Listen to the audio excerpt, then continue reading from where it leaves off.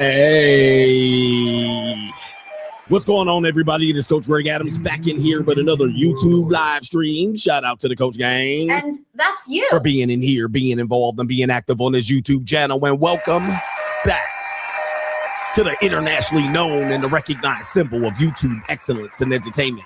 It is the Boss Up Show, part of the Free Agent Lifestyle podcast here on the Free Agent Lifestyle channel. You in here with the Bruce Wayne it is ish, the King of Kings, the King of Content, and the Speaker of Truth. Yours truly, new world order, the notorious one, aka Mr. Coach Alini, better known as the Prognosticator, Coach Stradamus, and you're back in the Desert Storm bunker with Hollywood CGA, also known as EWF. That is every woman's fantasy. And the whole fucking show. I'm the CEO Niggero of Fixes Binds LLC, the unbinder, the undebatable, the undisputed best entertainment here on YouTube. You can call me Senor Gregorio Graybeard. The ladies love to call me Mr. Third Leg. Your third leg was just phenomenal. Also the man with one trabajo. That is the ecclesiastical Mitch Slapper. You're looking at the anointed one. Acknowledge me. The Manosphere Destroyer. The Incel Nucleator. The founding father of the After Pill, the junior college sociologist, the Morpheus of the mating matrix, the chocolated Confucius, the Black Moses, the deliverer, also known as the man that ecclesiastically walks in the spirit of Elijah. I'm the man with more nicknames than anyone in the game, but in case you forget those names, just call me Molly Popo, Molly Poppy, Malo Poppy, Hentai CGA, the Lord of the Lings. Genghis CGA, Greg Fu Young. You can also call me the Sea Mexican Assassin. You can call me Mr. James Bond, Greg DiBiase, and 50 Shades of Greg. Or you can call me the Benevolent Monarch CGA. That is C, God Allah. And you're looking at the reigning, defending 14 times demonetized champion of YouTube. We got a great show for you lined up today. We're going to talk about R&B star, former Color Me Bad lead singer. He goes by the name of Kevin Thornton. His daughter has gone on a soft white underbelly, which sounds like a night at the JUCO in Newport Beach. His daughter takes the airwaves and lobs some heinous child sexual abuse allegations towards her father, all on Al Gore's internet. I'm Pepe. Okay, we're going to talk about this. We got to break this down like a fraction. The incels are not coming into this stream. The incels do not want to be here. The Manosphereans want nothing to do with it because we're going to talk about these men. We're going to talk about these men. And we're going to talk about what she is lobbed in terms of allegations of this particular person. And remember, everything we say is alleged and a claim and only an allegation. She says that her father, when she was a minor, used religion to abuse her and then potentially offer her up as a child to the other band members in Color Me Bad, amongst other heinous allegations, using the pulpit of shame in order to sexually abuse his children and his daughters. All right, we're going to talk about this coming up in today's show because a lot of these things that you're going to hear from her are things men in the incel manosphere, in the traditional conservative community, have asserted that they would use in order to get women to submit and to control them. Oh, yeah. And we're going to take a look into Andrew Tate because Andrew Tate is currently accused of similar crimes as well. We're also going to talk about a mature conversation leading up to that main event about the dominant, submissive relationships and the thin line between abuse, control, manipulation, coercion, and ecstasy and euphoria, sexual domination. We're going to talk about consensual, dominant, submissive relationships only for a mature audience. So incels, niggas that are virgins, this conversation is not for you.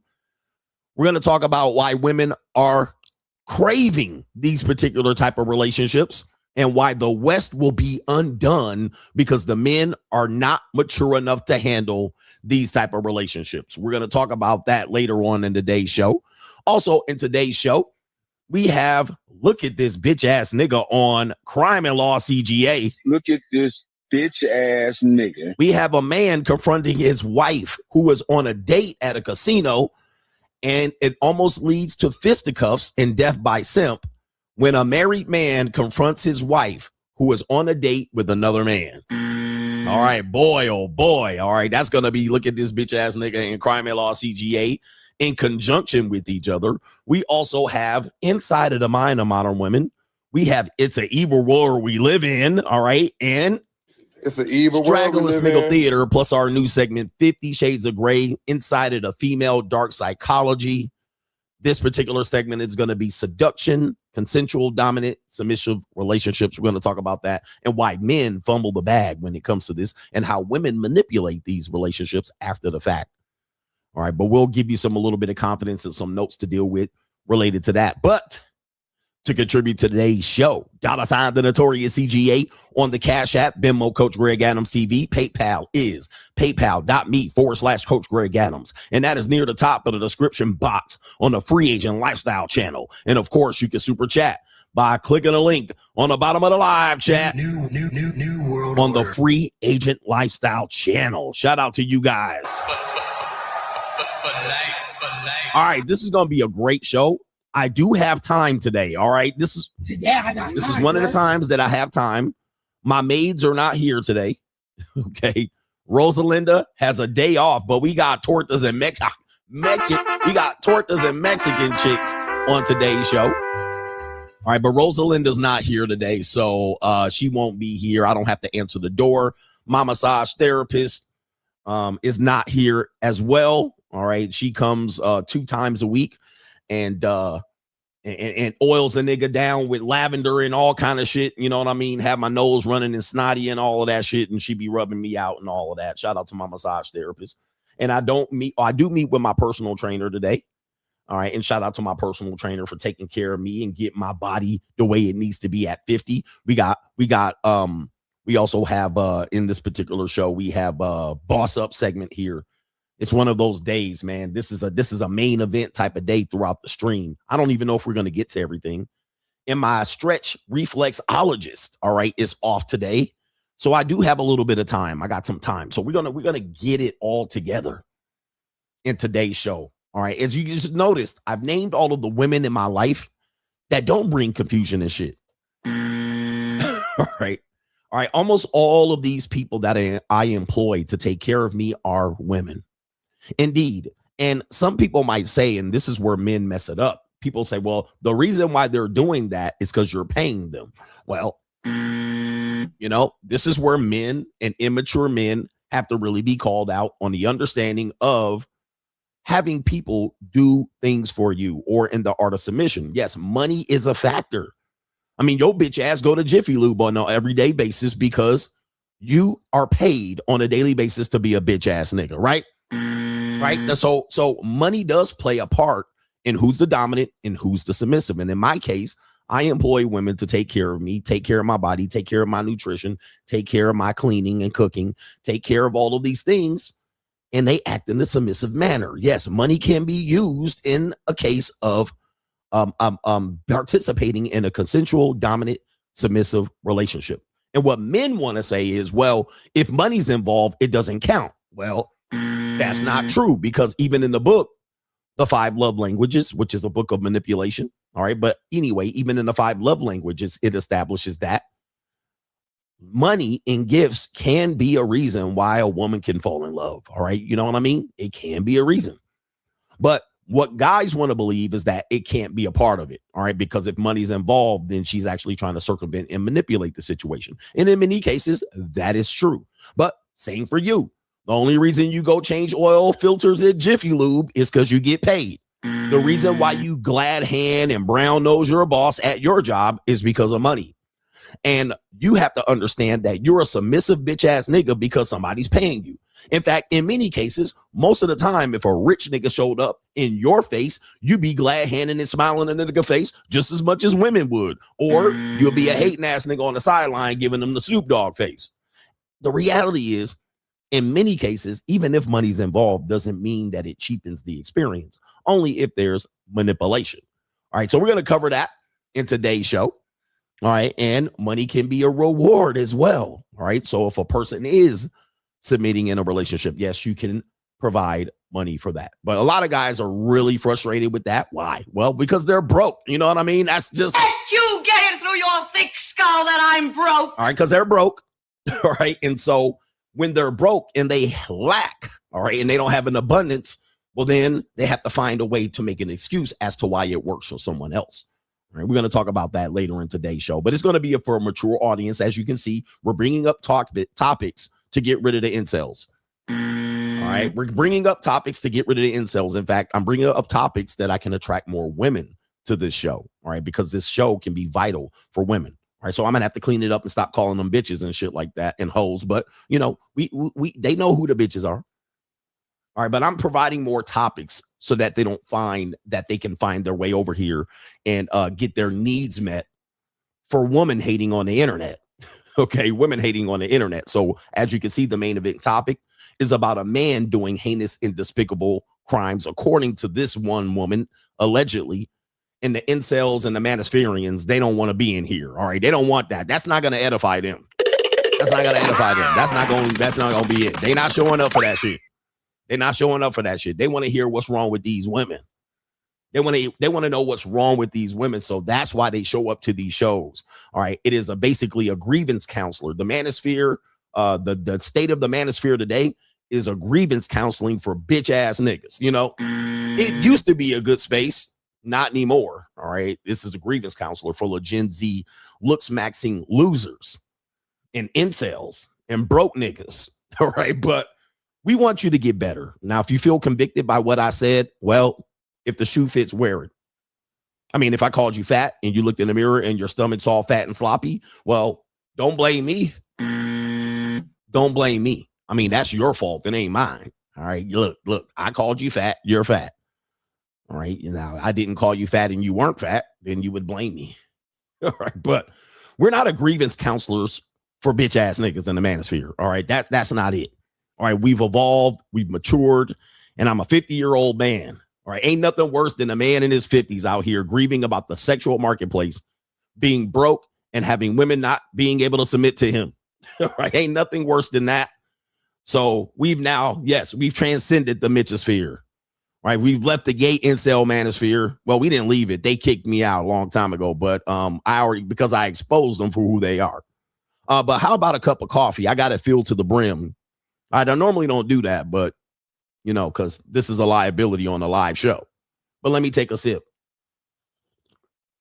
And we're raring to go. Let's get into the earlier contributors to today's show. We got our brother here. It is Rusted Junk, says CGA, the incel incinerator. Shout out to you, the incel incinerator.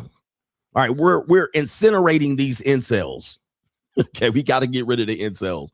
All right, and shout out to the incels. There's a space for you. It ain't here, though. All right, it ain't here. All right, so if you're an incel, you're still complaining, you're in red pill rage, red pill ranger. I mean, I can get you out of red pill rage, but if you're stuck there, we can't help you, bro. I mean, I can't unrecess your chin. Right? Right?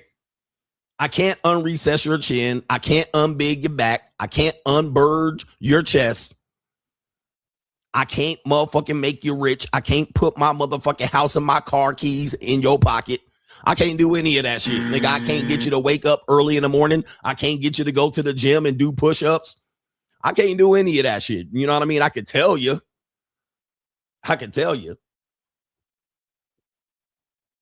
But what I can't do is give you this sense of urgency that I've been trying to tell you. You know what I mean? I can't do it. I can't make your gay ass go.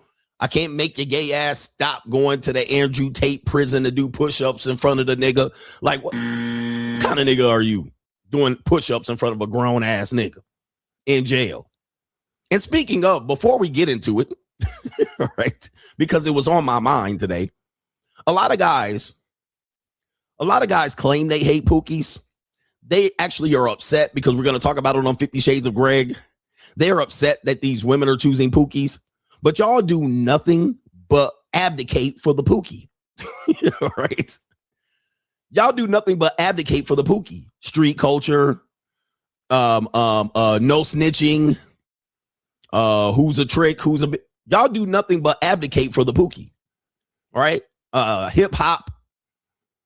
You guys are advocate. You guys advocate. I think I want to say advocate, not abdicate. You guys advocate for pookies all the time. Most of you niggas dress just like a pookie. Yeah. Oh, look, T Diamond just said it. Most of y'all dress and cosplay pookies all the time. Niggas wearing do-rags, dirty ass white tank tops and wife beaters. Niggas running around here with sneakers at 45 and 50 years old. Niggas got their pants hanging off their ass just to dress and fit in with these low-life incel. Well, they're not incels, with these low-life niggas. Hoodies all, y'all flying off the plane to Medellin. It's 95 degrees. You in a hoodie and slides with socks on. Niggas be smoking weed all day, running around here, smelling like a hot box. And then you got the nerve to say these women just want to date pookies. You advocate for the pookie on a constant basis. In fact, you come into my stream talking about the mouthpiece got to be crispy, just like a pookie. I mean, you guys prioritize the pookie. I mean, you've been doing it for the last 40 years. All right. And hip hop is pookie abdication. And then want to come in here and complain that these women out here want the pookie. And it's the same thing. It's the same thing as rich men.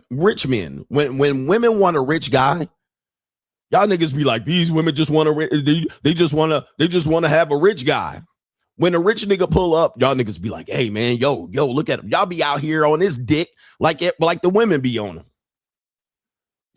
Yeah, they be wearing Pookie Shiesty masks. How you wearing a Pookie Shiesty mask? So they out here, y'all out here, look, these niggas in the set. Well, y'all hate on them most of the time. All right, anyway, let's get into it. I was just thinking about it. That's Rusted Drunk said. All right, the incel incinerator. Any incels in here? All right, my show has never been for incels, but I know they're in here. All right, they come in and watch. All right, because, what else are they going to watch? But, my show is not stacked for incels. And why is the button on my shirt messing up? All right, I need a woman in here to cuff my motherfucking cuff.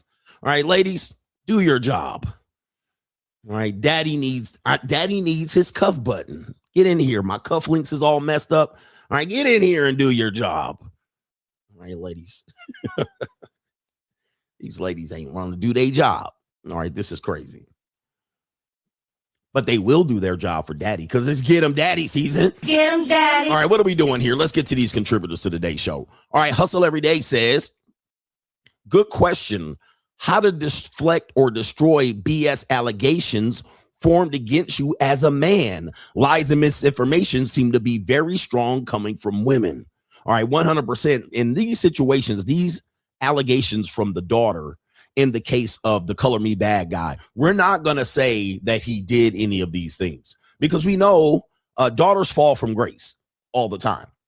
Daughters are rebellious creatures. You know what I mean? Because, once a young woman gets to the age of where they can become impregnated, they're going to rebel. They're going to have a high chance of rebelling. All right. Papa, don't preach.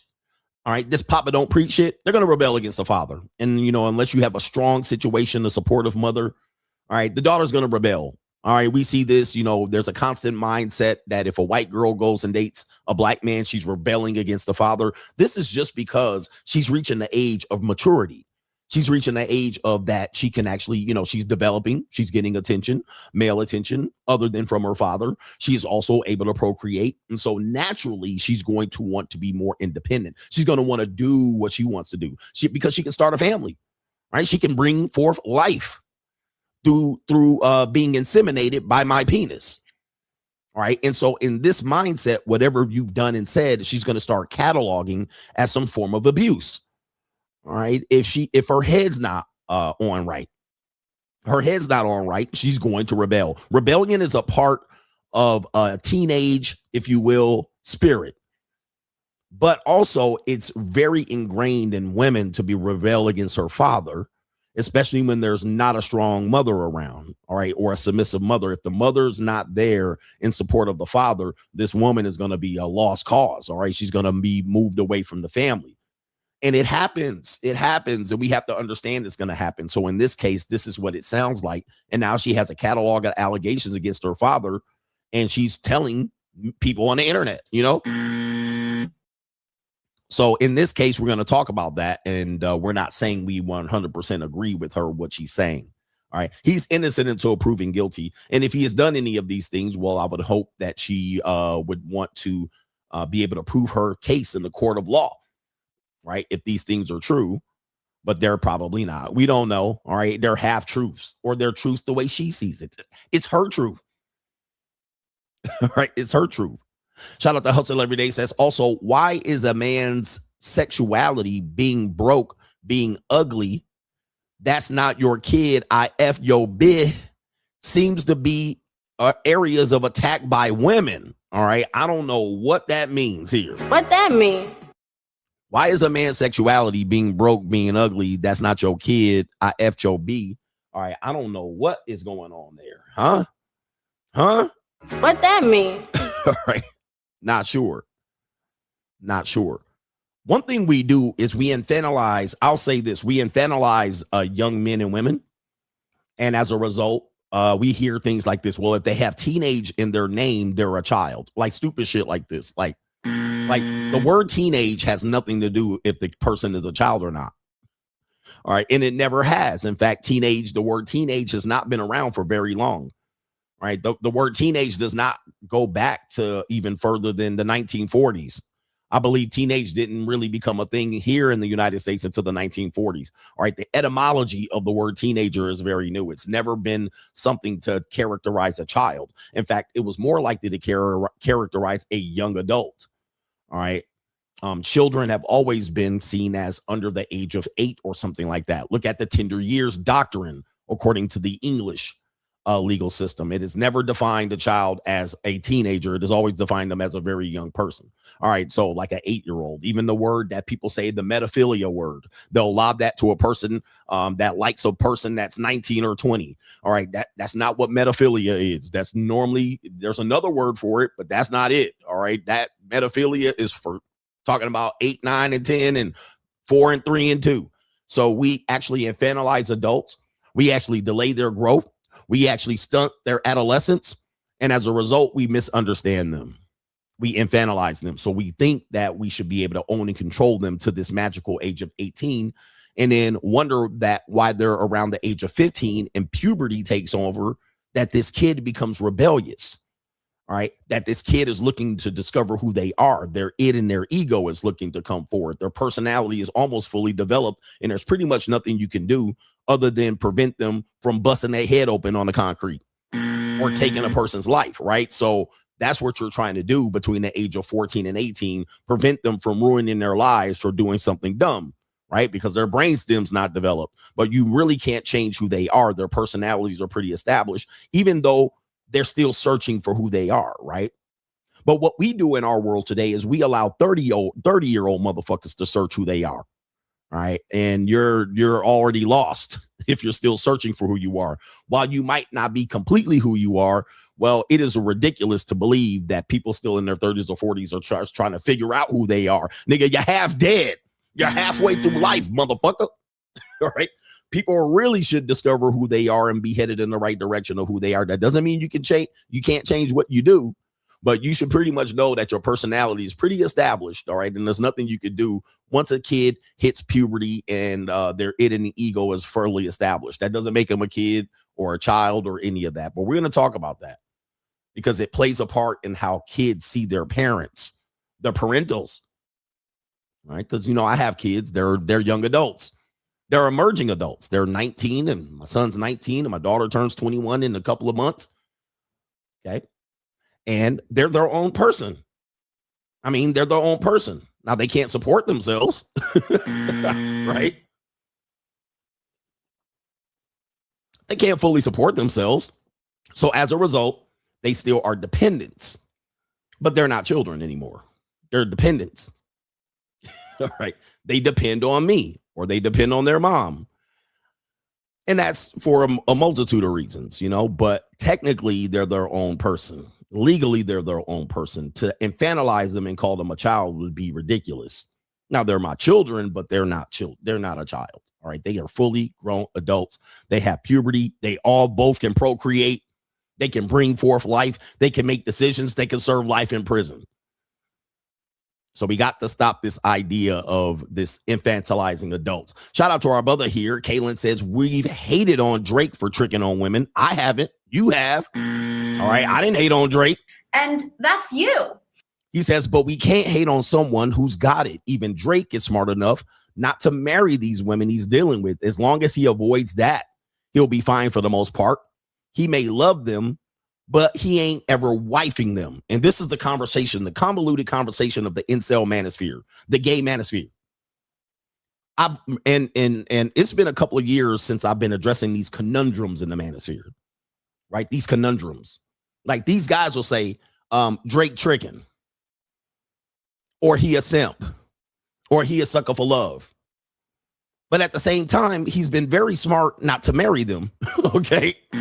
So what guys want to do is believe that there's one way or the other. Like guys want to say it's A or B. And so what'll happen is you'll say that Drake is simping or tricking, but I'm like, he's avoiding marriage. But you want to believe that he's not going to participate with women like you? Like Drake has abundance. He doesn't have scarcity. You have scarcity. Drake has an abundance of opportunities with women.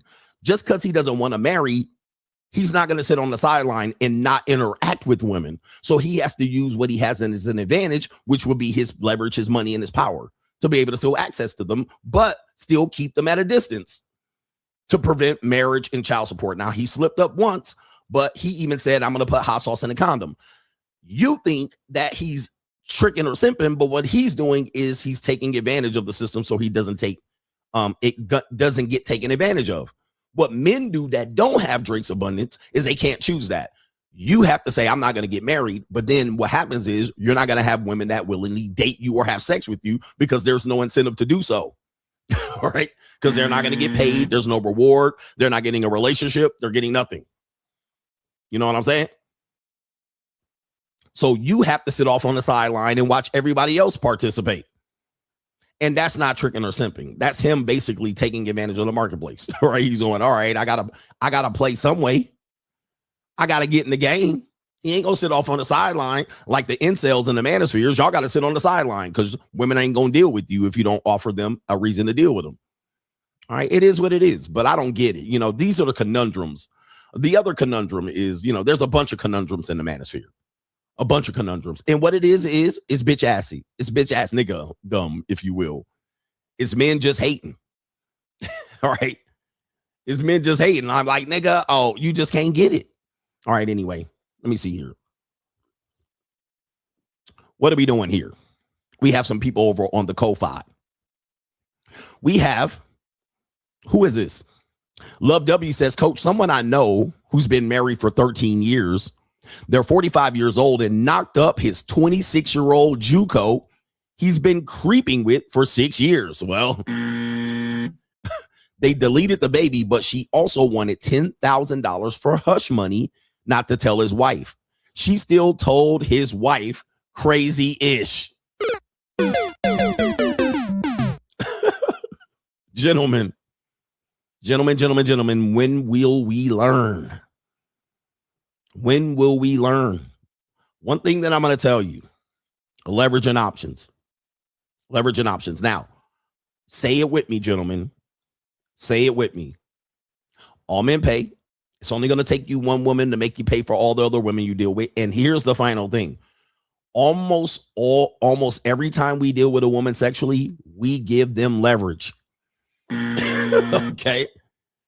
You can maintain leverage not to deal with women sexually. You can also maintain leverage not to deal with a woman that doesn't have as much to lose as you.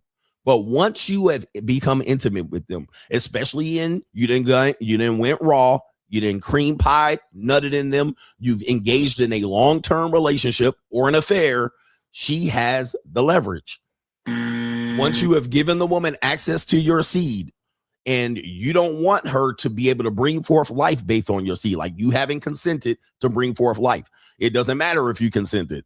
She has the control and the power, all right? And she can use it and wield it as such. Now, some women don't do it and wield it as such, but when she does, you got to charge it to the game. So you didn't pay in a multitudes of ways, all right? That's what happens.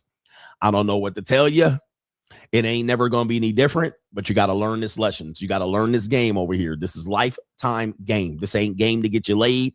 This is game to keep you in leverage. And realize when you give up leverage. Realize what the court of public opinion is going to say. Realize what manipulation is when women do it to men. It's nothing. It's part of the game. Realize what the court and the family courts is. They're not going to take your side. So if you gave her $10,000 to get rid of a baby and she didn't do it, charge it to the game. Okay. You dealt with a woman for 6 years and you didn't think you was going to cream pie and impregnate her. Like, where have you been? Dude, you deal with any women for 6 years, side chicks, a married woman, anybody, they going to get pregnant. They're going to get pregnant. I mean, come on, bro. Especially a young woman who is fertile. Shout out to my young fertile women. Check in with your daddy here. All right, here we go. Get him, Daddy. All right, I'm looking to be the next Genghis Khan. I don't have the money for it, but I don't know how I'm going to do it. I'm going to have to go somewhere where dirt poor women are. I don't know. Anyway. I'm looking to expand my legacy. All right. Presumably not with American women, though, because these bitches be trying to take your money and shit and take you to the poorhouse. Genghis CGA is back in the building. All right. Anybody volunteering? All right. Put your hand up. All right. Put your pussies in the air. All right. Take your titties out. All right. Take your titties out.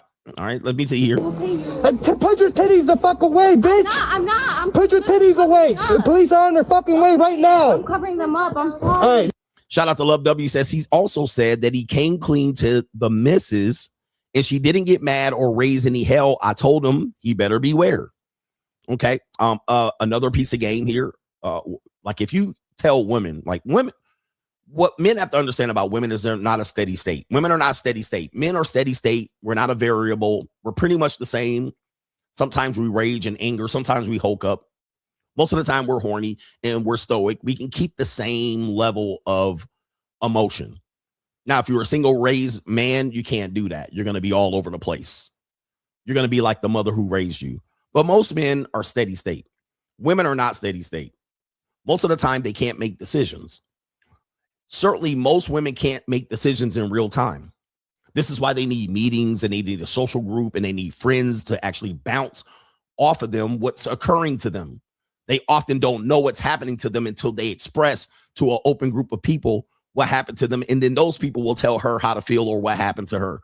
Okay, so this is how women work, which means in effect, some women will deal with you cheating on them and they'll just swallow their pride. Some women will just deal with it, bite the pillow and deal with it. Some women will understand that that's happening until they get proof. And then once you give them proof, they then decide later how they're going to act on it. Now, you might think that they're going to act on it immediately. But what a woman does, and all people do, but what women do better than anybody is they just put that shit in their back pocket. Okay? That's what they do. They just put it in their back pocket. They'd be like, all right, so give some, hold on for a second. Give some woman some information. She's going to be like, all right, cool. Put that right over here until I need it. She ain't going to go crazy. Now, some of them do go crazy, but most of the people, most of the time, they're not going to react how you think they're going to react. They're not just going to explode like a Mexican chick. Most of the time, they're going to thought and plot. Most of the time, they're going to figure out how to use and wield that particular leverage later on. Okay, let me figure out. Let me see how I feel about this. And they'll deliberate and think and overthink and think and process it and tell their friends and talk to the community and go to the church and confess and talk to their mama and daddy and they bald-headed granny, and they gonna do all of this. And then later on, the other shoe will drop, and then all right, and then she's gonna be like, now it's time to use that motherfucking get out of jail free card. And she'll say, I told him for years and years and years. I put up with said many years of abuse. He did this. I put up with him. He cheated 11 times. And all of a sudden, they got a story. They built up a case. And now it's time to wield that motherfucking weapon. So instead, what happens is the guy think he told the wife and he's scot-free. Oh, no. Nope. You ain't scot-free. You ain't scot-free. She got that as a chink in her armor. All right. Shout out to the chinks. I cook, I suck, I shut the fuck up. Know this going in. She gonna use that later. All right. That shit is later to be used. It's coming back, bro. It's coming back. All right. But she gonna be in there listening to Mary J. Blige. I'm not gonna cry. I'm not gonna cry. I'm not gonna shed no tears. Oh, I'm not gonna cry. It's not the time. 'Cause you're not worth my tears. Yee. I was your lover and your secretary, working every day of the year. Was at the job when no one else was there, helping you get on your feet. 11 years of sacrifice, and you can leave me at the drop of a dime. 11 years, nigga. She held on to all that for 11 years. And then she said, time to pull it out. I'm trying to school you men on how women work. But it doesn't mean that you can't get got out here. All right. But I always tell you, man, all men paid. At some particular point, they're going to move away from that shit. And they're going to move away from you. They're going to move to somebody else. And they're going to be tearing your ass up. From limb. Shout out to our brother says, Mexican trucker. I recently seen the debate between Candace Owens and Andrew bitch ass Wilson. Andrew folded up. Technically, the debate was over in the beginning. Wilson lost. Keep doing your work. Clearly, you are on a path of truth. Andrew Wilson is really not a guy. I don't even understand what the appeal of him is. Never did. I did my debate with him. The debate was over in 5 minutes, but y'all proceeded to think that the debate went on. I abdicated that there was no debate at all. We were in full agreement. All right, but you know, he has a chokehold on incels. He has a chokehold on men who want to be sold to fantasy, despite the fact that he's fat and pathetic and a chain smoker, and he needs a haircut. He's disheveled and have dandruff. He had dandruff on his motherfucking sweatshirt. I was dressed up in a full suit, all right, tailor-made to fit with the muscles popping out the motherfucker. Like I was out here tailor-made to fit with my slippery shoes on. This nigga showed up with dandruff on his hoodie and a baseball cap. And you know what I'm telling you, the state of men are, they're going to side with bitch ass niggas and incels because most men, let's just be honest, are bitch ass niggas and incels. Like that's what men are today. The bar is low. The bar is lower than a motherfucker. These men out here are pathetic. Let me get to the show. Let me get to the show because, you know, these men out here, they didn't came here to get edified, to be edified because, you know, we were once advocates for men to become better. We were once advocates for men to understand women, not to hate on them. But these men use that and all they doing is hating on women today. You know, we can't say that. Can't do that. But we got a lot of show, man. Buckle your seatbelt. We're going to get into it. It is Straggle and Sniggle Theater. Let's let the comedy reign supreme and have some fun. Here we go. Like, ride with me if you ride with me. You can slide with me if you feel like 550 on the 5 sticky. Come get high with me. That's a deal, right? Straggle and Sniggle Theater. Let's go. Let's give me the likes. We'll do Wait it a minute. live. Hey. Wrong sound effect. Oh, Lord. Straggle and Sniggle Theater. Let's get the banner up. We have the church. Let's go to the black church and see what your mammy doing out here. All right, your mammy out here showing out at the black church. And you know, some of y'all mammies is going to look exactly like I'm showing you on the screen here in a couple seconds here. All right, so Straggle and Sniggle Theater. Anybody go to these black churches? All right, where you have these overweight women showing up and showing out. Look at this big ass walrus whale What kind of woman is this? And now she out here. Let's see what's happening here. Where you came is the same way you go. Right now. To be upon you now. You shall not have peace. Until where you came is the same way you go. Right now. You ever see these churches with about 68 people in there, you know what I mean? 8 generations of goof ass Negroes. All right, and look at the obesity on this woman. I mean, look at the obesity. She looks like an elephant sea lion. I mean, look at this gluttony. And I guarantee you, niggas in that church beating the stuffing out of that egg McMuffin. There are dudes in the church, and what you're seeing is her sexual demon come out in the church. She don't want to give up being a whore because she be getting dick down in that church. I'm gonna tell you, bro, wherever she lives on the south side of Chicago, she getting dicked. All right, and that's that whore spirit coming out her in the church. She don't want to give up that deals, nigga. All she doing is laying up in the bed, and niggas just coming in, laying on top of her, you know, giving her the back shots and dipping. All right, she can't even get up out the bed to get and tackle the niggas. All right, but there's some niggas in Mississippi going ham on that. You could bet and rest assured, niggas is cream pieing the hell out of her, bro. All right, she getting it good. All right, just the nasty niggas. All right, but what is she in there doing? She all on her knees. She going crazy. She look a little too young to be that fat too. I'm telling you. She looked way too young to be that fat. And that's the little terrible thing about the black community is that they let these women run around here being obese because niggas be putting their dick in them. All right. So these women will never have an incentive to lose any weight. All right. You know what I'm talking about. All right. And so these women are like, hey, if you validation for a woman is attention and sex. All right. If you have sex with her, she feels the need to never change. Okay. She's never going to change. We have Straggle and Sniggle Theater. We have the broke chick hustle. We're going to the black community again. We have a woman that's going to make a case of why she needs $15,000 a month in child support. All right, $15,000 a month in child support. I'm interested to hear what she's talking about here. All right, and why? What happened to the video? Hold on for a second. All right, hold on for a second. I actually had the video lined up and it's gone. It's a white woman on my video now. All right, what happened? All right, hold on for a second. Let me see if I can go back. Did they delete the video? Oh, shit. In real time, they deleted the video. Oh, BKB. All right, so I guess we're not going to talk about that.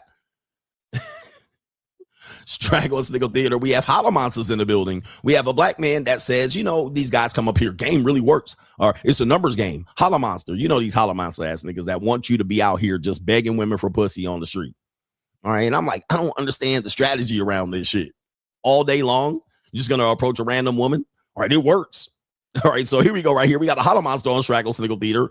And he's going to approach a woman that looks and appears to be a modestly dressed Muslim. Shout out to the Muslims in here. The Muslims. Okay. All right. All right. Can you hear me? Can you hear me? All right. So he's going to approach what you can see is a Syrian Muslim. The only skin she's showing is basically she got her feet out. All right, that's it. She just got her feet out. All right, but everything seems to be covered. But boy, is she thick. She definitely looks thick. And so let's see what the Hollow Monster is going to do here. All right, let's see what the Hollow Monster is going to do. Approaching her. Let me see here. All right, hold on for a second. Hey, how you doing, sweetheart? I love that dress. My name Marco. What's your name is? Arlena. Arlena. How long you here for? Pardon? So how long you here for? How long? I said, how long you gonna be here for? Just yesterday. You said just yesterday? Where you from originally? Syria. Oh, Syria? So you trying to get some coffee on this weekend? No. No. I'm leaving tomorrow. No, thank you. Oh, all right, bet. Well, I'll holler at you. I'll holler at you then. Gentlemen, like again, what was the point of that? Like, you thought she was going? You thought that was going to work, huh? All right. He thought that was going. She, first of all, don't even want to deal with you. Second of all, she's not in your religion. You're clearly not in her religion. And you're coming up with ebonics and slang. Hey, let me holler at you real quick. I bet. Now, so where you going? You sticking around here? Let's go get a cup of coffee. Like, she's like, no. So in my question, these niggas will say it works. And I'm like, is this what you're saying works? Right? Holla monster harassing people on the street. I bet. All right, I'll holler at you. You're not hollering at her. She's running away. Hey, hold on for a second. How are you going to holler at her and she's running away, getting on a plane to go back to her home country? How are you going to holler at her later? All right, I'll holler at you. No, you're not. You're not hollering at her. All right, she's actually running away from you, nigga. All right, what are we doing? And by the way, she is looking thick and scrumptious, all wrapped up in her modesty dress. All right, and she's dressed modestly. Like, look, the point of dressing modestly is to not have holler monsters holler at you, right? You know, you holler at whores, not women dress modestly, all right? That's the point of her dressing modestly, so she don't get hollered at, nigga. All right, let's continue here.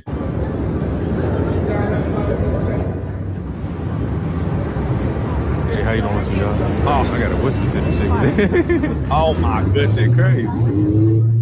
She's bound to say some shit. All right, so he just hollered. See, again, these guys will say it works.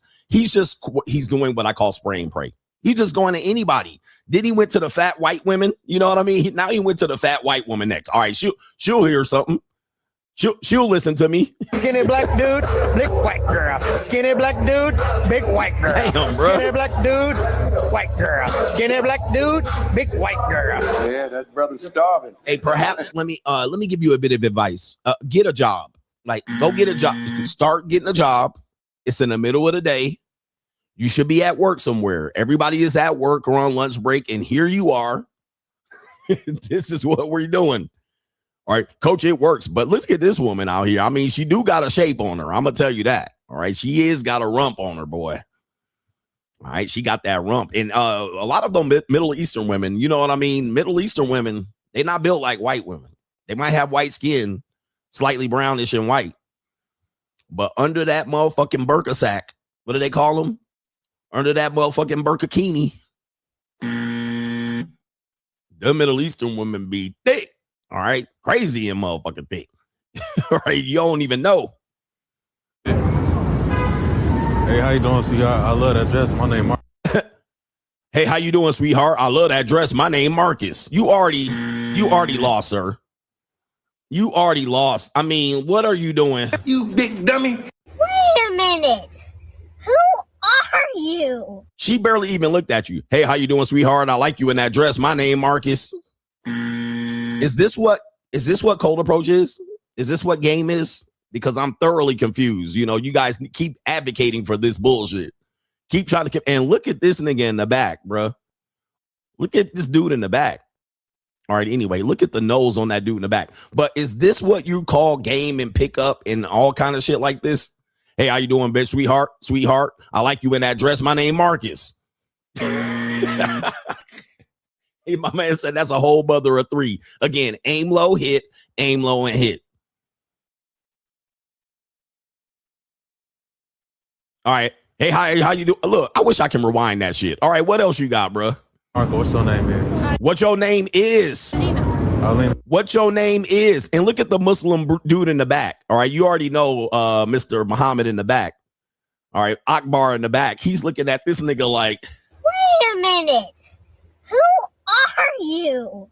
He's like, sir, you're not only out of your league, you're not only out of your price range, you ain't even in the right religion. Like you ain't even in the right race. Like you out of pocket. Muhammad gonna take, you know how these niggas do. All right, they start blowing shit up. They like, all right, look, nigga, you know what I mean? You know, they don't got patience over there. They don't got patience. You know, you can't really rationalize with some of them. You'd be like, hey, man, can we have a conversation and talk? All right, you talk for like 20 seconds and y'all not in agreement. They like, all right, let's blow it up. You know what I mean? Listen, look, I heard you out. I didn't lost patience. And they just start strapping shit on and shit. They were like, all right, it's time to go. You know what I mean? 73 virgins await me. 73 virgins await me. It's time to tear the whole building down. All right, kaboom, nigga. All right, you cold approach my woman, you disrespect our culture and our religion. All right, and you're gone. All right. So niggas don't even know. You guys need to know who you dealing with. You can't just walk up to a woman that got a headdress on and wrapped up in modesty all in front of they people and say, hey, how you doing, sweetheart? I like you in that dress. My name Marcus. All right. You're going to take the whole damn World Trade Center down. All right. Right. All of a sudden, now everybody's on the news. This is all alleged. And for the people who are offended, I want no beef. Don't mail me any packages and shit. Niggas want to mail me packages now. All right, let me get out of here. All right, Straggle and Sniggle Theater. What do we got here? We have another holla monster. His name is Lorenzo with the Benzo. This is an old head nigga, milk dud head nigga, in shape nigga. All right, gap 2 smile ass nigga. All right, we got Lorenzo with the Benzo. He says, dudes at the gym stop wearing headphones. Holla at these hoes. All right, holla at these hoes. So let's see what we got. All right, hold up, Lorenzo. Get up, it's your aunt. Man, leave your headphones at home when you go to the gym. I'm tired of seeing y'all young brothers all around these damn fine-ass little old chicks. And y'all got headphones on, singing out loud, talking to yourself. Come on, man, get you some game. At least go over to the young lady and say hello or something. Introduce yourself with your lonely ass. It's your aunt. Get up. Roll with it. Move something.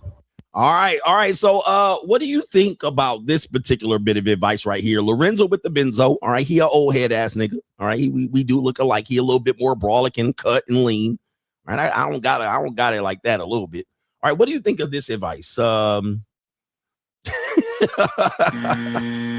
right, I'm curious because the comment section lit this nigga up, all right, like a whole light with this bit of advice. So, but let's listen to it again. We're going to listen to it again. How many years, by the way, how many years in prison do you think this guy served? And I'm not trying to diss him, but you know he did time in the penitentiary. You know he did time in the penitentiary. In the penitentiary. He did time. He did time. He probably had a 25 with an L. All right, but this nigga definitely did time. He might have just got fresh out. Out on bail, fresh out of jail, California dreaming. This nigga did penitentiary time. I mean, just looking at his body, you know what I mean? He does look like he lost 25 years to the system. All right. My man said at least a dime. He did. He's still on probation right now. I'm pretty sure he's still probation. He's got a corrections officer, probation officer that he reports to for at least a couple of 5 to 10 years. All right. He on parole. Yeah, I would agree. He might be in a halfway house ass nigga, but he might be doing good because he might be an owner operator truck driver. He probably balling. He probably got more money than me balling. All right. Anyway, he said he work at Burger King. All right. Let's hear this again, this bit of advice, and then we're going to break down if this is some good advice. All right. And see if the young generation Z men are taking this advice. Say, nephew, get up. It's your aunt. Man, leave your headphones at home when you go to the gym. I'm tired of seeing y'all young brothers all around these damn fine-ass little old chicks. And y'all got headphones on, singing out loud, talking to yourself. Come on, man, get you some game. At least go over to the young lady and say hello or something. Unc, I do appreciate this guy right here. I can't talk shit about the nigga. You know what I mean? Because he probably was, gay for the stay. He out on the furlough, He probably know how to do some shit and give the shiv and, don't go to sleep around Unc. Do not go to sleep. But he just said, get you some game. Cold approach her at the gym. I mean, hey, bro, before you went in, this was solid advice. Today, all right. Today, let me see what the comment section here. All the game niggas is going to go crazy. Let's see what these incels saying in the comment section. All right. Let's see what they're saying. It ain't the 80s OG. All right. And that's a dude who got muscles. It ain't the 80s OG. Somebody said the 90s is dead. We done with the 90s. It says, Unc, these young ladies, in quotes, ain't like they used to be during your time. We have another one says, with your lonely ass, you ain't lying, OG. This one says, Unc, I'm not at the gym to spit. I'm at the gym to kill my ego. This one says, Unc, I was always taught it was taboo to hit on women at the gym. All right, you're seeing the generational breakdown here. You're also seeing that men who are more aware of dealing with the women that he's telling you to approach. that it's not that time no more. It's not that time, man. You know what I mean? You definitely don't want to be at your gym unless you that dude hollering at women and getting rejected. It says right here, I don't think she wants to be bothered. All right, women have assumed and said that they don't want to be bothered in the gym, and then we'll jump on the internet and say, approach them. That's how allegations are gotten. And this one says, they said that's called sexual harassment now. This guy says, horrible message to the youth, This one says, do that. Do that. Your ad gonna be viral predator on TikTok and some unnecessary charges. Just work out and go home. Trying to get me in trouble. Time's different, gang. I gotta stay focused, I'm trying to get ripped like you. Nah, I'm in the gym for the gains, not these B words. But if I catch one or two in the gym parking lot, it's fair game. I'm in a committed relationship and wouldn't be able to optimize my gym performance without listening to Ace Hood. All right, hustle hard. The old days is the old days. And last one, come on, times have changed. Gotta have the headphones. All right, look at this, gentlemen. One thing that I've been telling you, is that this whole idea of cold approach game and walking up to women randomly, and men will advocate for it, but it's never really seen and done, right? It's only done by low life and bum niggas, right? It's not really done. And people that say it's done, they're going to say at the nightclub and the bar, yeah, that's different. All right. And they're going to say house party in Detroit. Yeah. I mean, that would be a place to do it because you're just socializing. But in random out, no. All right. It's not done. And even when men do it, you can see that it's a low percentage chance that it works, but not saying it won't work at all. It's just a low percentage chance that it works. All right. And so as you can see, man, it's just the times of change. All right. Times of change. And I would venture to say, even with the music level, there was a time where we were forced to hear other people's music.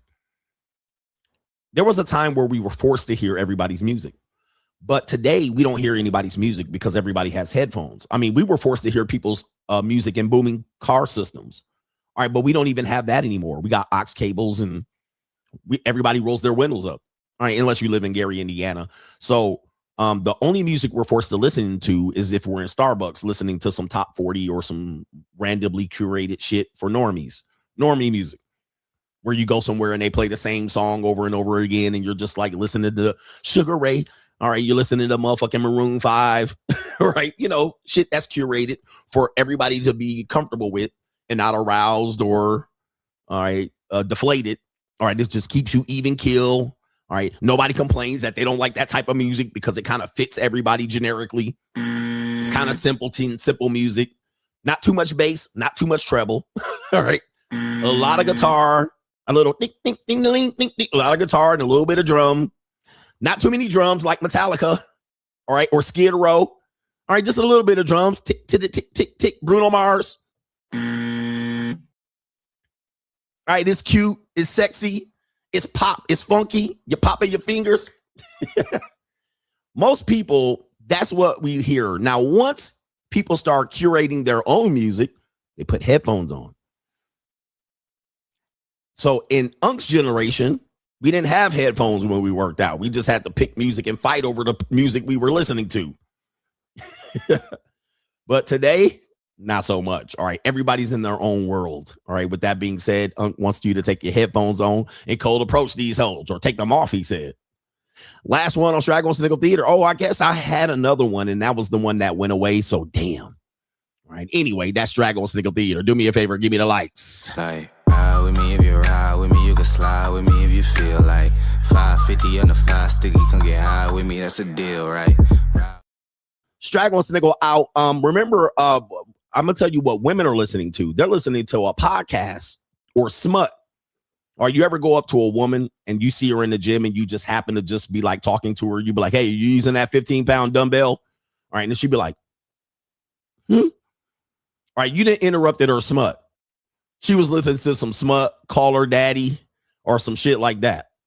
All right. Especially if it's like a white woman or somebody, something like that. An Asian woman. She look innocent. She listening to some smut. She listening to some 50 Shades of Greg. Right? And you just snapped her out of her whoredom. She's like, all right, all lusting and creaming on the goddamn treadmill on the stair. And she's like, huh? because she definitely don't want you to hear. She definitely don't want you to hear what she's listening to. She listening to some smut, right? She listening to 50 Shades of Greg. Right, tell her, all right, ladies, here we go. This is what you're gonna do tonight. You're gonna get 5 spankings in cadence. Get on your knees. Open your mouth wide. Let me bind your hands behind your back. Put a blindfold over your eyes. I'm going to put my ears on your creamy thighs. I'm going to lick the inside of your goddamn thighs. I'm going to tickle your labia. This type shit. 50 Shades of Greg. All right, YouTube is like, all right, you went overboard now. All right, but we're going to do 50 Shades of Greg a little bit later. All right, we're going to get into it. And the incels, we're going to teach you a thing of 2. I'll take out my throbbing. All right, that's what they like to hear shit like that. You know, they need to get it in their mind. It's in the mind. You need to get inside of her mind. All right, anyway, let me see if I can get to the people here who have contributed to today's show. 50 Shades of Greg coming up. Not next, but it's coming up. Shout out to the Mexican trucker. Appreciate you. We have Catfish that says, Andrew Wilson is having a tough year. First, he lost to my favorite African-American CGA. Then he got spanked by a pregnant, barefooted Candace Owens. Is this your king? Is this your king? Huh? Is this your king? In fact, it can be said the only success Andrew Wilson has had debating has been debating OnlyFans girls. All right, that's it. I mean, he did kind of get into it with Wes Watson. All right, but that was kind of short-lived, and Wes Watson showed his whole ass, right? You know what I mean? So he kind of won, right? He kind of won by default. I guess that really wasn't a debate, but his most viral sensations have been him debating like OnlyFans girls. That's pretty much it. You know what I mean? And I don't see much more him having success. Now, I might be wrong, but when he goes on that incel podcast, the whatever podcast, all right, that's pretty much where he dominates. But then he tried to open a jar of pickles or something. Okay. Yeah, that's why dudes debate me, bro. They're just trying to, I think they're trolls. Anybody that wants to debate bad is a troll. Debate me. You don't need to debate nothing. Right? You don't need to debate nothing. All right. I don't think things need to be debated. Can I come up on the screen and talk? Nope. Did you put some money on? Who are you? Like, what do you want to talk on my show? I literally have built the audience up. I built my audience up for you to pop up here and then just jump in here and ambush the show. Hey, this guy's getting attention. I want to jump in there. You can't even build your own audience up.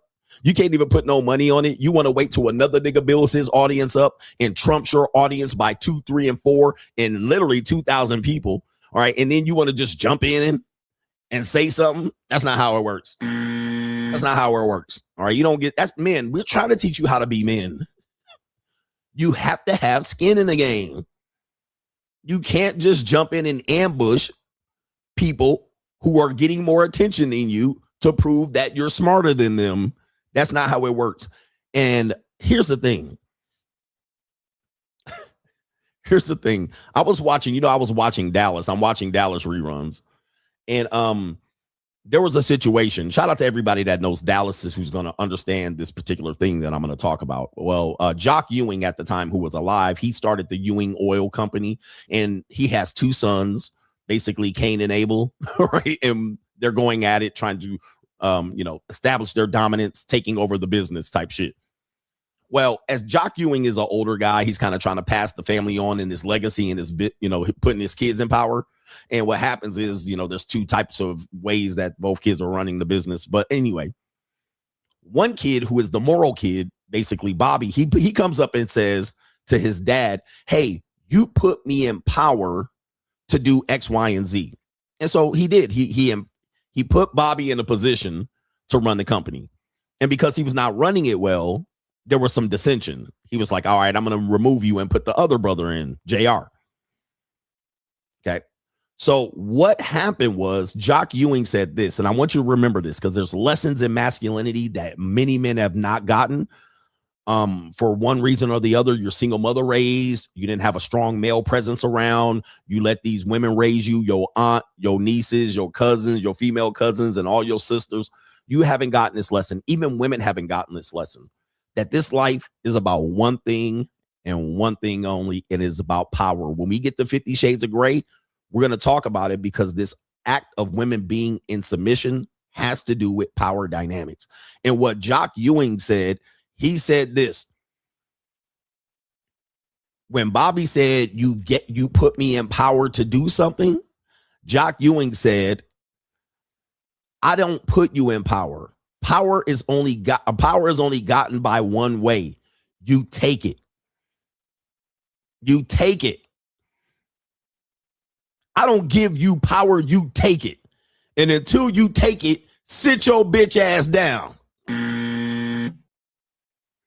No matter what position I nominate you for, you still don't got the power, because I gave you that position. I don't give you power, you take it. And until you take it, shut the fuck up. And I was like, damn. And he said that to his own son. Now, this is a TV show, but this is the truth. You don't give, women today, they want men to give them power. They want men to give them opportunities, and men to give. That's not how power is taken. That's not how power is given. I just can't give you power. I can't just empower you. You have to take power. I've been saying that for a long time. You have to take it from me. Hook or crook. You have to steal it from me. You got to be getting outvoted by me. You have to be elected. You have to kill, destroy, maim, blood, sweat, tears. I don't know what to tell you. But that's how power is truly gotten. Otherwise, I can't give it to you. And that's where men have lost the lesson. The reason why I'm saying that is what these men want to do is they want me to empower them by giving them a platform, and they didn't build their own platform. So I built my own platform year after year after year, blood, sweat, and tears. You are a know-it-all and have a need to be right. You just want me to empower you so you can express your opinion to my large audience without putting any skin in the game. That's the same as people that want to collab.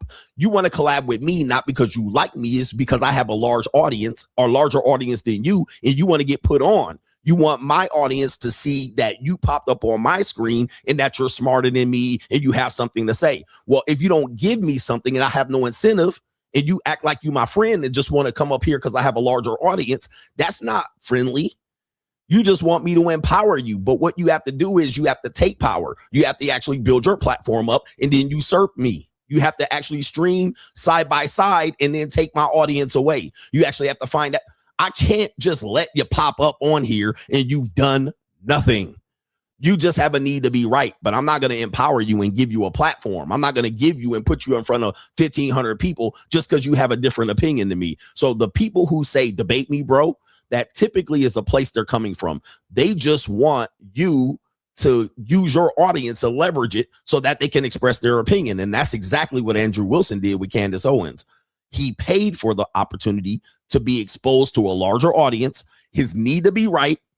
And he had a need to be right, and he wants to debate. He ended up failing. He did get exposed to a larger group of people, but he got exposed to a larger group of people to look like an idiot. Okay. All right. So, all right. Good press is good press, nigga. Bad press is bad press. Attention is good, no matter positive or negative. But this is why men aren't shit today.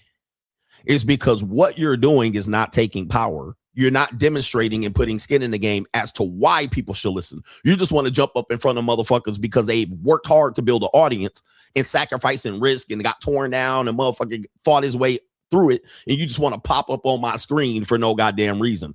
Well, I don't need to provide you a reason to have a different opinion than me. Just because you have a different opinion doesn't mean I need to discuss it with you. Okay? Because really, who the fuck are you? You're a nobody to me. So your opinion is meaningless. Well, I have a different opinion than you. Let me come up and talk. No. Nope. What made you think that that's part of the game? What you should do is make your own videos. Because I've made about 3,000 videos on YouTube, 4,000 videos in almost a 10-year span. You've made 0. What you should do is make 3,000 videos on why CGA is wrong and why you know more than CGA. That's the only way you do it. That's the only way you're going to do it. And if at the end of it, nobody gives a fuck about what you think about your opinion versus CGA, well, guess what? Nobody gives a fuck about what you got to say. Because the only reason people are going to watch you is because I'm on the thumbnail. Why I disagree with this old goofy ass nigga. That's the only people are going to click it based on that. They're not going to click it because of you. All right. Anyway, you know, I'm trying to show what real manhood is about. And unfortunately, we just have a state of bitch ass niggerdom in here. We just got loser niggas. We got loser niggas that have never done anything. They want to throw rocks and hide hands. They want to hide their faces. They just don't want to be men. You know, they want to be anonymous. Niggas want to do YouTube, but not put their face on the screen. Like, all right. I want to do YouTube, but I never want to put my face on the screen. Like, I don't, what world do you live in? Like, you got to literally stand 10 toes down. You got to put your ugly face on the screen. Because in fact, what you're hiding from is you're hiding from criticism. Nobody's going to take your opinion seriously when you're hiding from criticism. You're turning the comment section off. Niggas turning the comment section off. Like, nah, bro, let the comments run. I let my comments run. I just don't watch it. All right. I'll be like, that ain't my fucking. But if you want to win, you got to put your skin in the game. You got to put face. No face, no case. No face, no case. Every now and then, some dude can get out here and put some videos out without their face, and people can build an audience because maybe they have a good voice. Their voice is powerful. Their voice is unique. And that's why they can hide their face. They have a unique voice. They have a powerful voice. They're a great orator. They speak with passion. They have good, cadence. All right. So their voice is deep or strong or comical. In fact, hip hop alone you can define artists by their voice. A hip hop artist has a distinct voice, right? You can hear a song and hear Q-Tip from Tribe Called Quest immediately. You can hear MC Light's voice immediately. Okay, you can hear Snoop Dogg. It's not necessarily just his rhyme, it's his voice. All right, you be like, that's Snoop Dogg. You can recognize the voice. So people have distinct voices, and then they can hide if you have a distinct voice. But people are known necessarily not for their skill, but their voice. It's a very, very distinct voice. Anyway. Somebody said Chronicle of Judas didn't show his face and gave knowledge. Yeah. But what's his name?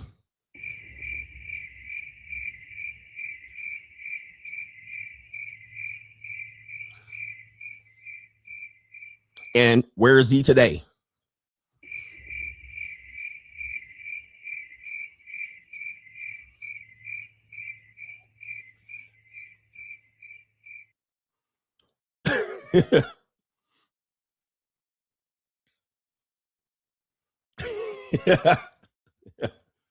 What's his name?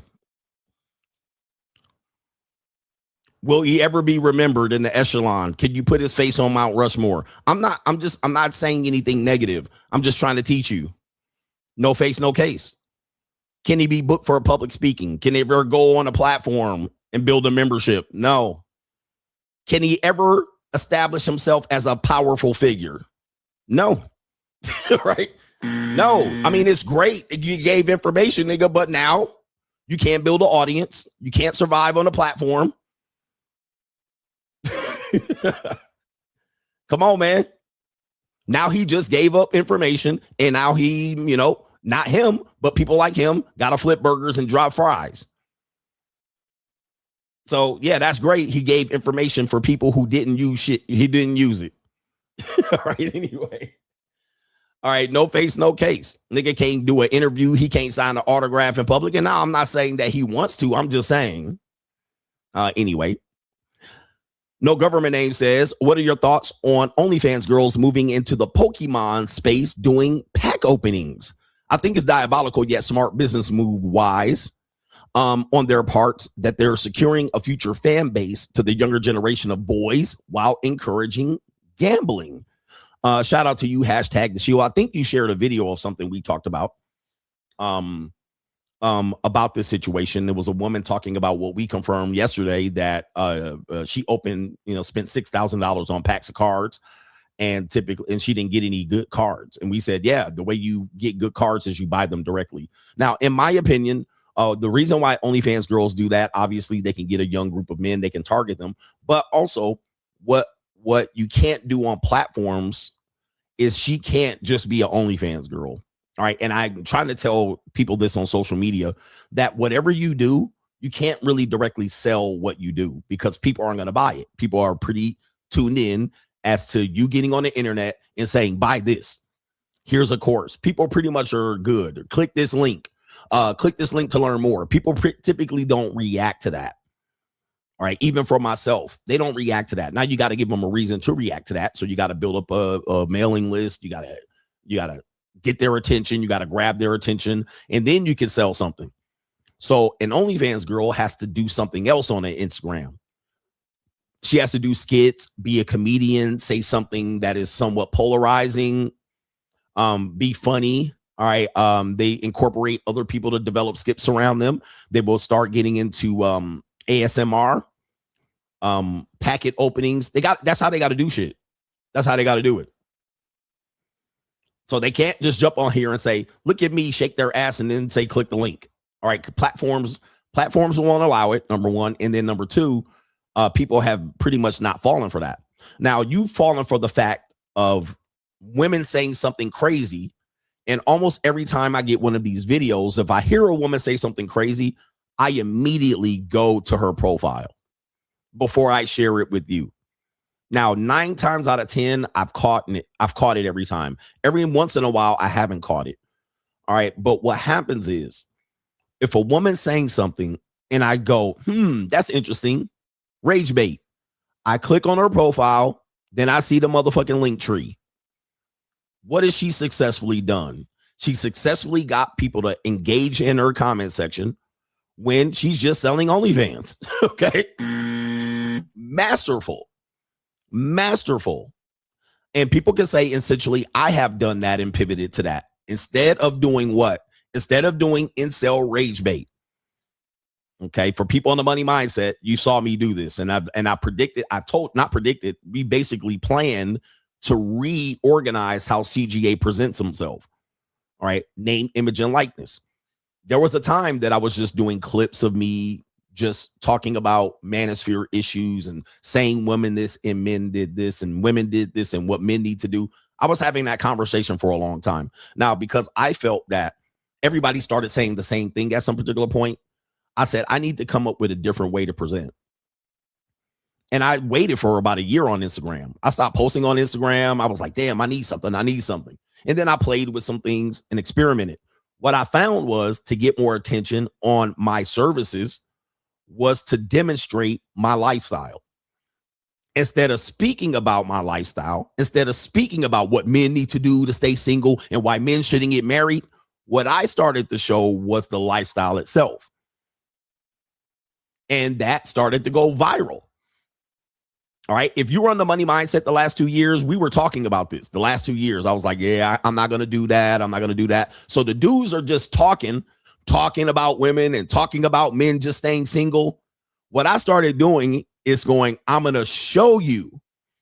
Now, that has also led to people calling it out. Incels, Manospherians, people who disagree with me. So I started to say, let me show you, because dudes would just say, you don't get girls, you don't get pussy, you just mad, you just angry. I decided to not do anger content. I decided to not do rage-based content. I decided to not just trigger incels, because incels don't pay. All right. People don't care about your product or service if they're just over there, you're just babysitting them. It's a grievance goddamn post, and they can get on there and grieve. What I started to do was go, I'm going to show you. And it exposed the broke niggas in the comment section. And also, a lot of people don't have the ability to do this, right? They don't have the receipts. They don't have the lifestyle. So now, instead of worrying about people stealing my talking points off Instagram, well, they can't steal this. I mean, they can, but it would cost them a lot of money to steal this type of thing. So I said, I'm going to show. And then guess what? I was able to successfully call out the Mitches. All right. So it took a while to get this and curate it. It took a while, but we're talking about business strategy on social media. We're talking about now I don't have to basically sell courses. I could just show lifestyle and people will ask me, how did you do this? And how did you do that? As opposed to stay single and don't marry these hoes. And marriage is not an advantage to men. Well, dude, everybody does that now. Everybody does that. That's like a girl on OnlyFans shaking her ass for 8 seconds and then making you click the link. All right. That doesn't work anymore. Those girls are going to go broke. They're not going to engage them. So they got to find a way to engage them. Open Pokemon cards. And of course, you're going to lose people who supported you. You're going to lose them because they're like, oh, we don't like this. Remember, if I post those same videos on YouTube, the incels go crazy. The Manosphere niggas go crazy. Oh, you changed, you switch up, you simping, you tricking. But I posted on Instagram. I've gotten 30,000 followers in the last 30 days. 30,000 followers. New followers on Instagram. Not bot accounts. Not bought accounts. I think maybe I want to say 2 months ago, I had 130. I was stuck at 139 or something like that. 2 months ago, I was stuck. Now, instead of being Manosphere associated, I'm associated with lifestyle, travel lifestyle. People are interested. People that don't want to hear Manosphere content. Women. All right. I've opened my whole goddamn platform up. I mean, people have come over to this live stream. Women have come over to this live stream because they saw me on Instagram and like, what is this dude about? Okay. So that's how you extend your content a little bit. And, you know, I hope men realize that shit is just a grievance comment section. It's just men grieving. That's all it is. And men who grieve don't buy shit. They don't support you. They don't pay. They don't sponsor.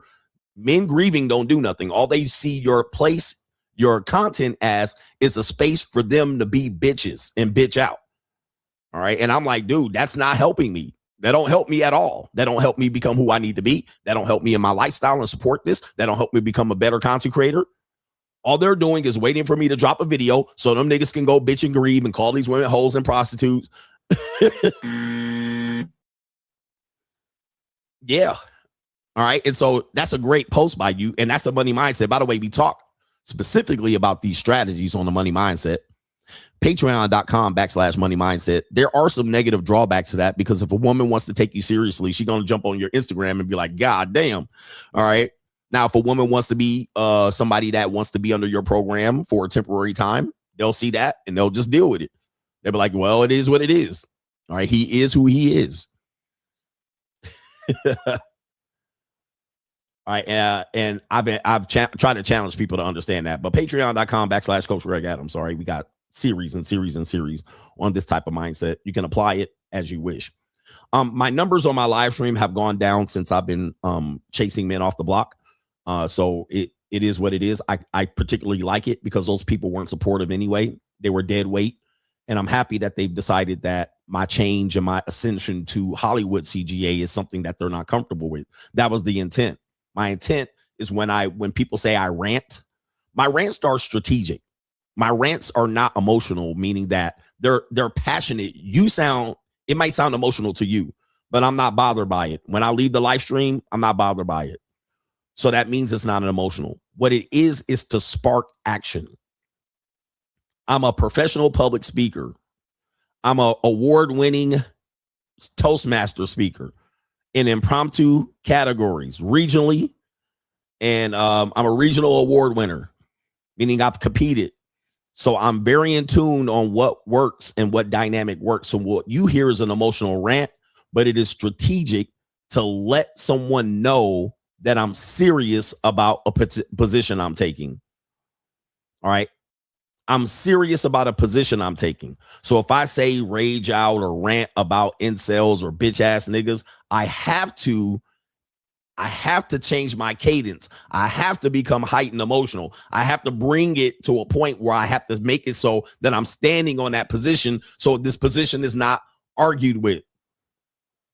You can't argue with me. You can't change my mind. So I'm going to bring up and it's going to be in a heightened position so that you could be like, I really don't like him. He can't change his mind. And then I can say, good, get the fuck out of here. All right. I don't really mean it. I mean, I do mean it, but I don't mean to yell at you to do it, but I have to because I'm an entertainer. All right. I have to because I don't want you here. I have to make you understand that I really see nothing in you. I look in your eyes and they're soulless and empty. So I'm trying to run this particular group off because this group is parasitic. It is not healthy for long periods of time. And I'm trying to establish content that is not interesting to them. Okay. I'm trying to establish and show content they're not interested in. If you look at the last probably several videos, I've been saying what men's problems are. This is strategy. Remember, I'm a content creator. I don't just go out here and wing it. I have to put thought into it. I have to go, okay, how can I do this? How can I deliver this message and shit? What other videos have I done? I've done anti-Andrew Tate videos. Not because I hate him, because I know I'm going to run off these bitch ass niggas. I have to say that I'm going to slap the Manosphere. Not that I have anything, not that I have problems with certain Manosphere content creators, but as a whole, I got to say the Manosphere ain't shit. So that means you can get the message. Because if I say, well, I like these Manosphere content creators, I don't like these, then you can try to figure it out. Y'all like, well, but now if I say the whole fucking Manosphere is losers, now you got the point. Okay, I've made a point. I've made a statement. I don't have time to pick and choose who's who and who's my friend and who ain't. I can say the whole space is full of bitch ass niggas, gays and incels and maggots. You got the point, right? Okay, this nigga's definitely against the Manosphere. It makes sense. So there's no motherfucking picking and choosing. All right, it's not emotional reaction. It is very strategic what I'm doing. So his question is, why are these girls doing it? Because it's strategic. Content creation is a business.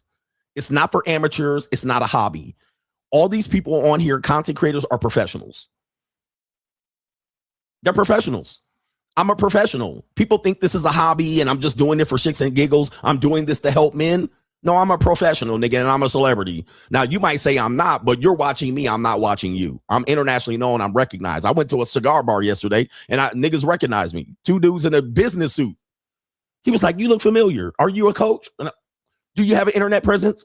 So people recognize me when I'm outside. That's celebrity by definition. Now, you might not want to feel that because you want to minimize me while also parasitically taking information from me, but not contributing back.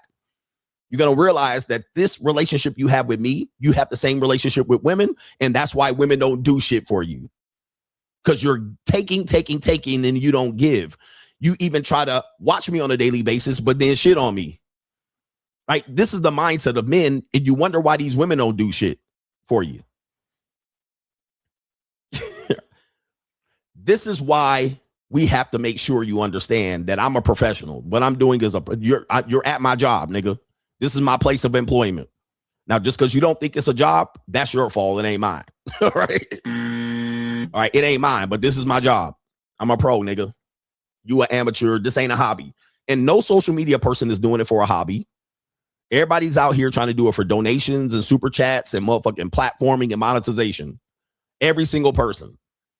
It's pretty much their motives. Yeah. All right. Anyway, I wanted to clear that up because people will really realize that the OnlyFans girls are just trying to keep their audience moving and find other ways to sell their product. And I'm okay with it. I'm okay with OnlyFans girls. All right. I'm very cool with OnlyFans girls. I've had relationship with OnlyFans girls. I've had sex with them.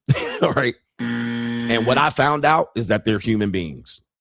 They're no different than the girls you're trying to have relationships with. They're pretty much the same. All they're doing is putting porn on the internet. Okay, they're the same. All right, they're like when you meet them, most of the time, there's no different from the girls you're going on a date with. All they doing is monetizing themselves. Shout out to Rational Rationality says, for the mouth breathers, the economy is crap for those of us who were prepared in every aspect of our lives. He says, I'm ready to buy and ride the next decade of what's new. He says, but adapt or die, ninjas. Price is wrong. Free agent lifestyle for life. Shout out to you. One thing I'm going to tell you, look, real quick. Most people will say it's over, right? The economy is crap. It's over. It's done. Late stage capitalism. Here's my prediction. You want to hear my prediction? Check this out. What you're seeing right now, because people say it's over. Yeah, the old days are gone. It's over. And you just the last to know about it. You're the last to accept it. But it's not over. This scenario is set up perfectly for somebody to take over, either a communist or a fascist, for you to vote in somebody with an extreme ideology to be able to solve your problems. And those people are going to use you to establish power over you and take over. This happened in Germany, little mustache man. This happened in the Soviet Union, and so forth and so on. There's nothing different. History just repeats itself or rhymes. What's going to happen is all we're going to do is allow for some force of people that you relate to say, we're downtrodden, we've been treated bad, the economy is this, and this is the enemy. And all you're going to do is you're going to find these people, and you're looking for them right now on the internet. You can even say Donald Trump is a person like this. All that person is going to do is use you to be able to gain leverage and power and turn that particular situation into a worse situation. Okay. Right. That's all that's going to happen, bro. And then they're going to clamp down on you bitch ass niggas, or they're going to do something extreme. We hear this in the Manosphere. They're pivoting to the Jew criticism. All right. You can see it just repeating itself. All right. We've been victimized. It's us against the world. They done us dirty, and they're going to do it. Okay. And that's what's going to happen. And we're going to continue to go forward under that particular ideology. And that happened in Italy with Mussolini. And guess what? Italy still exists. It don't exist like it did under Mussolini. It doesn't exist how it did pre-Mussolini. But guess what? It still goes on. So it's never over. It's never over. What it is going to bring up desperation, and it's going to allow people to be able to, you elect a person or you empower a person that you think is on your side, that can passionately speak to your problems. And then what it will be is those people will be empowered. In about 5 years, nigga, they will clamp down on you like crazy. All right. It is what it is. They're going to use that power against you, and they're going to victimize a lot of people. All right. Through extreme measures. Now, I don't know what level it's going to happen in America. So it can happen like the mustache man or Mussolini, or it could happen on a democratic way, a liberal ideologist, a communist, a social democratic communist, an extreme Republican. I mean, I don't know. I can't tell you that, but that's what's going to happen. All right. And we're just going to have a new way to do shit, and they're going to bring their own system and money. And then you're going to get oppressed while oppressing others. Right? Because you're going to take it out on them. We need to take it out on them. You're going to oppress them. And then that person that made you oppress them is going to oppress you. It's like clockwork, nigga. It's like clockwork. Like what? All right. For those that don't want to call me Coach Adonis and acknowledge, all right, just give it about 10 years or less. I mean, sometimes it happens faster than I think, but give it about 10 years or less. You'll see. All right. You'll see. All right. Anyway, new world order. Y'all even tried to get Andrew Tate to run for prime minister. Another example. All right. New world. Y'all actually was gonna vote for Andrew Tate as a prime minister in the UK. I mean, it wasn't gonna happen, but that's an example. That type of person is gonna be propped up and idealized, and then that person, once he gets into power, what do you think Andrew Tate would have done if he became prime minister? Just think of the corrupt bullshit he would have done if by chance he became prime minister. What would he have done to you? Do you know what I mean? Like, what would he possibly have done to you in those circumstances? We know he don't give a fuck about you at all. He would have ran roughshod all of you niggas and ran tanks over people. but you would have put him in power because he appeals to you. He's a great orator, and he appeals to you because you're downtrodden and you feel like he's the solution.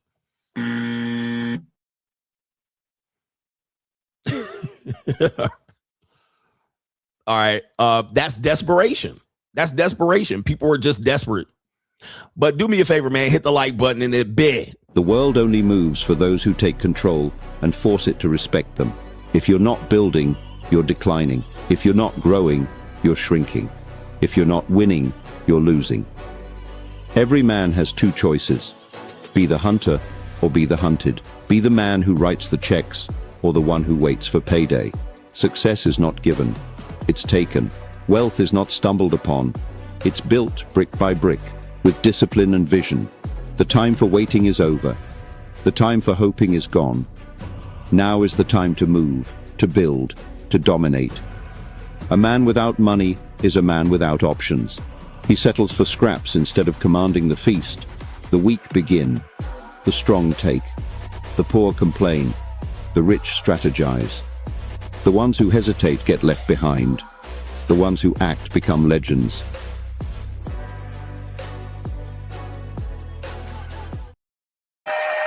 New world order.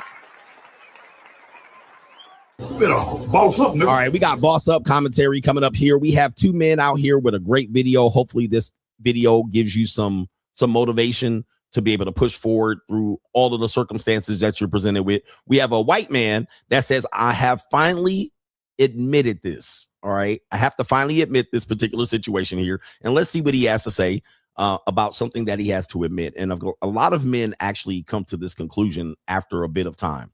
All right. And so let's see what this white guy says he has to admit. Here we go.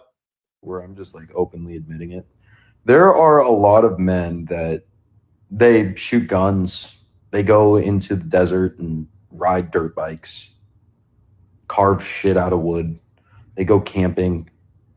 They go fishing, surfing, all of those things. Like they have a hobby. And I've tried it all, dude. And I genuinely only find joy from two things. And it's fucking bitches and getting money. That is the only thing in this world that gives me any joy or happiness, as women call it.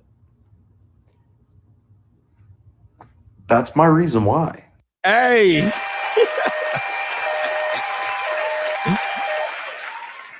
You know? Now, I wrote about this in my book, Free Agent Lifestyle, Chapter 9. Fuck bitches get money. The Notorious Biii, the Junior Mafia.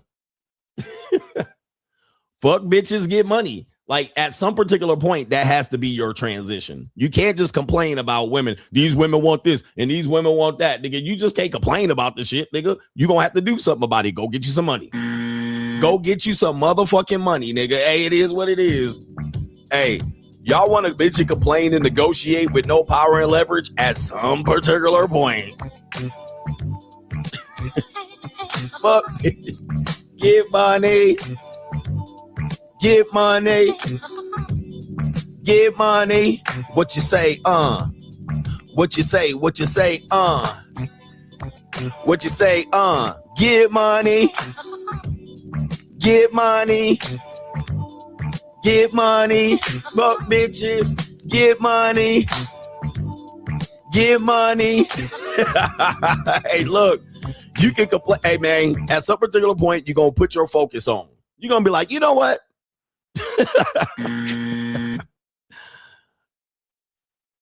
It is what it is, bro. And dude, let me tell you, even you're going to do that and you're going to realize that wasn't answered either. Okay. You're going to run through these women. You're going to give them some bird seed. And then you finally going to be like, you know what? At some particular point, it's about power at this point, nigga. It's about power. It's just about options. It's having the ability to do it at some particular point. And you're going like, oh, that was my problem. I just needed like $10,000. Right? I needed access to top tier women that I've always dreamed of, that I just wanted to like me for me. And then you're going to realize like, okay, now what's the next level to that? Power. What makes your dick hard? Power. What makes your dick hard? Money dropping in my bank account. What makes your dick hard? Being able to fuck women that when I want to fuck them instead of begging them to fuck and going up to the street and begging for pussy. All right. So when you figure that out, you're going to learn how to boss up. One of the reasons you don't boss up is because scarcity. You don't have the ability. You can't get to it. It seems impossible for you to get. And you're completely distracted by that one thing. Even women leverage that against you. Even people leverage that against you. They'll leverage scarcity against you. They'll actually make it like it's a challenge. It ain't no challenge. It ain't no challenge. Get money, power, and you're good. Somebody told the nigga to go to church and go see the Lord Jesus Christ and the Latter-day Saints. All right. At some particular point, that might be the answer for you, because that's after all that searching, after all of that power, money, sex. Yeah. At the end of the day, you might just need Jesus at the end of the day. All right. Anyway, but don't go to Jesus and be broke. I'm going to tell you that. Jesus needs money. Jesus needs money. All right. People be like, I just go pray. Sometimes you need money to pray. All right. You go sit up in church, you're going to have to pay your tithes and offerings. All right. Religion has figured everything out but get money. Shout out to George Carlin. Religion has all the answers, but how to get some fucking money. I don't know how they figured that out. All right. Like, I got the answers and I can go get to some money. All right. But them niggas, they all right. Anyway, some people, you got to pay money to pray. You got to pay money to pray. All right. Anyway, we got FU Boss Up. We have a guy that I've given some problems before too. It is Boris Cujo. Boris Cujo. We had some videos of him being humiliated on the Al Gore internet. And I did a video about him. Honestly, oddly enough, I did see him in public with his beautiful wife at the time, Nicole, whatever her name is. I did see them at the UCLA basketball camp with my son. And my son was at UCLA basketball camp and he was there. I had a brief conversation with the Ari Nicole woman. She's a nice woman, although I made a video and I cut a video on him and a promo. He was a nice guy. But I do want to give an opportunity to let him play a video of him doing well. Okay. And he says, who do you want to be at 50? You know, a lot of men don't know who they are, even at 20, 30, and 40. And sometimes people don't relate to me because I've reached a different level, and turning 50 is eye-opening. It lets you know where you are related to time. You're in the middle of the third quarter. You have less days available than you have lived. Okay. You're not immortal. You have limited time. You have limited time being functional. You have limited time to earn money, right? So you're not going to survive this. So you become a little bit more, you graduate to another level. Instead of being an immature senior citizen, psychologically, you change your direction. You want to change. And you use that age of going into 50 to say, oh, okay, all right, I can't look like I did in my 30s and 40s. And you then settle in on who you are at 50. And I want you to understand that at 20 and 30, you're literally going to have this conversation in several years. And the earlier you know, the better. So let's get into this conversation. He says, who do you want to be at 50? Let's play the video right here. So at 50, you've pretty much become who you're going to be. The only question is whether your habits match who you want to be, right? Because we spend all our lives becoming someone. And at 50, most of us start living on autopilot with habits that match someone we don't even want to be anymore. Uh-oh. So getting your life back is less of a transformation and more of an alignment, making every day match the man. And that's really the whole point behind everything I'm sharing here. Make it match. Let's get your life back. All right, get your life back. Unfortunately, this is a good piece of commentary here. I do like this. Making your habits or making who you are match the man. Right? That is a very good point. And a lot of men at 50 finally arrive at that junction. Sometimes we arrive there at trauma. The trauma brings us there, or an event, or a reality check. But what men tend to do is they don't advance past this. All right. Who they are and what they do don't match. All right. This is why some people can say, if you're still a W-2 employee at 50, you lost and failed. Okay. And we had a great conversation about that on the Money Mindset. Is this true? That if you're still trying to figure out how to survive as a W-2 employee, you lost. You lost life. Who you want to be doesn't match who you are. So establishing that, trying to figure out what that is, and then when you're in your 30s and 40s, thinking about that when you get to 50, that you don't want to be that. Okay, that would match. All right, to say you're a man and then you're still dependent on another man or a system to support you, does that match? Okay, and if you feel that that's a negative criticism about you, well, that's not my problem. That's your problem. You can go over to Money Mindset and see us hash this out. Okay. Does this give you the freedom and the ability to be who you are and want to be? Does this give you the ability and freedom to come and go? Does this give you the ability and freedom to say what you want to say? Or are you still stuck? And what we want you to do is find a way. Boss up, nigga. All right. What you want you to do is find a way and have who you want to be, and your habits align with who you are. And that gives you a lot more power. That gives you power to be who you want to be. And you guys have seen me try to demonstrate that. Even stand 10 toes down on who I am. They'll tell me, what, you need to be married and settle down. That's not me. Right? The way I live, my lifestyle, my habits, that doesn't match being settled down and married. Even if I was in a relationship, that doesn't mean I'm going to stop not living the free agent lifestyle. And I wrote that in the book. You can live the free agent lifestyle and be in a relationship. In fact, most dudes that are going to live the free agent lifestyle, what they're going to do is, once they get options, once they get abundance, they're going to look at relationships completely different and can be able to function in healthy relationships that benefit them. Not a relationship structure that doesn't benefit them. Okay. So this is what people don't get from my message, because they typically don't invest. You guys have used me as a place to try to pander to low quality individuals, and that never has been the message of my particular system there. So anyway, I like that one. That's basically, and I wish, like Napoleon Hill, that men figured this out earlier than 50. All right, 50, for some reason, to me, seems too late that we figured this out. But unfortunately, we have to figure this out because we're trying to play within the system, and we think the system's fair to us, and we don't only realize that until we're 50. Okay. Big reality check. Most men don't realize that the system don't give a fuck about you until you're like 50. Okay. Now, you might have an inkling about it. You might think that you can find a system that supports you.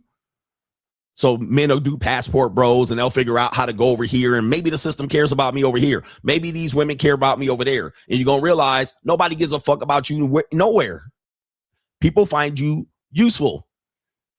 Right. So establish who you are as early as possible, because there's a lot of guys. And this is called the bargaining stage of the the grieving process, the bargaining stage of the red pill, the bargaining stage of masculinity. Men are bargaining. And I really look at men who are bargaining as weak. Men that make content about black women needing to submit. This is all bargaining. Men trying to find that, oh, I'm going to go over here overseas and I'm going to get treated better. It's going to be a better situation. And you're living in motherfucking smog. All right. Flooded areas, flooded streets, poverty around the corner. And that's you just bargaining. Now, if you find that that's valuable to live over there, I would live over there and live like a king. All right. I would go up there and live in a high rise building. I would have a goddamn driver and a maid. I'm not going over there to live in poverty and shit. I'm not going over there to live in a $300 motherfucking apartment because it's $300. Or now I got to deal with the reality that I'm an immigrant, not in my own land, and can't speak the language. I'm not going to do that. I would not encourage you to do that as a person that's traveling and trying to find a way, because you're going to essentially, a guy had a great video saying, you're basically going to try to be, you're basically just giving up and just choosing to be a loser. Right? Not a loser back home, but you're basically now in a place where there's no competition. All right, instead of living like a king. All right. Anyway, but unfortunately, a lot of men bargain in a system before realizing that Somebody said you just becoming a local loser. There's no way you could become a millionaire. There's no way you could be independently against this within that system. Right, the system can tax you, imprison you, make allegations against you, and just drop you like a bad habit.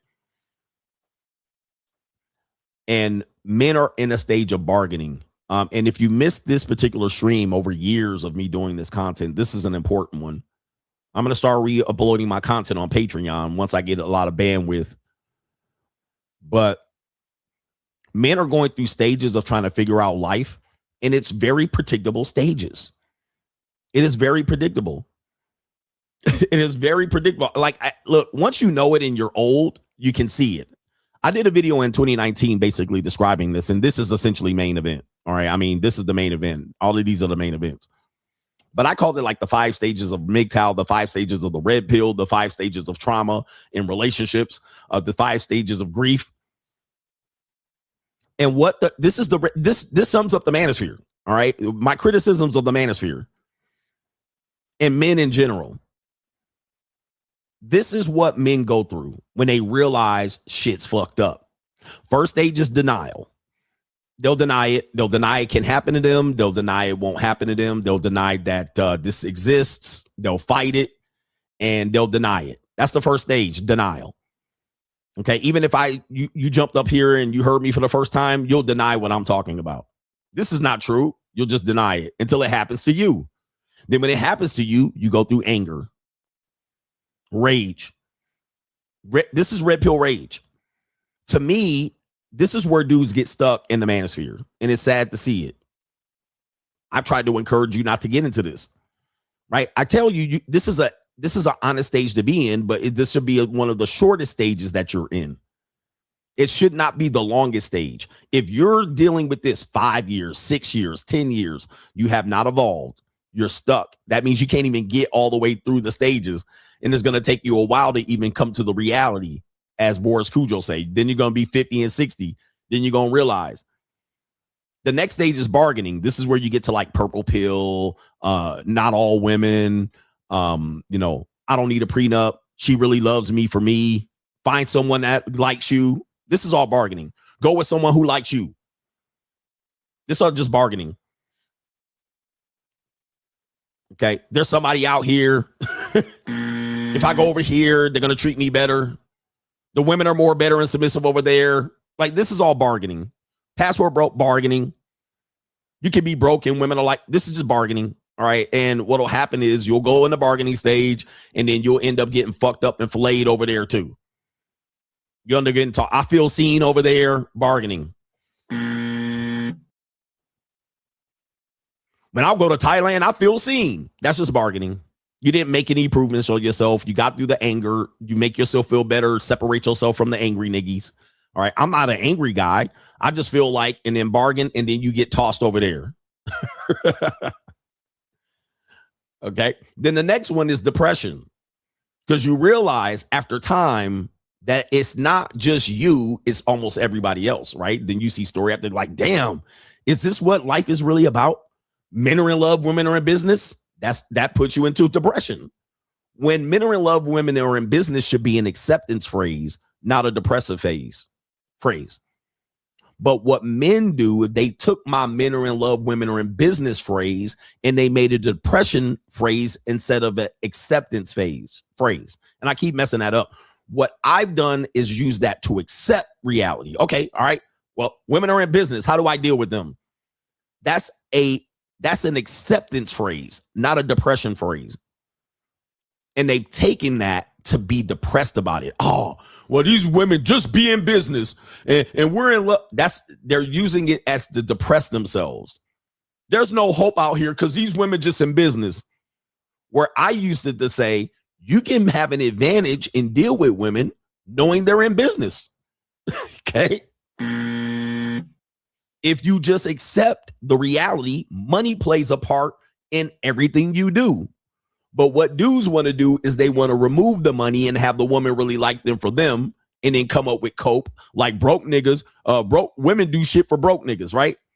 That's just depression speaking. You're just speaking depression. That's just depression. Okay. What the real stage is acceptance. I accept women for who they are. I accept men for who they are. I accept that money plays a part in almost everything. I accept that I ain't got no game. I accept that I'm a trick. I'm accept whatever it is, whatever you want to do. Depression, you a trick.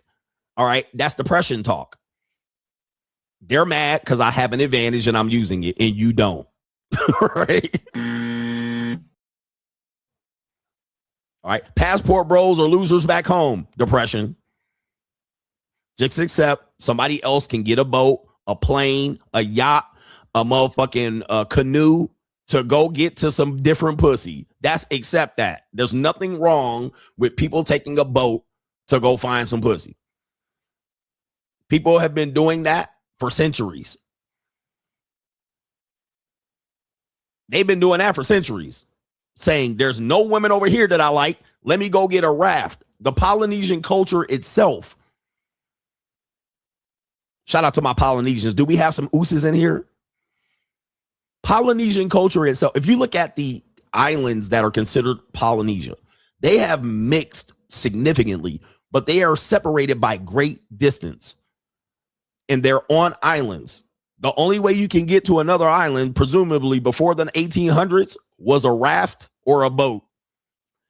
And people have hopped over from Tonga, Samoa, Tahiti, Hawaii, New Zealand, or Auckland. They have taken boats to go get to some pussy. They got on a raft with a napkin, floating through treacherous territory, risking death and drowning to go from Tahiti to Hawaii. It take hours to fly to that bitch. Imagine what it's like to float on a raft. So then to criticize someone for flying miles away to get a different opportunity with a different woman, that to me reeks of depression talk. That's depression talk. Like, why you mad at him? He's just using something that has the ability to do it. Otherwise, he would have had to take a boat. Because trust me, he would have took a boat if he can't take a plane. He would have took a boat. So don't be mad that he took a plane, nigga. All right, then it took 12 hours. He would have took a boat. It would have took 6 weeks to 6 months. And he still would have had the same goddamn solution. Okay.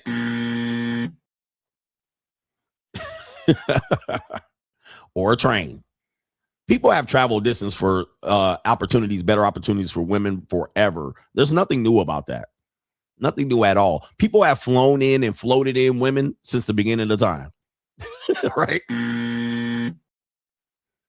Thomas Jefferson floated in some pussy. Thomas Jefferson floated in some pussy, right? Put her on a boat and floated her ass in. Niggas have bought boats for 2 reasons. Titties. Men have bought, white men have bought boats for two white men have bought boats for 2 reasons. Titties. All right, to see some titties. Niggas done bought boat in Lake Havasu because he gonna have young, perky, tightly packed titties on his boat. Like, he was like, all right, as soon as I get this boat, we gonna have some hoes on this boat. So what we gonna do is we gonna get the boat. We gonna have some beers, White Claws, Natty Lights, Pat Blue Ribbon beers, and we gonna ply these women with alcohol, and these bitches gonna take their bras off and their bikinis, and we gonna see titties and areolas and nipples. That has been a motive since forever. But what do y'all gonna call that? Tricking, simping, or I don't know what you call it. Men in Miami have bought yachts because he knew prime pussy was gonna get on that yacht. He knew that inherently. And he said, well, you know, it's an investment, and, you know, I'm a skipper. I believe in sailing. No, you don't. No, you don't. He know that 18, 19, and 20-year-old woman gonna go up there and drink and take their fucking bikinis off and lay out there and tan and get tan lines and shit. All right, that has been a major motive for I don't know what. That's called the acceptance phase when you know that. Don't come up here in your depression talk and call it simping. So anybody that calls that simping, that's just what? Depression talk. You You're just a depressed man that can't afford a goddamn boat. You mad at White Wolf. He got your girlfriend on the boat. Right? White Wolf got your girlfriend on the boat and you over there mad. All right. And now you got to go up there and follow your girlfriend after she done went on the boat or she done lied to you and say she got a headache. And now you see the bitch on White Wolf boat. And now you mad calling him a simp and a trick. All right. And that's just depression talk. I'm trying to help you through this, but you don't want to hear me though. All right. Y'all don't hear me though. Where's White Wolf at? All right. I thought I had him lined up so I can play him. All right. Hey guys, White Wolf here. So we've got, what's your name again? Reese. Reese killed it. This one, her name is something Cohen. A.M. Cohen. Chick. Yeah, you see your girlfriend on the boat, all on the internet, and your girlfriend telling White Wolf, don't put me on the internet. And they up there laughing, sniggling, feet out, hair wet, looking like a whole muskrat. And he don't even know their name, but he done ran through their bodies. Right? He done ran through them. It's always been a motive. You don't even know their name. What's your name? But he got his DNA all on her lips. All in the back of her throat. DNA all in the back of her throat. What's your name again? And you know her name. You know her sign. You know the first day she's told you I love you, nigga. You know the first day y'all met. You know when your goddamn anniversary is. All right. And he don't even know her name. And he got down the back of her throat. It is. Trying to help y'all understand life, man. It's tough. Tough for these loser ass niggas, you know. Yeah. All right, what are we doing here? We have what is this segment called? What was I gonna call this? I guess we can call it Crime and Law CGA, or we can call it this right here. Look at this bitch ass nigga. That's what we'll call it. We'll take a look at this. Apparently, there's a video going feral on Al Gore's internet of a husband catching his wife cheating. But a white knight comes in to save the woman. All right, so there's a phone. You're going to see the video on the phone. We're going to try to see what we can vet this out here. But they're at a casino. And if you only think about women at casinos are either gambling addicts, lushes, or they sell pussy. They walk the carpet. All right, so you just got to figure out what it is. All right, you got to figure out what it is. So let's play the video. Go ahead.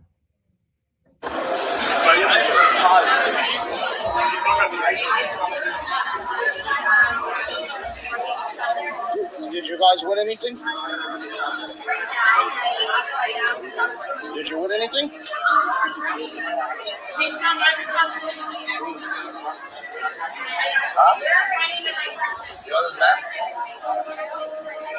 Selena, look at me.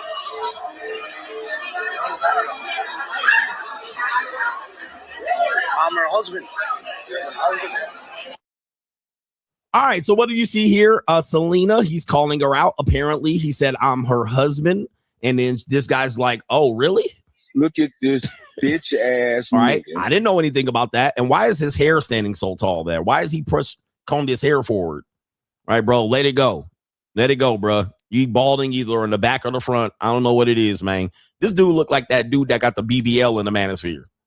Remember he got the BBL in the Manosphere? Don't say his name because he a bitch ass nigga too. You know what I mean? But look at this bitch ass nigga. All right, so he seems to be surprised. He didn't know she was married. And so let's see what happens. Yep.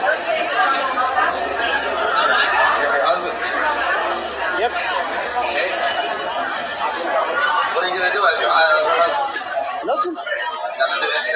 How about you? I'll do something. Okay, so wow, gentlemen. Oh my Lord. So we got Crash Out right here. Here's William. He either paid for her. Look at this nigga pudgy ass body. All right, he got his fake Rolex on. He got a hair transplant in Turkey. I mean, now he said, I'll do something. Bro, that's not even your wife, man. That's not even your... Gentlemen, you're out with a woman. Let's just say he didn't know she was married. And he out there trying to get some easy punani. Maybe he did know she was married. I don't know. But you niggas seem to put yourself in this situation and brag about it. Now you get approached by the husband The woman don't want to talk, and you're gonna white knight and crash out for a woman that's not your wife. Here's William. Yo, this is in. I'll tell you, man, I can't save men. I cannot save men. I'm not in the business to help men anymore because most of y'all niggas are dumber than a box of rocks. Y'all dumb. You out of shape. The woman's out of shape. She 40 and got 3 kids. You looking like this, and then you're ready to fight the husband who probably looks despicable himself. Like, wow, let's continue with this, bruh. This is incredible. For this, bruh. What do you mean? I'll do something if you want to do something. I'll do something. I'll do something as me, as you are your husband, right? You're her husband, right? I'll do something. Look at this. I'll do something. And look at what he fighting over. Look at this. A torta. Now, this is not, I don't know if she's a Mexican. I think they're Middle Eastern or something like this. But he ready to fight over a torta. A 40-plus-year-old torta. Like, man, we got to stop, bro. We got to start. We got to stop, man. This is crazy work. I hope you would never do this. And look at this guy, bro. With this, let's continue. And why do dudes just like curl their lip up to the side and shit? He thinks he's super cool. Like, what are you doing, bro? I was just coming to get a drink. Okay, get your drink. Why do I have to be on your orders? Why do you have to? God body soul. God body soul. God body soul. Dead up. All right, so it appears they're from the same, they're at least can understand and speak the same language. All right, so it seems like they're speaking the same language. I'm not really sure if that's Farsi or I can't really identify the language, just to be honest with you. It's not Spanish, all right, but it maybe is some sort of Middle Eastern Farsi or Persian language. Does anybody know? Somebody said Armenian. All right, possibly Armenian. All right, so we got Armenian, and yes, Armenians can crash out on your ass. All right, let's continue. Dead up. Dead up. Dead up. Meci cheriv consantu. Cijanes tu consume. Okay. This man just took off his wristwatch. Gentlemen, this is scarcity. Right? This is scarcity.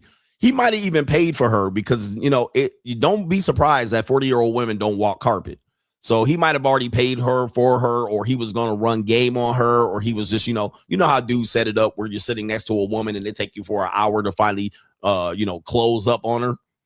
And now he done took off his wristwatch so they can do what? Throw hands. This is scarcity.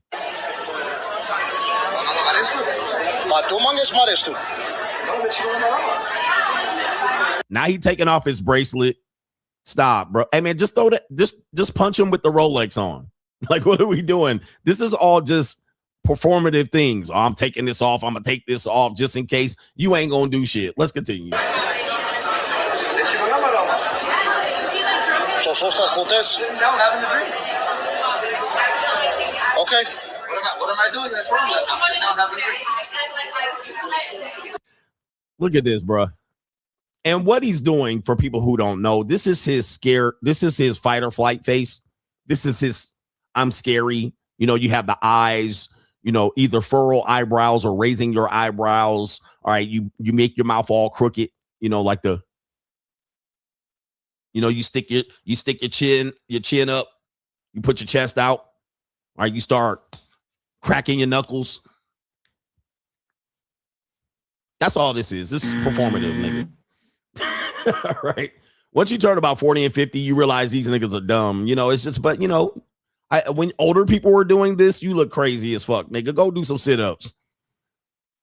If you over 40 and fighting and doing this performative shit, nigga, you a loser. All right, let's continue. Here we go right here. You need some soldiers to step in and fight for you if you got to do all this. All right, let's continue.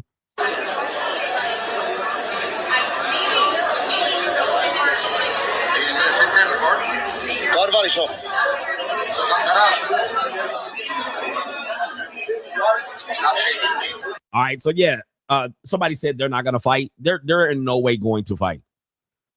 Right? This is what I warned the black community about when what's the brother's name? The brother Anton Daniels was going to fight Corey Holcomb. I was like, you don't want to see them fight. This is somebody going to end up in the ambulance with a concussion, possibly die. All right, these niggas ain't stretched. They're going to pull a hamstring or an Achilles. All right, they're going to be out of breath in 30 seconds. Okay, this is not a fight. Yeah, it's going to look like Ray J and Orlando. You don't want this. Nobody wants to see these guys tussle up or knuckle up, or what do they call it? All right, nobody want to see this shit. Just you know, for me as a man my age, I'm either going to shoot you or not fight.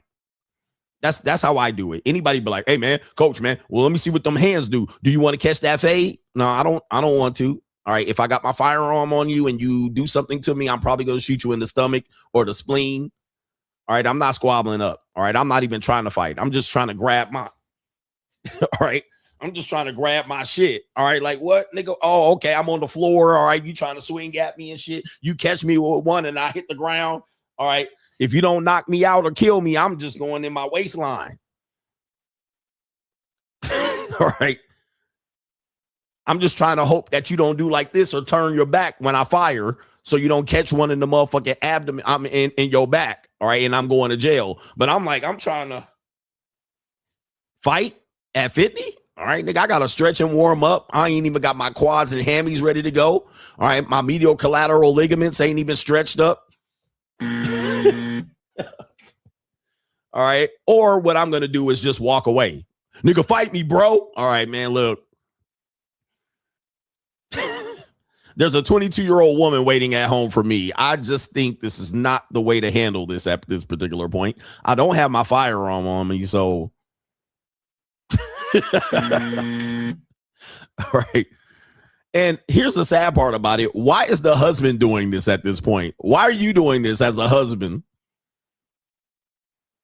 Why are you out here trying to cape for your husband? You already see this bitch ass nigga caping for her. She ain't even giving you no attention. She really barking back at him, but we really can't hear it. And why you out here looking like a fool and your wife out here in these streets? All right. Your wife out here doing this, just walk the fuck off. All right, bitch. I see what time it is. All right, let me go to the divorce lawyer. You trying to appeal to her senses, and she ready to suck a dick right now. All right, hey man, let the bitch suck a dick. All right, it is.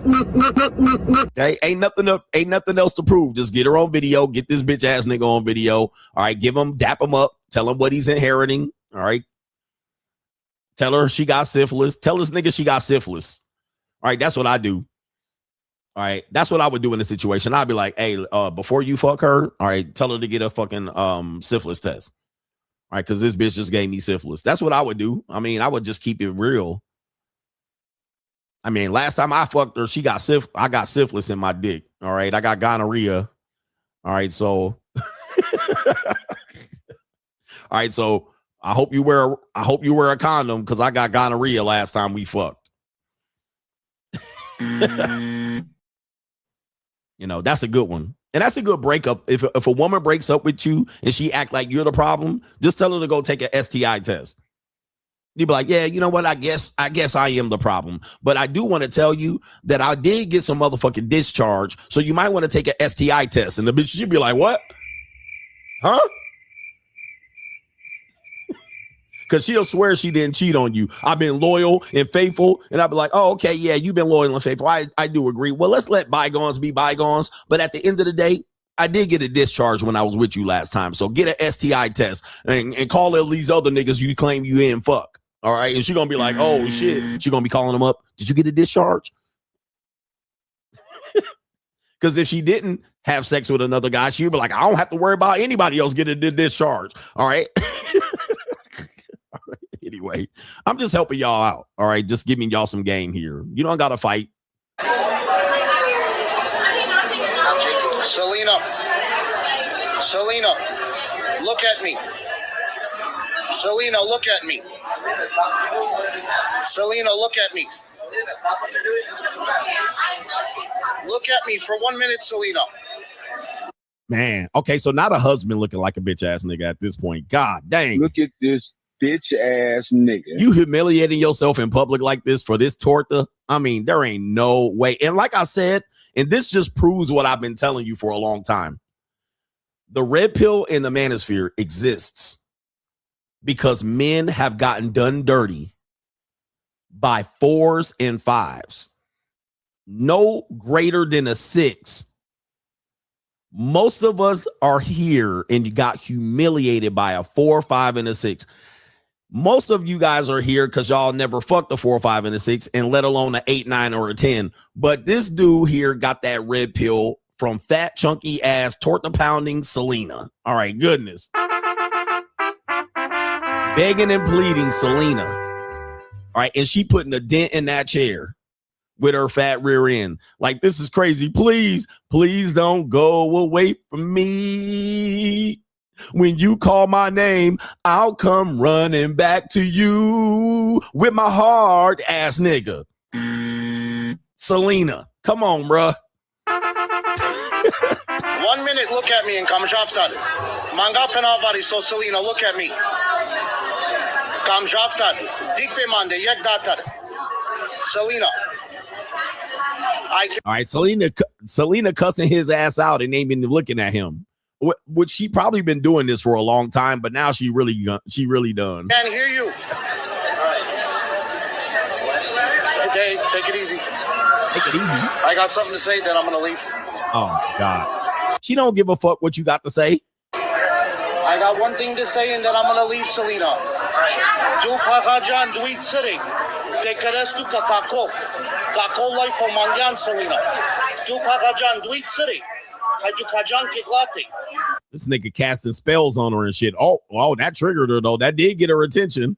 All right, whatever he just said did get her attention. So he's like, I got one thing to say. She wasn't giving a fuck, but he definitely triggered her with whatever he just said. I'm curious. All right, so don't mention my kids. So he probably said, I'm gonna tell the kids or something. I don't know. I'm done. And look at this guy right here, bro. Look at this. Man, y'all crazy. Joey, have my glove. Somebody said it was Turkish. Hey, man, go get you some. Just go buy some young pussy at this point, nigga. It's a wrap. I mean, good Lord, man. What's wrong? Your girl is going out here. And they look like they've been married for quite a long time. So, and guess what? They got kids and your wife is going. See, one thing about it, when we get to the semi-main event, talking about the art of subjection, 50 Shades of Greg, women being submissive, it's temporary. Most of the time it's temporary. And even in the idea of being submissive, the woman is not submissive 100% of the time. All right. So we're going to talk about that later on in the show. Give y'all some game. Inside. What is this one? Inside of the Mind of Modern Women. Incels, come back in here so you can see something. Apparently we're in Cambodia or the Philippines. And we have a Filipina or a Cambodian or a Vietnamese woman. All right. Based on her shape, she looks more Filipina than anything, but and based on where they are interviewing, definitely looks like one of those Southeast Asian areas. This guy asks her a question and the woman gives him an answer. Does he like the answer? Do you incels like the answer? Here we go. Do you wish men would ask you instead of, are you single?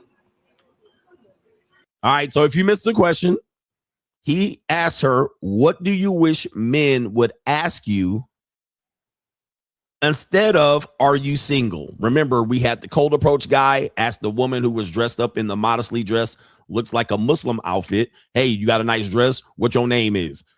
All right. And she didn't give a fuck.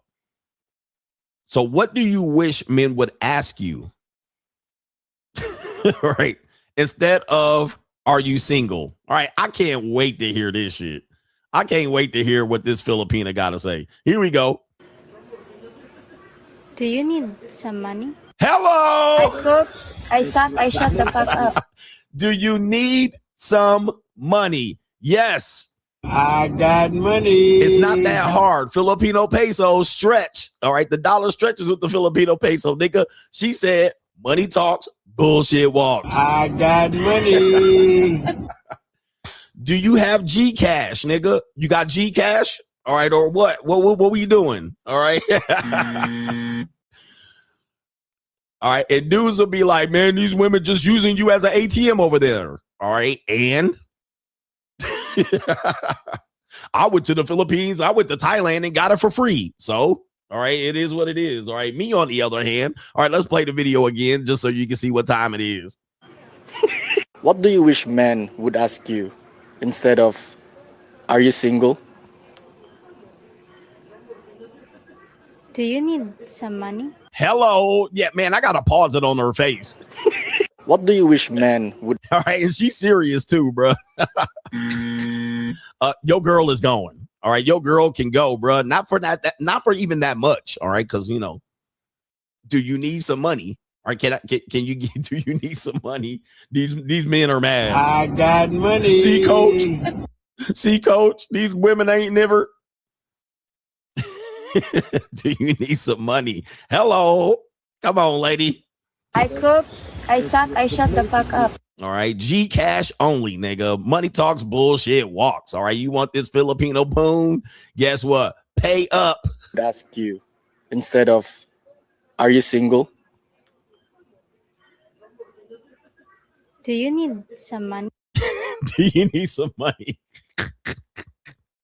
Shout out to her, man. Hey, man, money go a long way, bro. Don't think they need that much. All right, just don't overdo the shit. All right, anyway, inside of the Mono women, we have a woman that says, if a husband or your boyfriend or your man tells you to shut the fuck up, you do it. All right, so we got a light skin, light bright, almost white. We got a tragic mulatto. Her name is, I don't even know what her name is. We have a woman that says this right here. All right, here we go right here. If your man tells you to shut the fuck up and make his food, you shut the fuck up and make his food. I don't know what is wrong with women nowadays, but you need to get it together. My man likes extra seasoning, so of course I'm gonna add some more. Oh, you know, no. Mix it up really good. Oh, no. Oh, I forgot he likes spicy, so we're gonna add a little spice to it too. Oh, no. Yes. He is gonna be so happy. Oh man, you gotta watch out. Oh, the humanity. Go with someone like you. All right. And look at them titties, man. Boy, them things is out there. Perky. Damn. All right. This is how they treat you, man. Go with somebody who like you. Over time, at some particular point, they're gonna get sick of your goofy ass. They're gonna get sick of you. And you gotta know that dynamic is coming. You gotta read the room. You gotta read the room. Damn. Poppy, your food's ready. And there it is with a smile. Poppy, your food is ready. Ugh. Oh, man. Yep. Hey, man. Ladies, if your man tells you to shut the fuck up and make his food, you shut the fuck up and make his food. I don't know what is wrong with women nowadays, but you need to get it together. My man likes extra seasoning, so of course I'm going to add some more. Damn. You know, mix it up really good. All right, for the people listening on the podcast or on audio only, or you can't look at the video because you're driving a truck or a car, she said she added something to it, and it's Comet. All right, it is that bathtub cleaner. And she poured a big old can of Comet on the chicken. Because he loves it.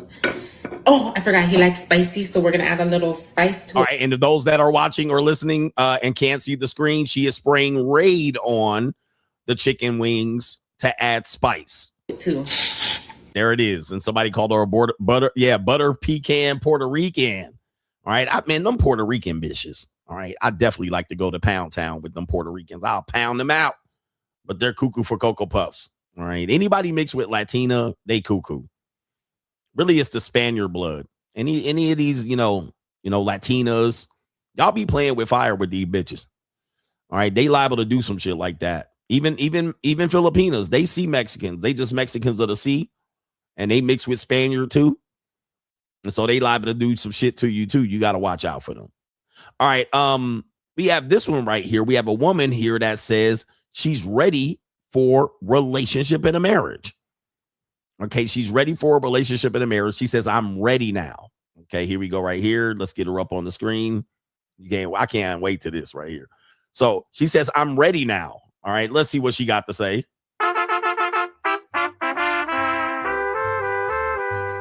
All right, damn. She ain't even got a neck.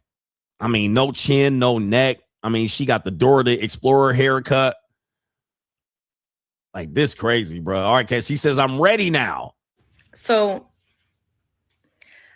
those of you who know me know that I'm a single mom.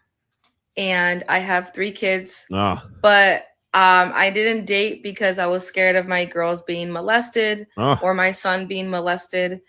But now they're all of age. I have a 13-year-old, an 11-year-old, and a 9-year-old, and they all can talk. They all can defend themselves.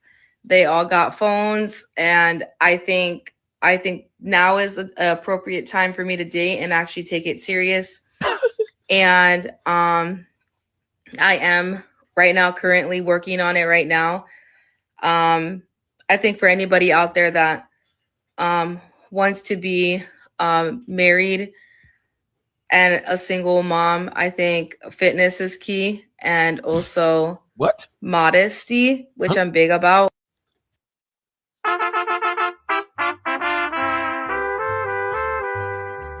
Like, these are the women that they be like, coach, you need to date somebody your age. Don't date younger women. You know, whatever you guys come up with to cope. Ma'am, 3 kids. I'm pretty sure there's at least 2 men, 2 different fathers. There's at least, and she's talking about fitness and modesty. Where? Fitness. She fitting this what in her? She fitting a burrito in her mouth. She fitting this burrito in her mouth. There ain't no fitness here, bro. I can't even see what. And you ain't been dating for I don't know how many years, trying to prevent your kids from getting touched up by Paco. All right, and a little puppet. I get that. All right, but you says I'm ready now. The answer is no. Guys, this is what men deal with. They're dealing with women like this, and then they're frustrated because what you think these women should bow down and kiss your feet. But as you can clearly see, they're not doing it. They're coming in with this still pure delusion and their hopeless romanticism, thinking that they out here. Okay, I'm ready now. Line up. All right, sign up over here. And if you want to treat me like a princess and spoil me, I'm the line forms over here, and bring your resume. Like she can still call the shots. All right, no, I'm sorry. I refuse to negotiate with any of these crooked, goofy, oblong shape chicas. Tortitas bean burritos. All right, inside of the mind, the modern woman, we have let's see here. We have old skeezers. All right, old skeezers. They my favorite skeezoids. All right, we have an old woman named Lisa Ray. Lisa Ray is a woman that was a D-list actress. She only was famous because she was light-skinned. Let's be honest. All right, if she was not light-skinned, she wouldn't be famous. And she basically played her same character. All right, so the character she plays was basically her.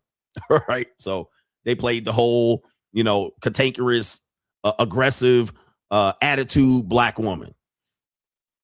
That's basically the character she played. All right, so Lisa Ray is still talking about when she was married to the president or the premier of Turks and Caicos. For people who didn't know, she actually married and divorced several times and was engaged probably 11 times. Her peak engagement came to the premier of Turks and Caicos. So she was the first lady, technically the first lady, and then claimed that one of them was trying to play in the booty of another dude. All right, I can't remember, some goofy shit like that. I can't remember. All right, so let's see here. This woman, Lisa Ray, Claudia Jordan, Vivica A. Fox, these are old schizoids. Still talking about relationships from 30 years ago. Look at this. Still talking about relationships from 30 years ago. So here we go. Not in love. No, I was not. At all? Not. No. Wow. I had love for him. And when we were dating, I definitely liked him enough to say, hey, I'm coming back and I want to revisit this. And we're doing this. And I was there every weekend and blah, blah, blah. But then when he popped the question, it was like, oh, well, wait a minute. What am I going to have to do? And what am I going to have to give up? And why are you asking so soon? And what? But when he explained it to me, when I tell you I got it, I understood. I mean, he's basically like the president, or was the president of Turks. So it's hard to when you. And I didn't even know when I first met him. So you didn't know he was the premier? Mm-mm. Now these old hoes be getting up here lying. Right. One thing about, and again, these are women that men and women in the normie manosphere, Tony Gayskins and them, think I should be dating and marrying. Claudia Jordan had the nerve to try to shit on me on Instagram, calling me community dick. And then when we got in the DMs and argued, I offered her opportunity to come over here and let me toss her ass like a whole goddamn, and she didn't want it. I told her I can wax that ass like Rain Dance, and she tried to act like ill, but she said I have a boyfriend, but she's steady going back and forth with me. All right, but these old skeezors will be jumping up here lying. I didn't even know. So basically what she said was I was not in love with him when I got married. Like this. Again, men are in love, women are in business.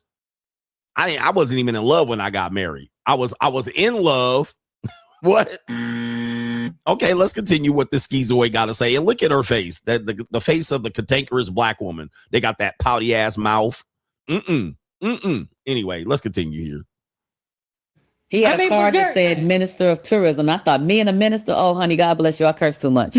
So I was like, I didn't know what that meant. You know what I mean? Until he was, walking me through the airport and I saw this big ass picture of him on the wall. And I look at him and I saw the picture and I said, well, why are you on the wall? This is how women embellish conversations and arguments to reframe the conversation as to where they were in control and he wasn't. He was simping for her and she didn't know. Why are you on the wall? Why are you this? And not the man. If she don't shut up, this is just a lie. She telling a whole lie. Let's continue. And he said, because I am the premier. And I said, well, what exactly is that? And he said, well, it is like the president. And I said, bingo. So, right. You know what I'm saying? But he was very charming. I liked him before I even knew any of that. So I absolutely wanted to move forward. I was nervous when he asked me to marry him because it was like, oh, what am I going to have to do? And so when we sat down, and this is with all marriages, when you sit down and you make your marriage what you want it to be, it is between you and that person. And that's what it was. But because, again, mine was so public, and then the wedding became larger than life. And then I wanted to come out on Nijns playing the trumpet. The saxophone. And Queen Elizabeth said, no, you will come out to the trumpet. It was like, oh, okay, then, So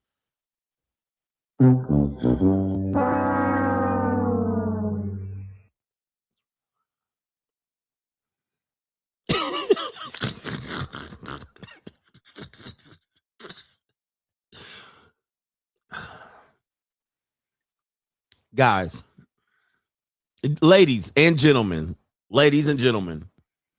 this shit right here is exactly why I don't deal with old skeezers.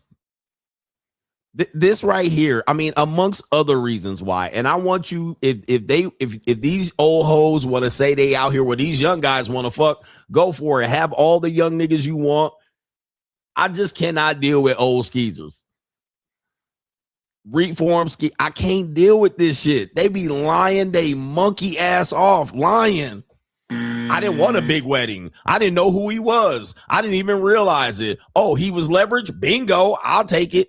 I was going to come out playing the trumpet, but they had all this pop and circumstance.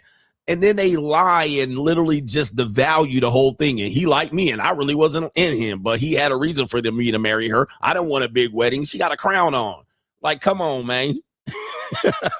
And then look, she's 60 plus years old, talking about a fucking marriage that she had 25 years ago, damn near 30. I always tell you, man, they will talk about their old relationships and marriages.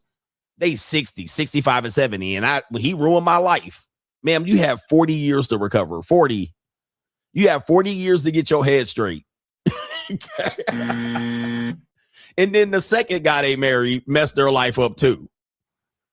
Okay, you have 15 years to recover. And look at you still. Bitch, look at you now. Like, this is crazy work. And I cannot look seriously at old skeezers and be looking at their jowls, frown lines, neck, they're all bunched up, that face full of paint and makeup, knowing good and damn well she probably looked like she need to go to the Undertaker after she take that wig and her face and hair and makeup off and eyelashes, all them dark circles in the eyes, her eyes all sunken back into her skull, right? All of them goddamn frown lines and crabs. What does it call it? Not crab feet. Little chicken feet on her eyes and shit. All of that concealer makeup covering it up. All right. And I gotta hear these old war stories, and then when she take that bra off, them titties all defeated and saggy. I mean, crow's feet. That's what it is. Crow's feet. All right, neck all from the facelift, all bunched up and jumbled up at the bottom. You know, look, I can't deal with it, bruh. I can't deal with these old schizoids. These old schizoids be running around here with scarves and shit. Right? Look. Hold up. You ever see these old schizoids? This how they get dressed, and they top it off with this shit. They be like this. They top it off with this shit. They be running around here. Now, I'm going to tell you youngins why they wearing this. All right. They be like, yeah, you know, my outfit looking good. You know why? Because look at her neck. All right. Look at that goddamn neck. They got to throw a scarf or some shit on top of that.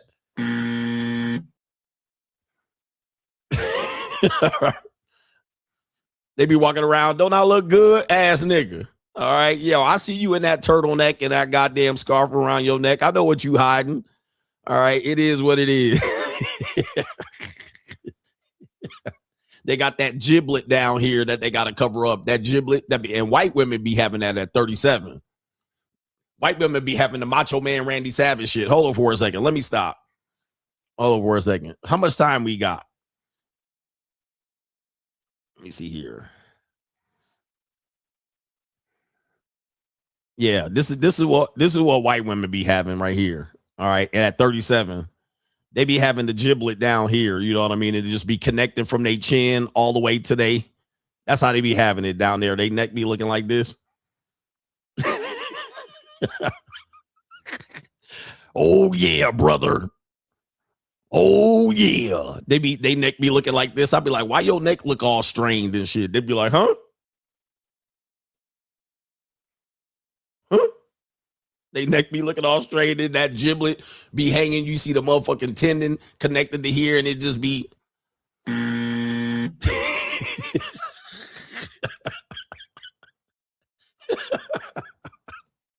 Yo, this is crazy work. Anyway,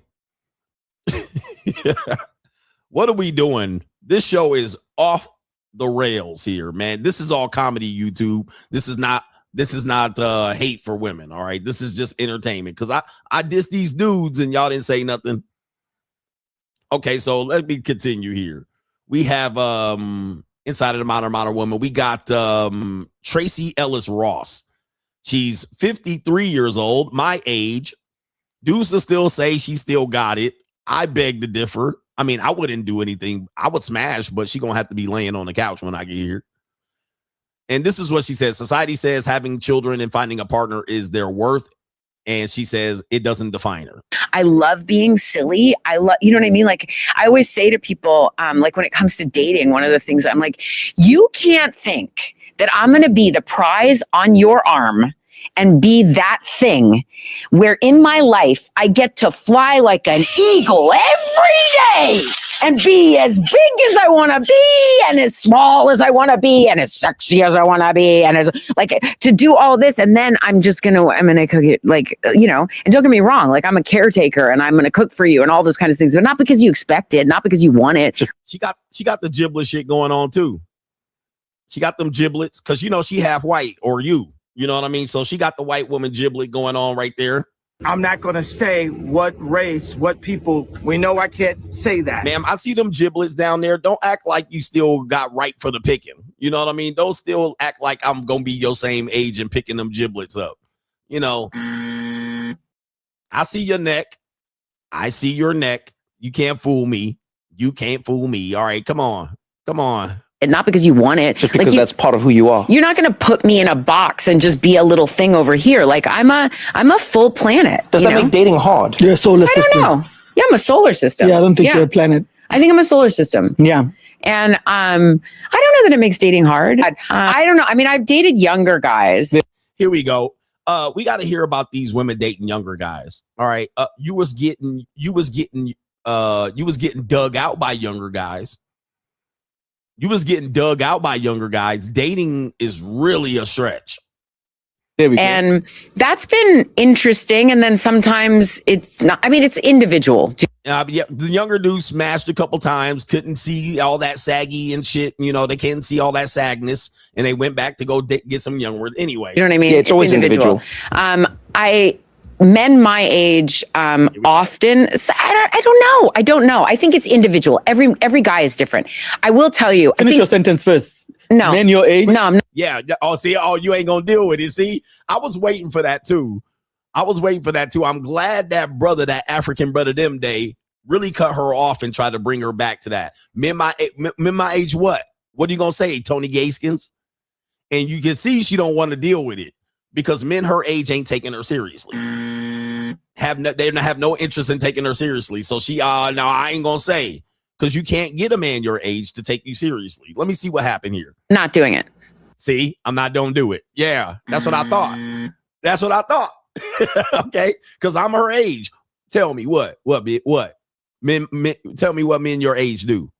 They don't take you seriously. You don't have that as an option. I'm not gonna deal with it. All right, look at that. Deflect, redirect.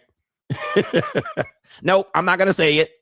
I don't know. I think it's individual. Every guy is different. I will tell you. Finish your sentence first. No. Men your age? No, I'm not doing it. I'm not going to do it. But what I will say is there are really great guys out there. I'm not one of those women who's like, I don't know. Ain't nobody. Like, I don't agree with that. I think there's really great guys out there. I think my thing is, think of how many people I know like me. Not so many. So maybe it'll take some time for me to meet the person that's a match for me. I don't know. Ma'am, it's going to take some time to meet the person that's a match for you. Yeah, I got time, cuz. Can I fill you in?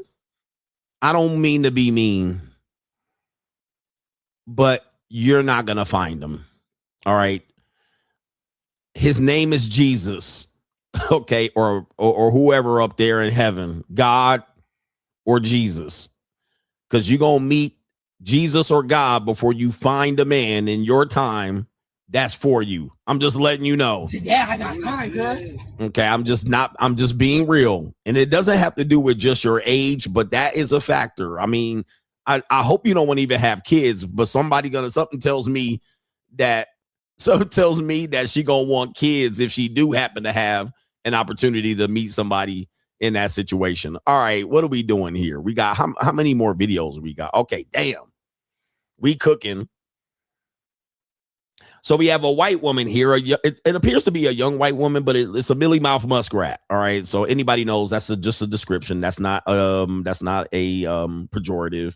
That just means it's a plain Jane.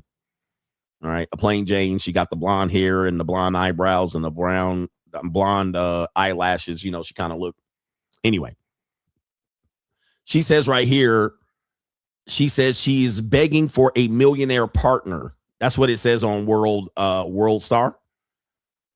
FedEx worker begging for a millionaire partner.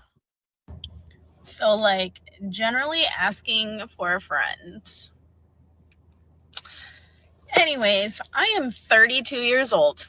Okay. I'm a single mom of 3 daughters. Oh. And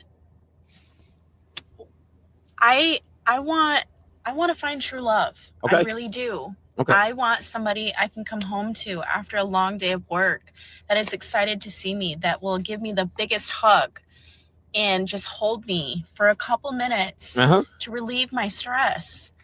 That will greet me, that will treat my kids well, treat me well if I'm slacking at certain things.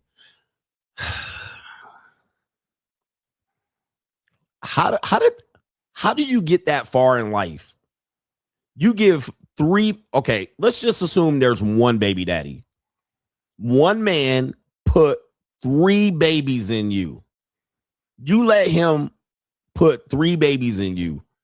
And now the next guy got to do over and above and then support those 3 kids. And they got to come as a package deal. Why does the standard get tighter? I don't understand how you tighten the standards and you've lost significant gains. Like you've added more baggage. Now I want to come home to him. You working at FedEx, all right, and you got 3 kids. Let's just say there's 2 baby daddies. Like, this is a farce. You're 32. I was going to give you a pass because you kind of maybe can look younger than that, but hairline thinning like Hulk Hogan. All right, but why do you tighten it up? Why do guys got to be tight up, have his shit tight? I mean, it makes sense if you didn't have the baggage, but now you have the baggage, and this is going to be difficult. I mean, this is going to be majorly difficult. 32, and the other guy, the guy that comes in and does all of that, he can't even have kids with her.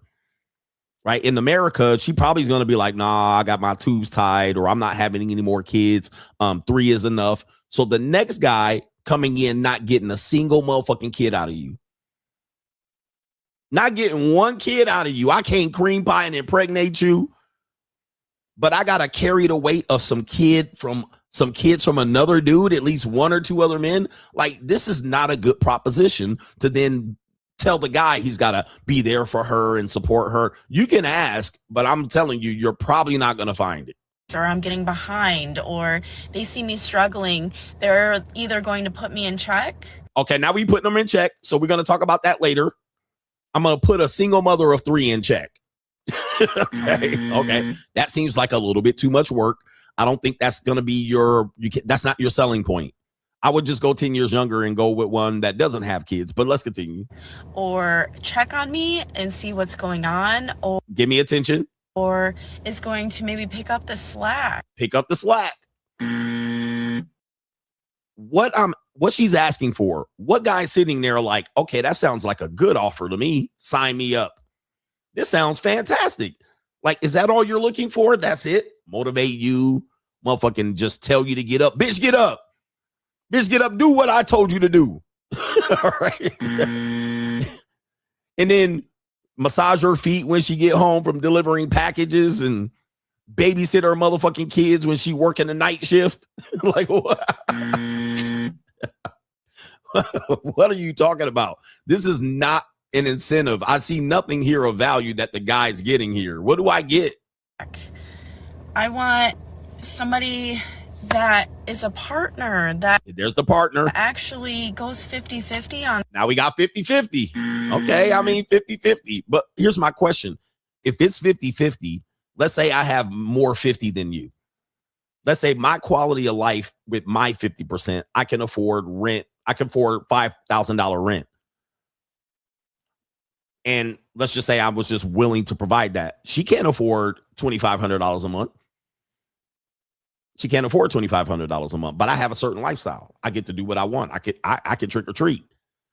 So I'm a valuable guy. She's probably looking for a valuable guy. She can't go 50-50 with me. She's priced out. All right, let's continue. Things that is there in both mentally, physically, and emotionally. Money, energy, attention, and time. She mentioned just money, energy, attention, and time right there. Money, energy, attention, and time. Physically, mentally, 50-50. Money, energy, attention, and time. Payment. And why is that so hard to find in my generation? You're not going to find it with 3 kids. You're not finding it. Why didn't you look for that before you had the 3 kids? Why'd you let this nigga, the other 2 daddies, not make you do this? Come on. I've dated older. There you go. Older men. All right. And look at those fingers, man. Look at, holy mackerel. She a plumper too. She a plumper. Look at them nails and fingers. Look at that. Look at that, man. Look at these. Look at this. I've dated older. No, you got a bind fix. That's what happened. Let's continue. I've dated my age and I've dated younger. All right. So what am I hearing here? This is what she said, essentially. She be getting, she on the carousel. She can't figure it out. She just guessing. I dated older, my age, and younger, and still.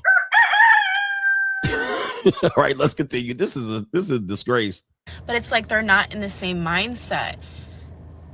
Why can't I find it? What am I doing wrong? You already did it wrong. Ma'am, you look at these sausages. Somebody said sausages. You fucked up. Hey, ma'am, you fucked up. You had somebody else's kids. I mean, that is a significant drop in leverage for the woman. That's a significant drop in leverage. You cannot negotiate in 2026. Negotiate that. Bringing in 3 kids. I mean, you're disqualified at that point. This match is a disqualification. You're gonna have to have somebody that basically lives separate. Like, let's say, for instance, a guy is there. He was like, okay, I find value in you. There's gonna be 2 options for you. Option 1. Right. Let's just say he wanted to do it. Option 1, she would have to give those kids up to the father. Okay, all right, yeah, I'll be with you, but you're going to have to give custody to the father because I ain't dealing with that shit. Let's say he's older. He's like, I ain't dealing with that. Give custody to the father of those kids. That would be option number 1. Because let's say he's older. I ain't raising nobody else's kids. I got older kids. Give custody to the father, or you're going to have to live separately from those kids. So he's never going to move in with you. He's never going to live with you. You just going to live over there. He going to live over here at best. And he's never going to engage with those kids. She might find somebody to do it, but he's going to do the whole lion shit. Get rid of them kids. Kill them. Or I'm going to kill them. All right. Fuck them kids. But I'm never going to participate with that kid. All right. Yeah. You can forget that shit. All right. I'm not doing that. So this is what women will call a mistake, but she will actually say, it's a mistake, but I love him.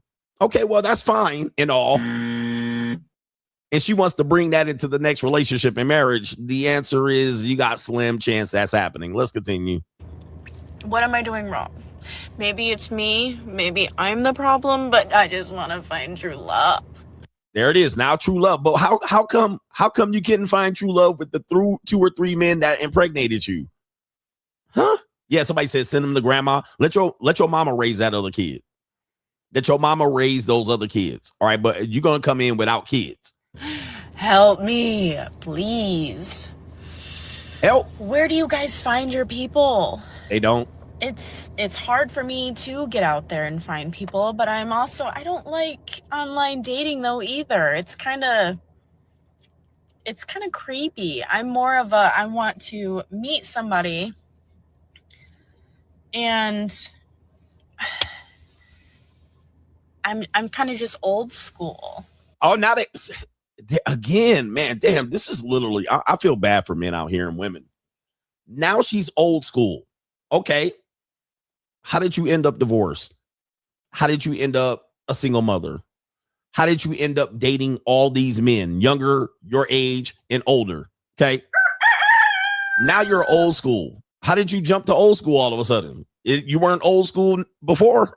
Okay. I'm pretty sure there wasn't a marriage with those other 3 kids. I'm just going to assume now you're old school. Now I'm just a lover girl. Now I'm old school. Now I'm traditional. But you're not going to do anything traditional. He's going to do all the traditional shit. I mean, this is wow. I want to travel. Now you want to travel. You can't travel. You got 3 kids.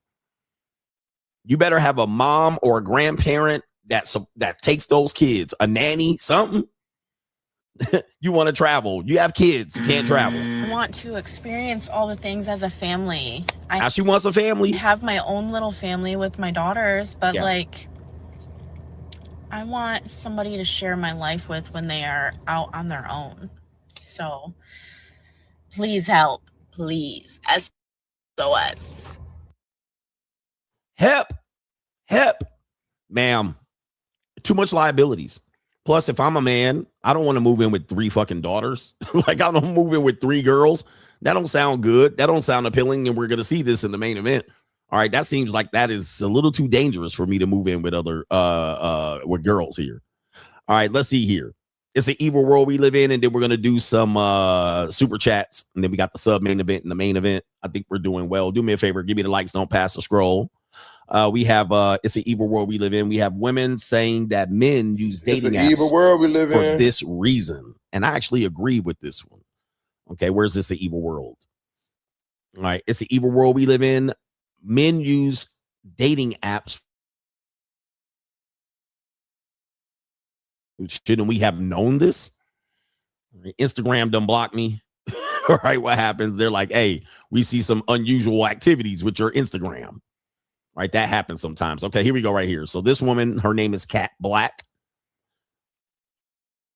Men will deny that they're using it for this reason, but it is very clear based on what a dating app is, a hookup app. Here we go. To Los Angeles, I was a bit of a serial dater. I went on dates largely out of boredom, if I'm being honest. I had a desire to meet new people, go new places, try new things, and dating was the way that I did it. Whenever I set up an online profile, I'm always very, very, very clear about what I want, what I'm looking for, and the sort of thing that I'm interested in. What I started to realize is that a lot of men, they're sort of looking at dating apps as free sex work. Ma'am, that's why, first of all, you said you serial dated. So the first thing I find interesting about what she's about to do and criticize men for, she literally used the dating apps for said reason. You said you were a serial dater. That means you went on these apps and went on dates because you were bored and you was out there throwing pussy around. Okay, now you're about to say these men just want free sex work. That's what a hookup app is. That's what the app was for. But y'all was trying to convince men that you're not there for a hookup. Okay, I'm not here for a hookup on a whole hookup dating app. Men have been saying for years, this is just what casual sex, the hookup community. What do they call it? The whole the hookup culture. That's what a dating app is for. But y'all try to convince men that there's some people out here, they're falling in love. Okay, yeah, the one or two people. So you did it. Now, when the men want to do it to you, how dare you? Okay. How dare you? Of course they're looking for free sex work. They're looking for free sex. I mean, that's what they're looking for. All right, let's continue. More or less. Because what a lot of these men are sort of expecting is that they're going to go online, they're going to find a hot girl. That hot girl, because she's on the dating app, right, is already desperate. That's kind of the way they look at it. She's desperate. She's already looking for it. Clearly, she likes men. Clearly, she wants to have sex with men. That's why she's on the dating app, right? And so they say, I'm going to hit her up and I don't need to look at her profile because clearly she's here. Because when I first moved to Los Angeles, it's ma'am. It's 2026. Like, it's the year of our Lord 2026. I know that that's not what you've now figured out. Is this the epiphany? What are you talking about? That was the purpose of the app in 2012. It's 14, 15 years later. It's still the purpose of a dating app. Most of the guys on there are lying. They don't want no relationship. They trying to fuck. Right? They DTF. Some dudes are a little bit upfront about it. Some people aren't. But you cannot be out here in 2026. It's an evil world. Not only that, we live in. admitting that you out here was doing the same thing, admitting that. Now all of a sudden you want to act like these men they don't even read the profile. No, I don't read profiles. All right. I swipe, match, and then I read the profile. Okay. I don't read the profile before and be out there. Let me fine tooth comb. Let me see what this person wants. What are they interested in? I'll figure that out later. Let's match first. And then let's see if we can fuck later. I mean, that's what we're trying to do. All right. Anyway, we have this woman that says, don't be a dumb bee. Last video of this particular segment. Bitch too at one point in my life. I actually married a man for love. Like, can you imagine? Okay, I learned that quickly that marrying for love is not smart. Like, it's actually one of the dumbest things I would ever think a woman would do, because marriage really only benefits men. It only benefits men. Women do not get as many benefits from marriage as men do. Studies have actually shown that men make more money, they live longer, and they're healthier, whereas women are more depressed. They lose money, and they also lose a big sense of their identity and their self-esteem as a result of being married to a man, because men like to siphon energy from women. They never pour back into them. Ma'am, they just stealing everything that I said about them and then playing it back to us like we stupid. Like, what are you talking about? All right. Men make more money to support a household, right? Women and kids. Of course they're going to make more money. And if they don't make more money, they're not going to stay in a marriage. Okay, so this is interesting. Now they just siphon energy back. They don't give it back. So, ladies, if you are thinking about marriage, or if marriage is something that is on your radar, please treat it as a business deal. Okay, men are in love, women are in business. Treat marriage like a business deal. I mean, I've been saying that from the beginning. It is a business deal. Women treat it like a business deal. When they marry you, it's about love initially, but then the love goes away and it's only business left. This is what you're dealing with here. Wowzers. Not as a love connection. That is the dumbest thing you could ever do. Now, if you already have your own money, go ahead and marry for love, but make sure you have an ironclad prenup so that that man doesn't suck everything out of you that he possibly can, because you know that they're going to try to do that. That is in their nature. This is interesting. They're just saying everything men said the last 15 years and just saying it back. All right. That's the only thing I can figure out. They're just saying, okay, they're listening to men say that these guys are going their own way. Why? Because men don't find marriage valuable. And they come up with the reasons why. And then 15 years later, they're just playing it backwards. Have an ironclad prenup. Marriage is nothing but a business. Like, like, what are you doing? Like, you just stole all the talking points. And now the men are out here like, that's what we said, ass nigga. But actually, it's not. These men out here, these women need to submit, which we're going to talk about later on in today's show after we do these super chats. A shout out to No Government Name says, what would you say are the two hardest things for men to do? For me, it seems that conquering their ego and thinking for themselves. He says, what say you? I think why Mitches in society are so hostile towards your free agent lifestyle philosophy. It is a solution. Okay. Men can't think hard. They can't think for themselves either. I think the hardest thing for men to do is men believe that men are going to help other men conquer anything. The only time that happens is if they're trying to take your women or trying to take your gold or something like that, or invading you or trying to grape or pillage. That's the only time men will find a way to unite. Other than that, every man is for themselves. So when they find out that other men aren't going to hold the line for them or more or less make it easier for them to get women, and men are going to be greedy, they're going to take more women than they can handle if they can afford it or have the ability to do so by attraction. And men are going to sympathize for other men. Okay, like we all in this, we in our own, we're not in this together. So I think what happens is, men believe the hardest thing for men to overcome and do is believe that men are going to help other men make it easier than to get women. All right, like we're going to be like, you poor guy. All right, you poor guy. All right, these women don't like you. Well, fuck that. I'm going to stay single too. All right, fuck that, man. I ain't taking these bitches out on date neither. Even though I got 50 women lined up, even though I got 50 women around the world, and all right, you know what? Let's go ahead and not date any of these guys. Women. Let's not have sex with them, even if they throw me some pocket pussy. Hey, man, hell no. You know what? Just because you can't get hoes, none of us are going to fuck. That's not going to happen. All right. Roderick Miller says, great show yesterday. Mothers relying on name, image, and likeness money too. Yep. Shout out to you. Marcus T says, thanks for killing my name on Straggle and Sniggle Theater. All right, when Marcus was in the building. Okay, killing it. Hey, man, how you doing? My name Marcus. Ass nigga. All right, shout out to Marcus T. Shout out to our brother Eric Scott Sermon. Great, Scott. DK says, fuck, flight, and get money.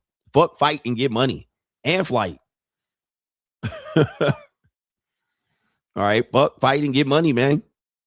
Money gonna solve your issues. It solves some issues. It ain't gonna solve every issue, but it's gonna make shit that you can get access to shit and get it quicker and just move around the shit. But it's not gonna buy you anything. And I think what men want to believe, they're gonna develop a strategy to make women loyal forever. There is no strategy to make women loyal forever, right? Because they don't have the ability to be loyal forever. They're always gonna see that at some particular point, and you don't know when this is, but it's gonna happen. At some particular point, they're going to believe that they're not getting what they're just due. They're not getting it. And there's really nothing you can do to make them see it. They're always going to believe they're getting the short end of the stick, that people are taking advantage of them, or they're taking their kindness for weakness, that she did more than you. They keep score. And when this happens, then you have to negotiate this, and it's just gonna be a terrible fight. And she's never gonna see it. All right, you're gonna be like, yeah, but what I did this, and we're gonna talk about it in the next segment, where men fail to realize that their past performance and how they've handled the woman, she's never gonna give you credit for that. She can't give you credit for that. There's no credit. You don't build up credit with women. There's a reason why she sees that what you're doing, you're supposed to be doing. Okay, so she'll say it's part of your duty. It's what you were supposed to do. You were supposed to do that without getting anything back. Okay, if you were only doing that for me, I thought you were doing that to me because you loved me, or you were only doing it so I can see. So you don't get no credit for that. And anybody that's ever lived with a woman, you know for good and damn well, anything you do for her, if you don't get the pussy or the dick sucked right after you did it or before you did it, and you wait a day or two, don't think you're going to cash them chips in later. Nigga coming back with a coupon like 3 days later. Hey, remember that Saturday where I mowed the lawn? Remember when I took the kids out and sweep the motherfucking leaves, and I cut the lawn and it swept up all the cut grass, and I watered the lawn, and I took you out, and I ran you a bubble bath. I rubbed your forehead and your feet. And, I went to the 7-Eleven in the middle of the night and got you a goddamn pint of ice cream. Remember I did all that? You know what? It's Wednesday now. You said you were kind of busy, and you said you was going to break me off a piece of that Kit Kat bar. So here's my coupon. Why don't you just go ahead? You ain't getting it, bruh. She gonna find 11 reasons, legitimate reasons, from what you did to her, what you said to her, and how you made her feel from Sunday to Wednesday as to why she removed them credits.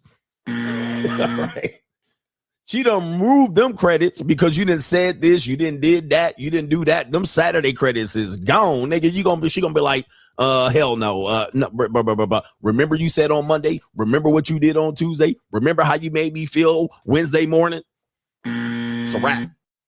All right. Yeah, that's all that other shit was nice. But if you was only doing it for me to sleep with you, I feel like that. I feel like you were coercing me. All gone.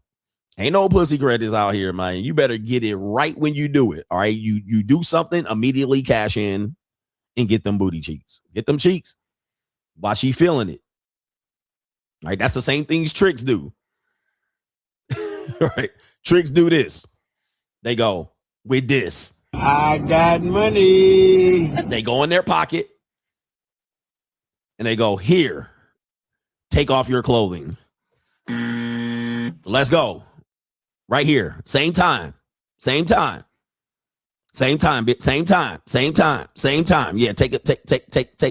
it off. Yep.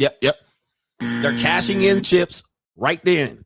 They're getting immediately. Here, exchange for service right now. No, not later. I'm not giving you money to give me pussy later. That's why I don't cash advance women. Hey, you know what? Can you send me a little bit of cash? And then next week when I see you, nope. Because she ain't showing up. All of a sudden, phone motherfucking off the hook.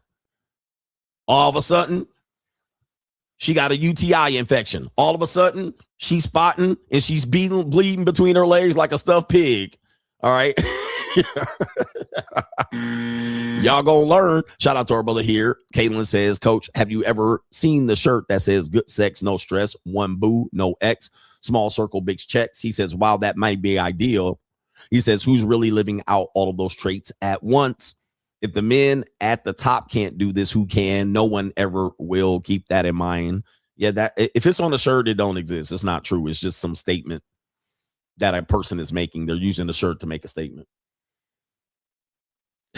All right. So dudes out here thinking they building up credit. Married dudes will say something like that. Married dudes will be like, I'm gonna get a lot of points. You ain't getting no points, nigga. I'm gonna get a lot of points. If I do this, if I build this cabinet, if I do this, if I make her feel good, I'm gonna get some points. You earn some points. You didn't earn nary a point, nigga. You didn't get no points. It's immediate. It's like, remember you go to the arcade and they got them goddamn tickets that come out. You be on the skee ball and them tickets go immediately and trade them bitches in. All right, because you liable to go ahead and take them tickets home. I'm going to come back to Dave & Buster's and cash in. You ain't going to do shit. Them tickets going to be thrown in the trash, worthless, revoked. All right, it's like Confederate dollars at this point. Nigga, you got to lug all them tickets back. No, go in there and get your motherfucking bubble gum. You got 5,000 tickets and all you fixing to get is a pack of annihilators. You better go up in that bitch and go up in there and cash them bitches in and out of sight, out of mind. Don't be dragging them tickets around.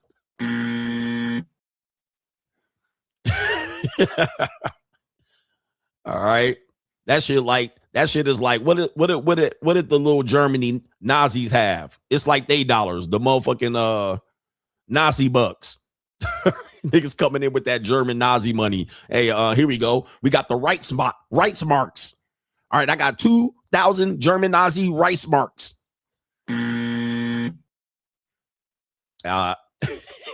There's no Reichsmarks in here, bro. You can't use no Reichsmarks in here. They don't have the Third Reich no more. Ain't no Third Reichs, nigga. You gonna have to go ahead and trade them goddamn Chuck E. Cheese dollars in somewhere else, nigga. That's worthless money about this bit. All right, yeah. Shout out to Hustle Every Day. Say in the news, a black lady became a surrogate to a white couple. Actually, I covered that story. She has 2 other kids, and now, yeah, I covered that story. Thank you, man. No Government Name SD. Shout out to you. Shout out to you. But yeah, I covered that story about the surrogate mother. Let's see here. We got a couple more over on Ko-Fi, and then we're going to get into 50 Shades of Greg. All right. Some seduction, dark psychology of female, understanding the female mind, the complicated female mind, the mind that men try to negotiate. The mind of a woman is not to be negotiated. Okay. So we're going to talk about that. JB says, if my daughter wants to move back in with me after having a baby, should I allow her? Well,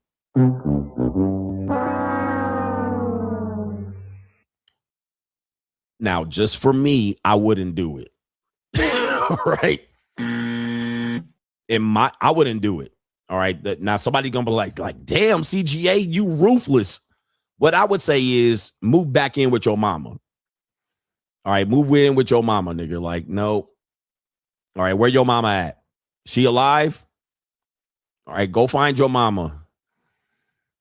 Because I ain't doing it. Because there's just so many things that are going to guilt you into doing. She's going to act like she going to want to go get a job, work in the 3rd shift, and now you the babysitter. Pookie going to come over and fighting with her on the goddamn lawn. Now you got to shoot him. You're going to have other niggas that she going on date with, and now you the goddamn babysitter. All right. She going to put that babysitting back onto you and guilt you into doing it. She gonna want to party and nightclub and bullshit, and now you taking care of the kid. You know, it's just no. Go live with your mama. I'm too old for this shit. I'm too old. So that's what I would say. Now, people, you know, it is your daughter and all, but again, like I'm gonna tell these women at some particular point. And you don't have to agree. I just have to hold the line to this. If you out here having kids with niggas that aren't married to you, or you getting divorced and shit like this, you're going to have to give custody up to your kids. Like if you want to move on to another man, you're going to have to drop the allegiance to your kid. Now, this is not conventional wisdom. This is done in the animal kingdom per se. I'm not saying motherfucker take the kid to the goddamn, you know, where you take the dog to the dog place. I can't handle the dog no more. And you got to turn it into the goddamn humane society. I'm not telling you that. I'm not telling you to, you know, Susan Smith the kids and put it in the car and throw it in neutral and shit and watch the car sink. I'm not asking you to do that. All right. But you got to let the other person coming into your life that is carrying the fucking load, you got to make it worth the goddamn, you got to make it worth it. So, okay, daughter, you want to move in? Let the kid stay with the dad. Okay. Take the kid to the adoption center. Move the kid in with your grandparents. Something. But don't drop the goddamn kid in my lap and then no, have the kid all yelling and screaming and crying and shit all night, all day for the next 5, 10, 15 years. Now, if you don't want to do that, that's fine. I get it. But don't talk to me about it. Like, I ain't in it. I'm not negotiating that shit. You're going to have to do that. All right, do something. Put the kid in day. I don't know, man. That's what I'm talking about. You're going to have to give up something. Sacrifice something. And if you're like, well, I can't because the kid then came out of my vagina. Okay, all right, well.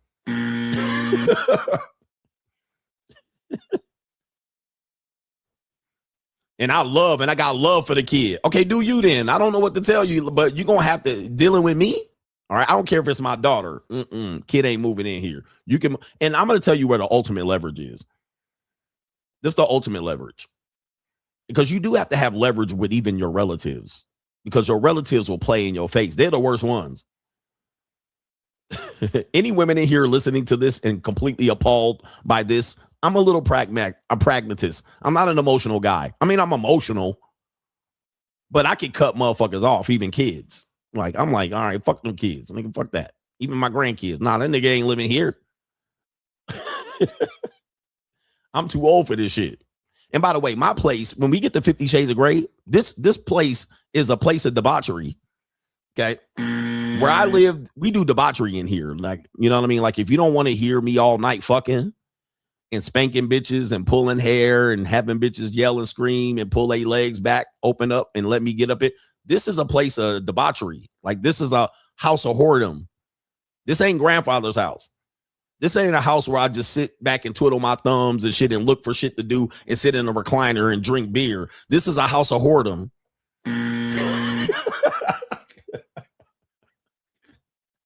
All right. Like, we fucking here. Like, that's what we do. All right. Shit be going down in this motherfucker. Like, hey, you liable to see an orgy and a train up in this bitch and the kid looking at me like, grandpa, what the fuck going on in here? There's a bunch of women in their 20s and I hear you're serving a nigga. Like, this is like, you're not coming into the place where it's like grandpa's house and I got a chess piece and a clock going tick tock. All right. You're going to see this in the next segment. This place, shit, we get down in this bit. All right, what? We date and be out here with pulling multiple women in and motherfucking call girls coming through at the middle of the night. You know, like, but I don't want to hear you saying what is going on in this house. I'm just letting you know beforehand to consider it. But here's the thing.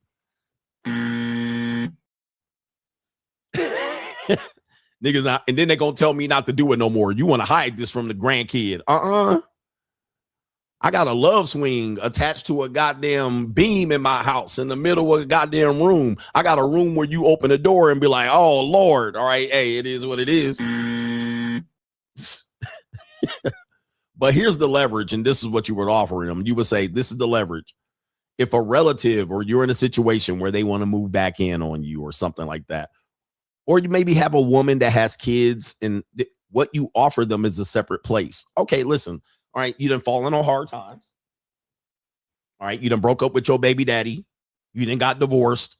All right, you're down on your luck. You done got laid off. All right, I have an apartment, a compound, a mother-in-law's quarters, or whatever it is. I have a separate residence for you. It's over around there, down the hill, all the way over there in the back by the creek.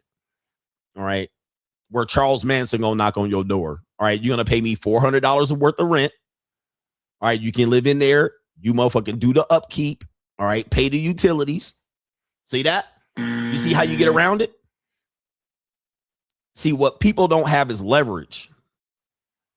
They don't have leverage. So they end up having people have to move back in with them. And then shit, y'all gotta, like, I'm not going to be in that situation. I'm going to have another apartment over there.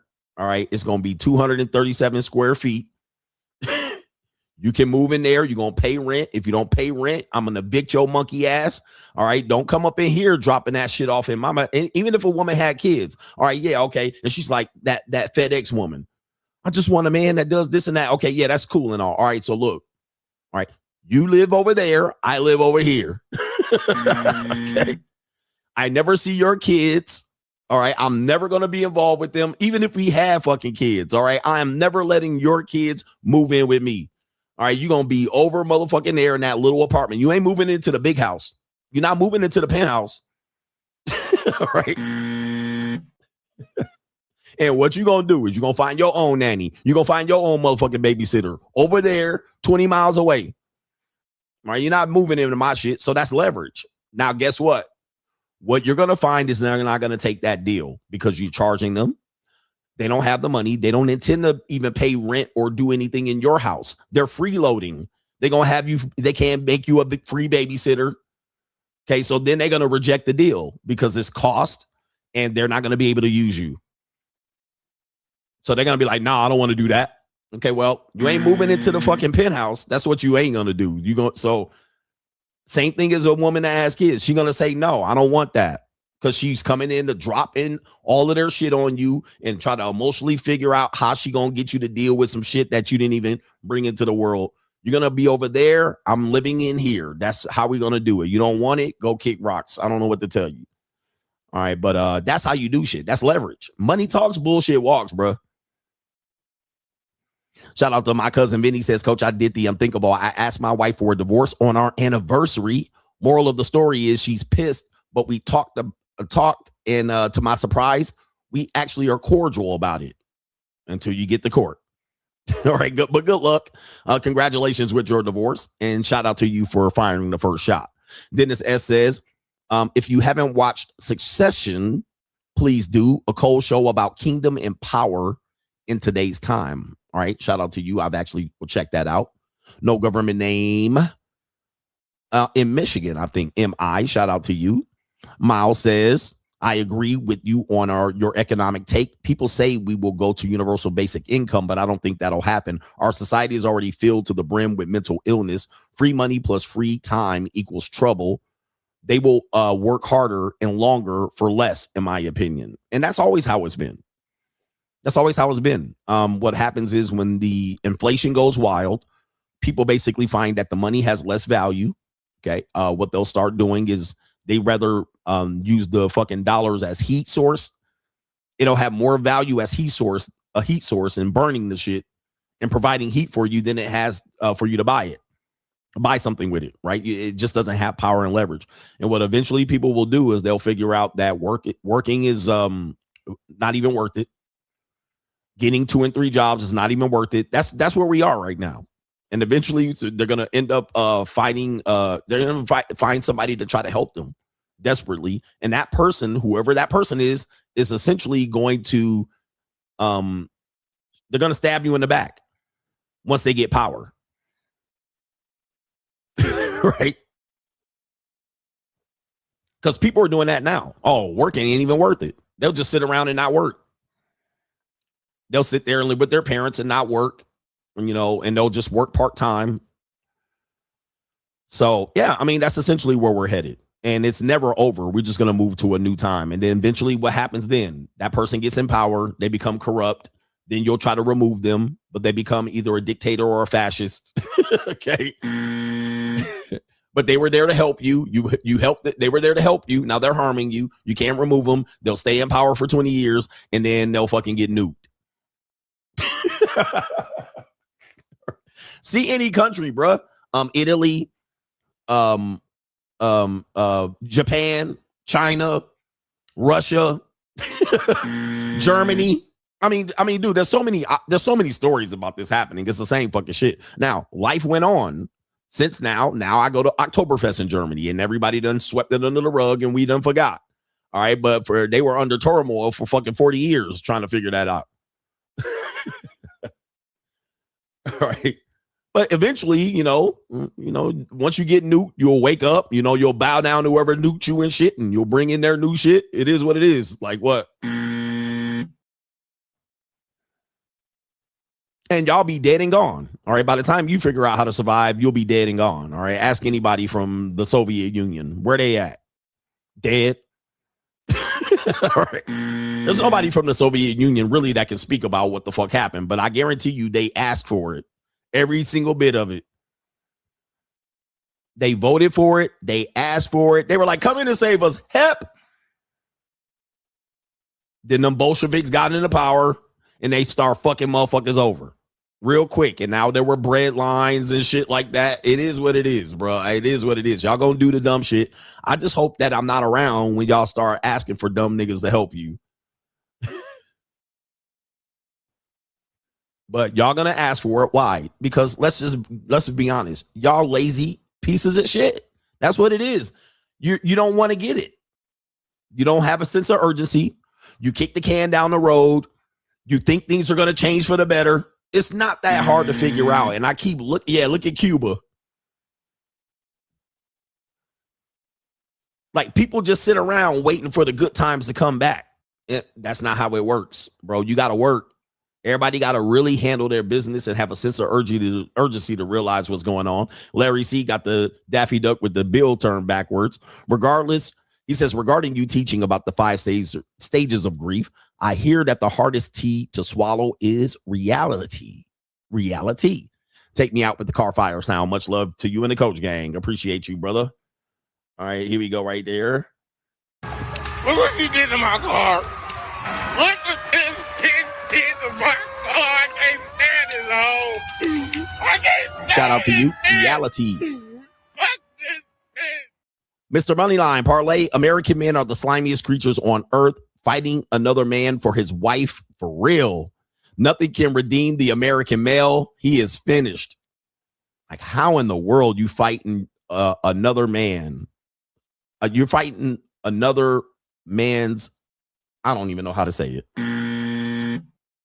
You're fighting a married man for his wife. That's crazy.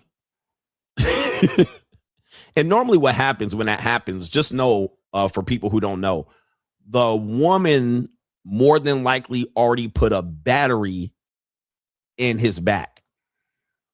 Okay, so people are like, how can a man do that? And somebody said they're not American. Yeah, I mean, they definitely weren't. But normally what happens, and this is how women work, they're very good at jumping ahead and getting their story out first. All right, they don't wait. Men get their story out last. They never really go out and be like, all right, let me tell what this bitch doing, and then go out and tell 50 people. Women, they already see the writing on the wall, and they start to plan their escape, and they start to then coach people and then get people in and reel people in and have conversations. So the woman is already giving her side of the story to that guy to make that guy already ready to jump down the husband's neck when he sees them. Okay, so the woman has already said he a deadbeat, he's abusive, he touches the kids, he's an alcoholic, he beat me, whooped me, spanked me, choked me. So she already done jumped ahead, and so now when the guy shows up, he's ready to fight him. The battery is already put in his back. Simp enforcer, she already winded up the motherfucking thing behind his back, and now he out there like a toy soldier. So he's all wound up immediately on sight. The only way really that happens is because the woman has done so much work to shit on the nigga. And so he's ready to fight right away with no questions asked. He's ready to put his life on the line based on what he's heard.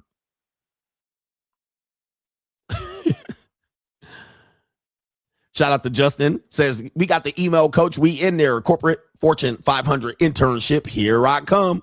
I just wanted to say it's important to delegate, because if I didn't advocate for myself, I wouldn't be here. He says, about to lock in for a few years, then get some JUCOs in Asia. Thanks, CGA. Boss up. Congratulations to you as well. You better boss up, nigga. And your email and your Fortune 500 internship. That is a smart move. Shout out to Justin.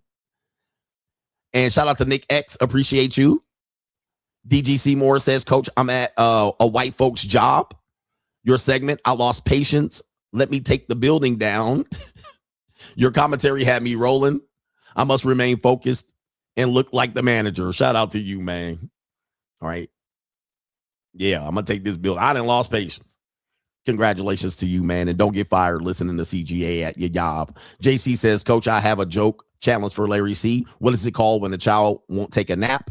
The answer is resisting arrest. Okay. You guys are giving me and making me do the dad jokes. We got the sub main event in here. This should be an interesting sub main event. This is going to be something new that we're doing, a segment called Dark Psychology of Women. And in this situation here, we're talking about 50 Shades of Greg. This is something that I've been wanting to talk to for a long time, but it just wasn't the right time because most of y'all ain't ready to handle the information. You're definitely not mature, and this is a grown man conversation. But we're going 50 Shades of Greg, and we got an intro for it. Let's get it. Everything good on his side, everything coming together. New whip, no leash, no key, they heat it. California on the plates, I'm out here playing for keeping. Oh, it's back. 50 Shades of Greg is back. All right, shout out to you, man. Hey, we've been working on this on Instagram, talking about 50 Shades of Greg. We're talking about how to deal with women and dealing with them in the monetized dating marketplace. And a lot of men weren't ready for this conversation because we just have a lot of childish men, stunted growth, stunted adolescent men that really are trying to find their way to shame women into submission. All right. They are trying to browbeat women into compliance. They're trying to beg and bargain them to do certain roles, in which, if you understand women, that's not how women work. Women are motivated by two primary instincts: fear and acceptance. Right? Fear and acceptance. Fear is a great driver for women. All right. But that's not how we're going to do it. We're talking about acceptance. In the video that the woman said, the FedEx worker, she basically was saying, I want to be accepted no matter what. No judgment. I want to be accepted, even though I made a life full of mistakes. Accept me as I am. That is a big driver. And a guy that does that can get access to her. But fear is another motivator. Like, she has a fear that she won't be able to pay rent. Great motivator to get her into doing what she needs to do. Now, in this conversation, we're going to talk about consensual, dominant, and submissive relationships. And what tends to happen is when you're talking about this, a lot of men believe that women naturally want to be submissive. A lot of men think men should be naturally dominant, but this is not true. And it's not true across the board. Even a dominant man is not always dominant. Even a submissive woman is not always submissive. But according to immature men and men that are not grown, they believe women are always submissive and men are always dominant. Now, here's the thing. There's a lot of things and a lot of research that has gone into this to show you that if you accept women the way they are, you will find that they're nasty, immoral creatures. All right. Especially when judgment and shame is lifted. Right. They get more funkier and nastier. All right. In fact, much of the kinks that we have in our world primarily are driven by women, and the men get the benefit. For example, BDSM. The men aren't the drivers there. The woman has to consent to that type of activity. She wants to desire it. Role playing. The women are the ones that are the drivers there. Now, later on, they'll say they didn't have the advantage and there was a power dynamic, but she chose that because it naturally fit her. She was the nurse. He was the doctor. She was the pilot. She was the flight attendant. He was the pilot. She was the student. She was the teacher. She naturally wanted to do that. She wanted to engage in that. And most of the time, because there's judgment and shame, she has to hide that. She has to find the right man that fits that void. She has to find a man that does want to do rough play. A woman wants to do rough play. Okay. She wants to be dominated. I like to get dominated. Okay. There's choking. A lot of women get highly aroused when there's choking, and there's 4 levels of choking. Pay pig, where the guy is the submissive and that she's the dominant. Spanking, biting. You will find that if a woman is highly engaged with a man that she considers a man that she's willing to submit to, she will allow you to bite. She will allow you to choke. She will allow you to spank. She will allow you to whip her, tie her up, blindfold her, restrain her, put her in bindings. As a matter of fact, let's take a look. We got CGA's 50 Shades of Greg bag right here. Okay. If you understand anything about this particular group, this subculture, all right, you have bindings, blindfolds, whips, handcuffs, all of that. 50 Shades of Greg and much, much more in the bag. All right. We take that bag everywhere. Okay. We take that bag everywhere. You understand anything about the sex toy industry? Women are the primary drivers to this. So when they're behind closed doors, they're the ones with the rubber stuff and the vibrators. And they're the ones out here driving the industry because they naturally want to submit. You also hear it in the language they use in men that they want to be into situations with. So what they don't want is to be harmed. They don't want to be hurt to a certain extent. Some women more than the others. All right. But this leads to a high level of arousal. But a lot of the things that they say they want in men, you're hearing that they want to be submissive. They're looking for the man that they want to be submissive with. So when they start talking about height, this is dominant submissive. Okay. Even a woman that is 5'1" could say she wants a guy that's 6'8". Now you might say, how does that make sense? But it makes sense to her because in her world, she knows she wants to be in a bedroom and get dominated. Okay. I like to get dominated. Okay. When you hear a woman say lead, I need a man that wants to lead. I want a provider. Provider is part of a submissive culture. She's wanting to submit because he provides. Now, there's a lot of nuance in this. So not every woman has all of these things that I'm going to mention. But this is her wanting to be seduced. And she might find these qualities in somebody that is going to have her submit. She's not going to submit to every guy because she has this. So if you don't have these qualities, she ain't going to submit.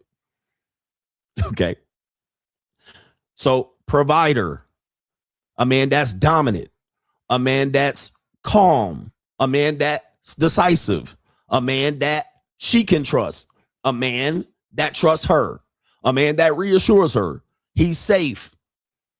There's a power dynamic, meaning that he's bigger, stronger, better, faster, richer, and more successful than me. There's an age gap. These are all conversations about dominance and submission. That if you don't have any of these things or the qualities that she's looking for, that she desires, she is not going to submit. Where men have failed is they believe women are always in submission and men are always in dominant. They think that a woman should choose you and you don't have any of these qualities. You don't have any of these qualities. You haven't exhibited any of these qualities. And you think a woman naturally wants to submit. So what a man does is he finds ways and catalysts to try to ensure this. Shame, religion, okay, Bible scriptures. And he'll start saying God said, and Jesus said in red writing, and Abraham and Jacob and Esau and all of these motherfuckers and Canaan and Abel. Canaan and Abel. Cain and Abel said, Andrew Wilson said, we're going to get women to submit and give sex through shame in the pulpit, right? Okay, shame in the pulpit. We're going to shame. We're going to use pressure. We're going to use pressure, social pressure in the church. The women are going to socially pressure your woman to have sex with her. And I showed you Andrew Wilson said that. And I said, this is crazy talk. This is crazy talk. You're crazy for this. This is psychotic. And so men will lobby other people to pressure the woman into sex, right? In my experience, we've also heard the conversation about money, okay, where men will say, well, she only did that because you gave her money. Well, money does require, for some women, money is a catalyst for a woman to submit, okay, because provider or an incentive. So a man can be in, what men have to understand about the JUCO is that some women that are over at the JUCO, they're not always in a bind, is that they can participate in dominant submissive culture, age gap relationships, choking, whooping, and spanking, rough play, and role playing without judgment and get an incentive and a reward. So just because a guy used that as a catalyst doesn't mean she submitted because of the money in general. She actually wants to engage in that type of behavior. And because you're immature, you think she only did it because of the money. You only thought that the guy could only get that because of the money. That was just a catalyst for her to submit. And also do it without judgment.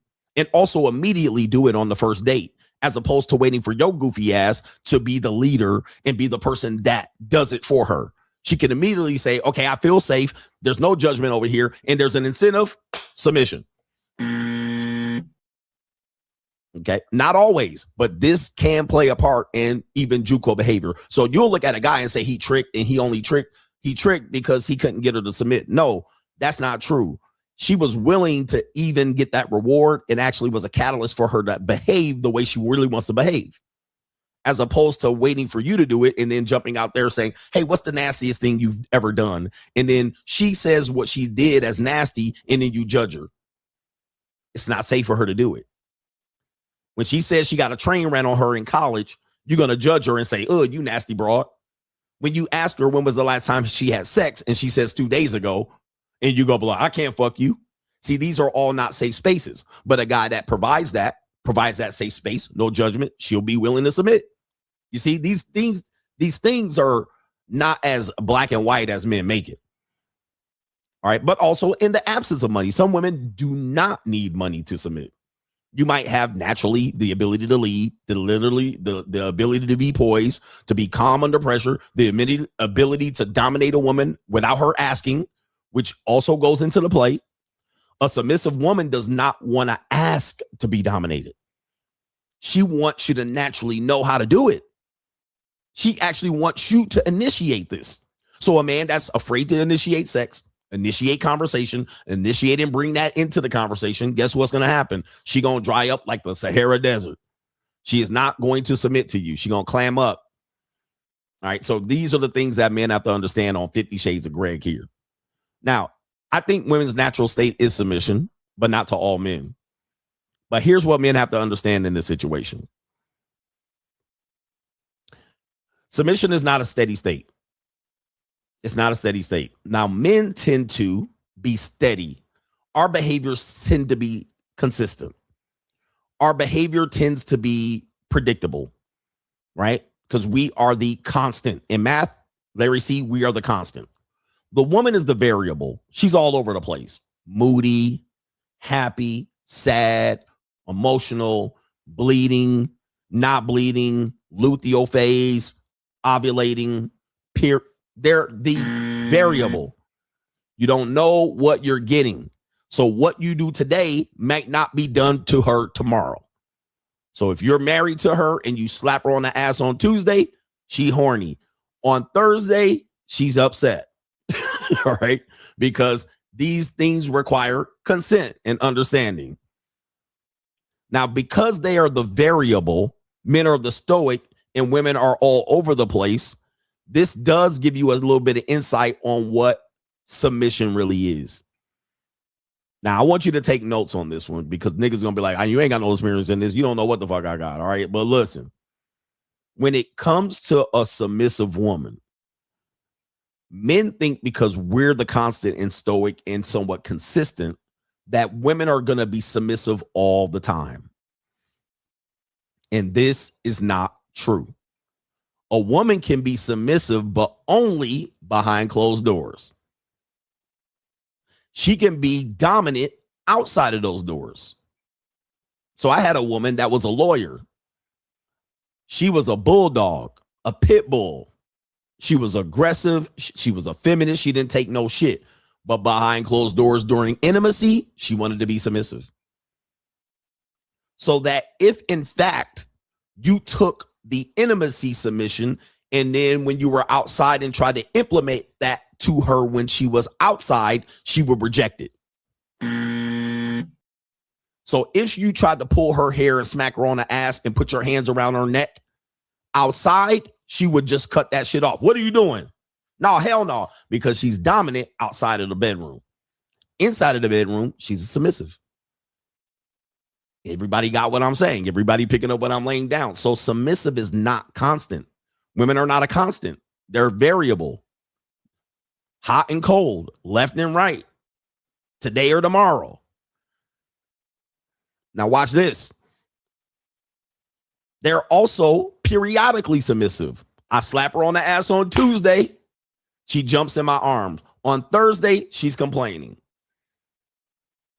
Sometimes you know, sometimes you don't know. Sometimes you got to learn. You got to read the room. Here today, gone tomorrow. Yesterday prices ain't today's prices. So when that exists, then you have to understand it was periodically. She might have done it for 2 months and then given you hell for 8 years. Okay. So it was fine before you married her. It's not fine after you married her because she sees herself in a different role. Before kids, it's fine. After kids, it's not. See, this is periodical submission. Periodically, she does this. Another case of this, some women can be short-term. Example, in short-term relationships, she's submissive. In long-term relationships, she's not.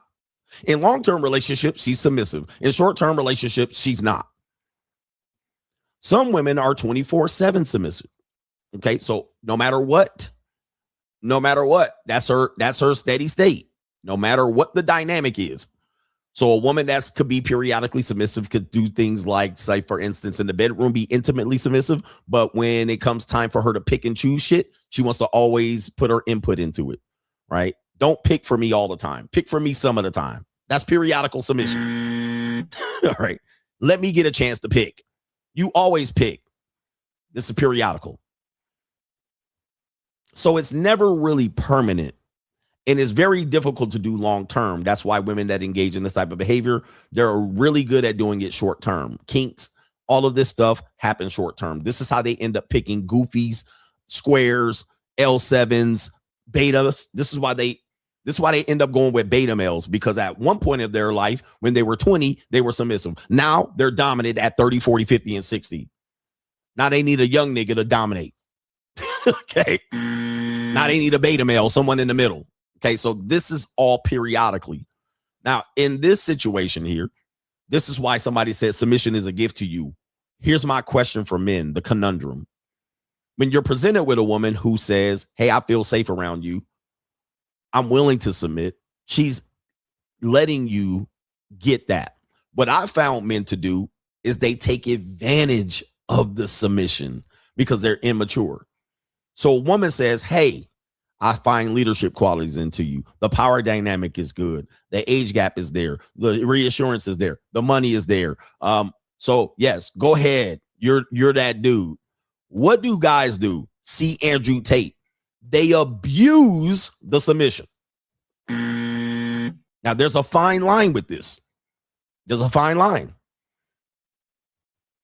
So they abuse the submission where she gifted it to you and where she has to consent. She has to agree. You can't force her into do it. You can't get her church pastor to do it. You can't get hoes to shame them. You can't get shame, blame, and explain. She has to say, yes, that's you. What dudes do is abuse it. You mishandle it. You take advantage of it, in which the dynamic is never one-sided. It's actually both people agreeing and going through this dangerous dance together, as opposed to you being the guy that's calling all the shots and never letting her get in there and do it, not realizing it's periodically, not realizing it's only intimacy and not the rest. So you start to bully her, intimidate her, take advantage of her, sex traffic her. You start going over the line and crossing the line, telling everybody about what she does. Then you out here, you start to do these things that can lead to abuse. And there's a thin line between domestic violence and sex play, rough play. There's a thin line, especially when you're an immature male. Now you want to show every man what she does. That's a violation more than likely. Now you want to have a course and show everybody how you whoop and spank her without her consent. Now you want to tell all these niggas, look how I pimp her. Look how I steal her money. Look how I take advantage of her. And then eventually you're going to do football numbers. You're going to go to jail because all she has to do is not consent. She consented. You abused her. No consent anymore. She retroactively removed consent. We see this happen when women are submissive and you choke, whoop, and spank her. And then all of a sudden you piss her off. And then she goes to the police and say, look at him. Look at all these marks. Look at all these marks. He did this. We saw a WNBA player do that to an NBA player. They were in some sort of rough play sex. And then for some reason, he pissed her off. And then she went up there and said, hey, he choked me and shit. That is retroactively removing the consent. So that's the dangerous play in this. This is why these relationships tend to be short term. This is why women have figured out on the monetized dating marketplace, they can get this and then they can just decompartmentalize it and then go over here.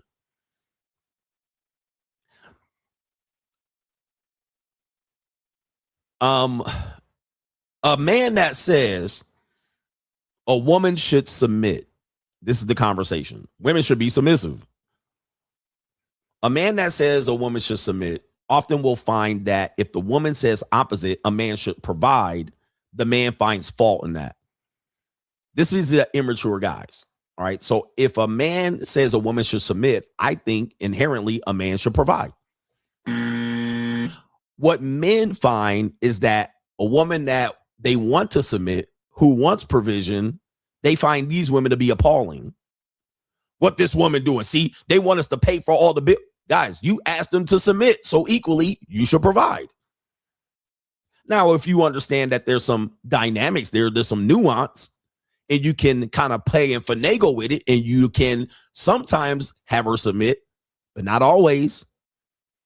And you can sometimes provide, but not always. Then you can have balance. You can say it's periodical submission. It's submission only in the bedroom. It's submission for short term. Now, all of a sudden, you don't always have to provide. You don't always have to pay the bill. See, these are the things that men have to know in these relationships. She gifted it to you. She allowed it. She accepted. She let you. She chose it. You did not make her. You didn't negotiate it. You didn't ask her. You didn't pressure her into it. You didn't shame her into it. See, this is where men have to understand there's a weird dynamic here that men are missing. And the last part of this before we play the video is the reward system. Now, if you understand the psychology of people, not just women, they are motivated to do something because they're going to get a reward. Some women want attention. Some women want the aspect that she has a tall, muscular guy. Some women are going to do it because they're black. The guy is black, or he's white, or he's rich, or he's safe, or he reassures her. He provides for her. He gives her money. There's a bunch of ways that people can be rewarded. And if you study it, it's intrinsic or extrinsic. You have the 5 love languages, which is essentially a reward system for women. Okay. To do what? What women do. What do you want for love? Well, I want physical touch. I want gifts. I want words of affirmation. This is a reward system. What I find for men who believe women should be naturally submissive, but don't want to be natural providers and leaders, they want to abdicate provision and leadership back to the woman and do 50-50. What I find is that men, when presented with a submissive woman, they don't want to reward the woman. So they'll get up on the internet and say, you don't have to pay for that. You don't have to give it to her. She should just be doing it. She did it for this guy and got nothing. So you should do nothing and get it from her. This is where it gets complicated and weird and immature with the conversation. This is where we get in trouble. This is where we get the woman that did it, and then she sees no benefit anymore, and she stops doing it because there was no reward. You have to find out what the reward is. And you also can't make it abusive because she naturally says, well, I want you to dominate me, right? I like to get dominated. Let me show you here a couple of videos that reinforces this. Somebody said this is why normie dating is toxic, and I agree. Normie dating doesn't provide for this. Normie dating forces people into roles and then shames you when you don't do the role. And I think naturally normie dating allows women to find men who are dominant and then also trade in their experience with the dominant man with a guy that rewards but doesn't get anything, right? Sexist marriages, you're a beta male, you're a utility, and she gets to dominate you, and then over here, go ahead and get dominated. Normie dating doesn't have this nuance of this. This is also same age, where people the same age. You will find that when women are in relationships with men with the same age, she's highly the dominant in the relationship. Are y'all listening to me? When it's the opposite, if the man's older and she's younger, she's more likely the submissive almost every time, which means in effect, she will be posed and framed as the person getting manipulated in that relationship. Even though she's benefiting in the bedroom, she's benefiting from the guy providing, she's benefiting financially, she's benefiting from she's benefiting. But even though that power dynamic exists, people assume she's getting used and played and manipulated because she's too dumb to figure it out. And I'm saying that's not true. Just the same, if the woman is older and the man is younger, it can be said that the woman is the dominant. She has money. She's paying the bills. She's leading. She's dragging this nigga around. He just slumped up in the passenger seat. All right. She giving him groceries and feeding the nigga. The woman is the dominant. In fact, older women are more likely going to be the dominant in all relationships. Not just some, and almost all of them, whether the guy is the same age or younger. She more than likely is going to be calling the shots. She's going to be the mom. She's going to mom the nigga. Look at the quarterback and the mom. When women get older, they switch and almost inherently cannot be in submissive relationships. They're more likely going to say the dominant. Look at that woman, Diana Ross's daughter. All right, I'm this and I'm that. I'm a solar system and this, and I'm in my orbit, and this is my personality. Accept me for where I am. That's dominance. That's not submission. Now, that doesn't mean that the man is getting taken advantage of. He's getting rewarded. He's getting access to free pussy, all right, getting supported and paid for. And the guy will come up in here and go, hey, man, I'm winning this situation because she does this, and she does this and that. She washes off my dick afterwards, and she does this, and she pays for that. So the guy will frame it as he's not getting taken advantage of because the woman is providing for him, but she's dominating him in many cases. All right, so let me play a couple videos that kind of reinforce this. By the way, this is not an easy thing to navigate. Most men will never experience this. And when you experience it, you'll mishandle it. Okay. You'll misinterpret it as she's some sort of sexual freak or a kink. Okay. You'll realize that there's some sort of thing that you have to do to manage this. You have to manage it. Okay. You have to manage it. Everything you do with a woman is management. You're managing expectations. You're managing performance. You're managing rewarding. You're doing. But most guys think that this is a natural state and it's the natural way things are done. And not really, not in our world today. So they're not prepared for these situations, right? Any women in here? I heard a couple of women in here saying thumbs up and saying that I got it. I'm hitting on the money. But let's play a couple of videos that talk about this. We have video number one. Video number one is going to be a woman saying that she likes this type of dynamic in her relationship. Dirty talk with dominance and praise is what this woman's going to say. Now, of course, the incels and the Manosphereans are going to be like, these bitches crazy, this and that. Well, listen, they're not crazy. They're just inconsistent. They're all over the place. But in this time, they get to tell you what they want. And I'm going to say most women in our time in history, they have been the sexual aggressor. Uh-oh. Alan Roger Curry agrees with me. In fact, I got this from Alan Roger Curry. Despite what we're taught about women being moral and not whores, historically, they were the whores and the immoral people sexually. They were the aggressors. They have almost always been. Now, what men have to do? Chastity belts, locking bitches up, burning them at the stake, shaming them, coming up with language to describe them. Niggas are doing it today. These women are just prostitutes. See, this is an example of women being the sexual aggressors, the 80-20 rule, the cock carousel, high body counts. Women are the sexual aggressors. Men are the passives. And they're the ones that then have to tamp down women's sexual aggression. Women choosing having affairs on their husbands. Okay. Women are the ones that lead to nasty whoredom and sex. I mean, and look, I like whores. I'm trying to uplift the whore.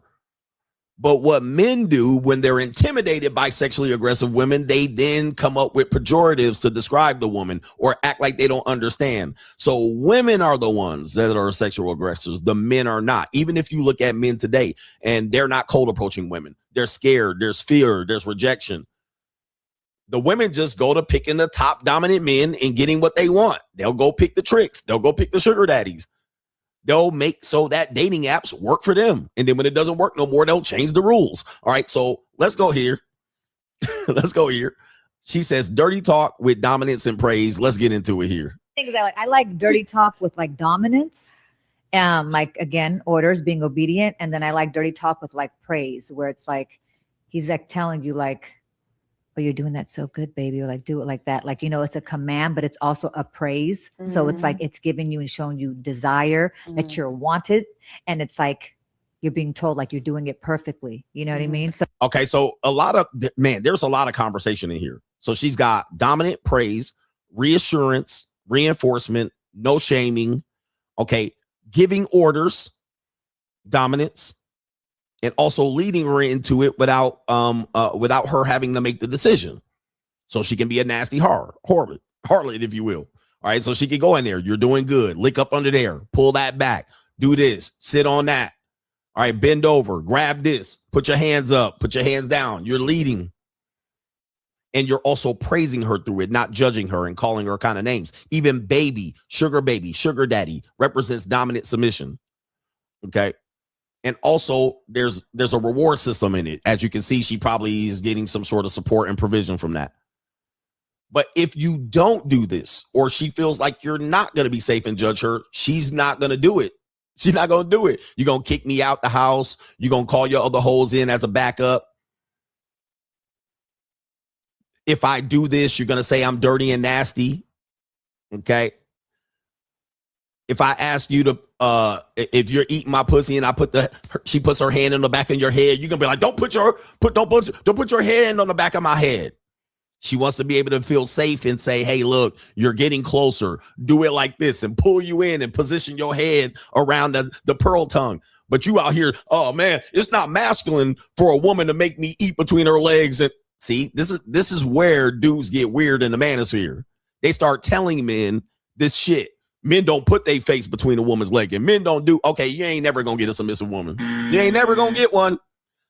Cause soon as you tell her no, she gonna be like, this ain't the nigga. All right, this ain't him. So she gonna lay there like a Carl's Jr. star. All right, get it over with. And then she gonna fuck Rollerblade Ricky. Because Rollerblade Ricky gonna do it. Right? So you see what I'm saying? So then she gonna cheat on you, and you gonna find her with a broke nigga. And so forth and so on. Let's continue.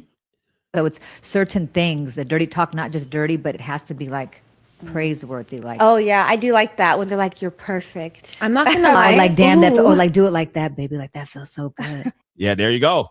All right. So even when she's on her knees, you still got to praise her. Now, this is not all women, but you can't just stand there and look at her. You can't stand there and be like, oh, you nasty. Right. You can't. She wants to be praised all throughout the situation. All right. This then opens her up to more submission. All right. More opportunities to do it. She'll be more willing to do it. You'll walk through the door and she's going to do it immediately because you're walking her through it. You're a good girl. And this is what I'm going to do for you. Daddy. This is what she's talking about here. Positive praise with domination, where she's getting rewarded even through the domination. Okay. I like to get dominated. Like just like that, it's a art in how you dirty talk. Yep. Dirty talk, man. Look, dude, I had this one chick. Dirty talking is an art, and sometimes it gets lost in translation. So you can dirty talk a woman and say the wrong thing. All right. Because again, you're the leader. She's not going to tell you what she responds to. You got to find it out. So one time I was with this woman and we were doing what she was doing, and she's a total submissive. And I called her a hoe. Right? And I said, you're my hoe. Now that triggered her. Clammed up. All right. And it wasn't until the next day that we had the conversation, because she said that I don't like being called a hoe. You can call me anything else but that. You can whoop me, spank me, dominate me, pull my hair, all of that shit, smack me on the face, spit down the back of my throat. But that's a violation. You see? Variable. And now we learned it. We figured it out. We had to talk it out. She had tears and was crying, Daddy, don't call me a hoe. And I was sitting here like, really? Because she really said that hurt her. That hurt me when you call me that. I was literally handcuffing you to the bed. Like, I had you handcuffed to the bed. I had a goddamn blindfold on you. I tied you up by the ankles. I had straps and all kind of whips. I was taking you to the woodshed. I was putting it up the Duke chute. But she said it all ended by calling her a hoe. She said, you could call me a slut and a bitch, but not a hoe. You see? And it was like immediate. It was immediate that she shut down. And then it wasn't until the next day because we started becoming intimate again. And she's like, but and somebody said it wasn't you, triggered by past experiences. And that's true, because she had told me before that men, because of who she is and her ethnicity, they treat her like a whore. All right. And as you can probably understand, it was an Asian woman. All right. So because of her past experiences, and she's a natural submissive, she comes from an area of the world where men automatically think they can just abuse a woman. Her experience was men just treated her like a hoe. All right. And she says she doesn't like to just be treated like a hoe, but she don't mind getting smutted out. Okay. So these are examples of, past experience. She doesn't like to be treated like that. She does like to be intimate and submit, but she doesn't like to be treated like a hoe. All right. So this is also goes into it. All right. It goes into it, man. It's a very, very thin, fine line. It has to be a certain amount of dominance and a certain amount of praise, just all mixed together. And now, this is the sad part about this. This is where men are going to say, but so coach, what do we do? Bro, this is why, again, I had to tell you, it's not a steady state. When you're dealing with women, they are very, not unstable. They're not unpredictable. So they're going to give you advice. I like a little bit of this and a little bit of that. I'll do this, but not this. They'll start picking and choosing. And now you, as a dominant man, have to figure it out. This is where confidence comes in. This is where you having experience comes in. This is why women pick the same experienced guys, because they know predictably he's going to probably carry it out. Whereas she goes with another guy and she has to, let me watch him. Let me watch and see what he does. And then over time, if she feels comfortable, she might, invite that in little by little. So somebody said fickle. So it's like when a woman says, what do you like in a man? I like a man that's a little bit dominant and a little bit insecure. I like a little bit of insecurity, but with some confidence. I like hella confidence, but not arrogance. I need a little bit of arrogance, but not cocky. Right? Am I making sense? This is what you're getting. You got to figure that shit out. It's like going in there and making perfume and cologne. You don't know. You got to really have it. You got to really. I want them to be sensitive, but never cry in front of me. Right? That's what she's talking about. Just all mixed together in a bag.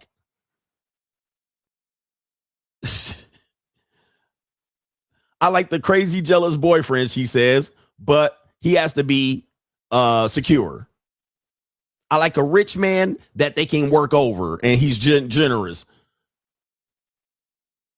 Well, there's two things I like. I like dirty talk with like dominance. Like again, orders, being obedient. Okay, orders, obedient. This all goes into like dominant culture. Orders, tell her what to do. Now she has to consent to this. Consent is important. You have to understand she's giving you the keys. She's not letting you break in. But you do have to kind of break in to see if she's going to give you the keys. Okay. We have a woman that says black men's effect on women. All right. It's a white woman, a whole muskrat, but I don't mind muskrats. And also she's showing signs that she's a SLUT, and we'll show you this real quick. I'm not going to give you the name of her page because we're not going to really advertise for her, but she says black men's effect on women. And this also plays into fetishes. Like you think an Asian woman's naturally submissive. You think a black man's naturally dominant. Most women think a black man's naturally more endowed and Asian man's less endowed. Okay, so these goes into fetishes and kinks, but let's see what she has to say. I'm going to say something completely outrageous about African-American men or African men. I believe they have special powers. Yes, you have special powers if you're African-American, African guy that watched this, black guy. You have special powers not only in lovemaking, but you do something to a woman, bringing her to her mastery. And your ability to understand love is a little higher than the average white guy. And it's not because your D is bigger or anything like that. It's something about the quiet confidence and non-reactivity that makes a woman self-correct herself. All All right. So there's a lot of words she's saying in there, which basically is telling you, she's telling you, bring me to my mastery. All right. You allow her to become herself and do these things. What you do allows her to self-correct herself. There's a lot of reading in here what she's talking about if you understand dominance and submission. All right. And she's also knowing that there's some kink there. Potentially she's able to be more nastier with black guys and they accept it, as opposed to white guys, they'll reject it. White guys will just come in and just pump on top of her like this, whereas a black man will be a little bit more patient with it. That's what she's breaking this shit down, but it's a lot of confusion for a lot of people here going in there. All right, let's continue. And mirror a more sane approach to love. Okay. I think there is special magic. Special magic. All right. The magic stick. All right. People will say dickmatize. She's trying to discount that it's the dick. It's not the dick per se. It's not the size. And she's trying to figure that out. There's some magic, mystic. You're bringing me to my mastery. All right. That type of thing. You see what she's saying here. This is basically her saying, I submit to black men, or I submit to certain type of black guys. All right, certain guys that I kink or fetishize. That's what she's talking about. All right, so also, yeah, let's continue. Going on there. I'm not completely tapped into where it's coming from. I don't know where it's coming from. Again, most of the time they're going to deal with something manifest. They brought it up. It just happened. I don't know what happened. It's a spell. This is women. All right. This is why you have the Salem witch trials, because you're never going to get a straight answer with them. They're going to blame God, the mystery God, Jesus Christ, the zombie. It was magic. It was a spell you cast on me, when really she made the decision. See, this is where the rubber meets the road. She decided. And this is why, because men judge women, she can't say I decided to become a white whore for a black guy. Are y'all hearing me? Because that would require massive amount of judgments and her acknowledging that she's a whore, right? She's got the collar around her neck. She can't say that. She can say a situation got me into that. She can't come out here and say, I want to be dominated by black semen. I want to be pumped with black seed and I chose it. Because that's not how women operate. She's going to have to say, I got submitted into this situation. There was nothing I can do. And it was just, he showed up, manifested it, and it just happened. And then shit start happening and she starts sucking on toes. And that would require her. Then you can judge her for that decision making. But now she's like, I don't know where it came from and why I started acting all possessed. All right, let's continue. This is just understanding women. This is not. Now, all of a sudden here also, let's say, for instance, he starts abusing her. Then she can say, I don't know what I was thinking. I don't know what happened. I don't know why I let him hang me from a goddamn spinning wheel. I don't know why I let this nigga throw knives at me and tie me up. I don't know why I let him put restraints and handcuffs on me. I don't know why I just fell into the fucking haystack and I let him nut in me. I don't know why. You see that? Now she could just separate herself from it when it no longer works or he becomes abusive. And now it just crossed the line and it was happening and I was all in the throes of passion and love. And then boom, now it went too far and then she can remove accountability and play plausible deniability. All right. That plays a part in the submissive game. She can remove the consent, remove accountability, say it wasn't her decision. You forced her into it. You restrained her. You tied her up. Black men have died for these allegations. All right. The bitch wanted this. She got it. And then niggas found out, white dudes found out, and they drug a black man by the end of a goddamn truck. And why did you do that? Why did you show up? I mean, Rosewood, Emmett Till, the Nolan Wells, go down the line. Niggas then got hung up because white bitches wanted to get dominated by niggas. Kobe Bryant, Shannon Sharp. I don't know what happened. And I consented. And then he started putting it up the Duke shoot. I didn't benefit. I got caught. All right. And then boom. So there's a fine line between submission and abuse. Maybe in the situation, I'm not going to say it's Kobe, but you can read between the lines. Maybe in Kobe's situation, he was less than rewarding. He was entitled to it. She should have submitted. She should have gave up the pussy. He was less romantic about it. Mike Tyson situation. He didn't walk me down to get a cab. He didn't provide aftercare. All right. I asked him to walk me downstairs to get the cab. He did not. Guess what? Remove consent. Kobe Bryant just nutted and he kicked me out. He didn't even say a word to me. I feel bad about it. Remove consent. You see how this turns into abuse? If a guy mishandles it, he thinks the woman should naturally be able to do it. I'm entitled to it. And when she does it, he doesn't reassure her. He doesn't provide her safety. He doesn't reward. He doesn't reinforce. And then he doesn't provide aftercare. He doesn't pay her. And then he dismisses her. And then she fights back with, I got to charge you. All right. Okay. This is classic dominant submission here. Let's continue. Exactly. But I believe that.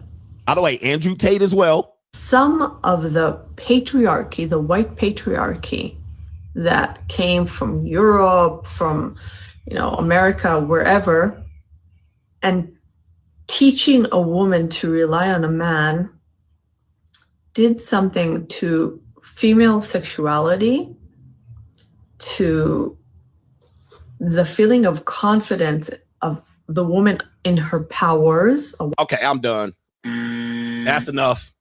That's enough. She done gone way too far. All right, but this is what we're talking about here. So there's a lot of nuance. There's a lot of gray areas. There's some difficulty. There's some men that will never carry this out. This does explain why 60% of men are not having a lot of sex or intimacy, because a woman can literally look at you and probably assume that this is the case, right? She can look at a provider male. She can look at a rich guy. She can look at a guy that's 6'8". She can look at him. She can look at a black guy. She can look at an American guy. She can look at these things and then pretty much deduce what's more likely to happen. And then once she's out of that phase, once she's done with it, once it's a phase, she can then find a guy that's not that guy to pick up the slack. i.e. the American Express woman or the FedEx girl. All right. So this explains why she can go and have 3 kids by a guy who is dominant. She can grow out of that phase because it was periodical. It was while she was young, and then find the guy who picks up the slack. You. Okay. And she will not be submissive. And that's you. She has no intentions of being submissive. She has no intentions of being nasty. So it was just periodical, or it was, it was case by case basis. Once you accept and understand that, you see what time it is. All right. Anyway, I'm going to do the main event because I do have to wrap this shit up. We get into the 5-hour mark. Thank you for the super chats, but be patient. I got to get this shit going here. We have, and tell me if you learned something and all of that stuff. And remember, there's nuances and all of that. But you are playing a game with them. Either way, you're playing a game with them. So we're going to go to Color Me Bad. All right. In this situation here, for people who don't know, Color Me Bad was a little bit more of a one-hit wonder band. Color Me Bad. They did have maybe 2 hit songs. Maybe 2 hit songs. Number 1 was on the New Jack City soundtrack, and the song was I Want to Sex You Up. That was a very big song. Main event, just so you guys know. When that song came out, it was almost... You never heard a person in an R&B song say the word sex. Not in a hit song, probably on the B side. But for a song to come out and say, I want to sex you up was very, very crazy. Times have changed significantly, but you didn't hear R&B people saying, I want to sex you up. You always heard them kind of go around the word. All right. I want to wet my feet. Type shit. I want to wet my whistle. They will say shit like that. They was mix it up with bing bong. I want to bing bong bang. They all right, tutti fruity or some shit like that, or great balls of fire. They'll mix the shit in. Nobody was really saying I want to sex you up. So when that song came out, it was a very big song, and it did come out before the video came out, which was funny because when the video came out, everybody was confused as to why there was only 1 black person in the band. Okay. So this is Color Me Bad. All right. People were surprised because they had a hip hop beat. I think they had Slick Rick as a sample to the TikTok You Don't Stop. I believe that was Slick Rick in the song Lottie Dottie. And so the band came out and they were white. All right. There was only one black guy. So everybody was quite shocked. All right. And then the second song was they had a song. I think they had a song where they had it translate. I can't remember the name. I Adore Me More was the other second hit off the album. So this was a very surprising group to be back in the 1990s. Shout out to Color Me Bad. But the black guy in this situation, the guy right here, the black guy, he's the one, unfortunately, the one black guy in the group is the one being called out for this particular behavior by his daughter. Now, if guys want legacies, you have to understand daughters are going to be rebellious. When we talk about submission and dominance, these are most of the time young rebellious daughters looking to be throttled and dominated, and they got to hide it from dad. All right, they got to hide it from dad. The mom knows she's a whore and dad doesn't.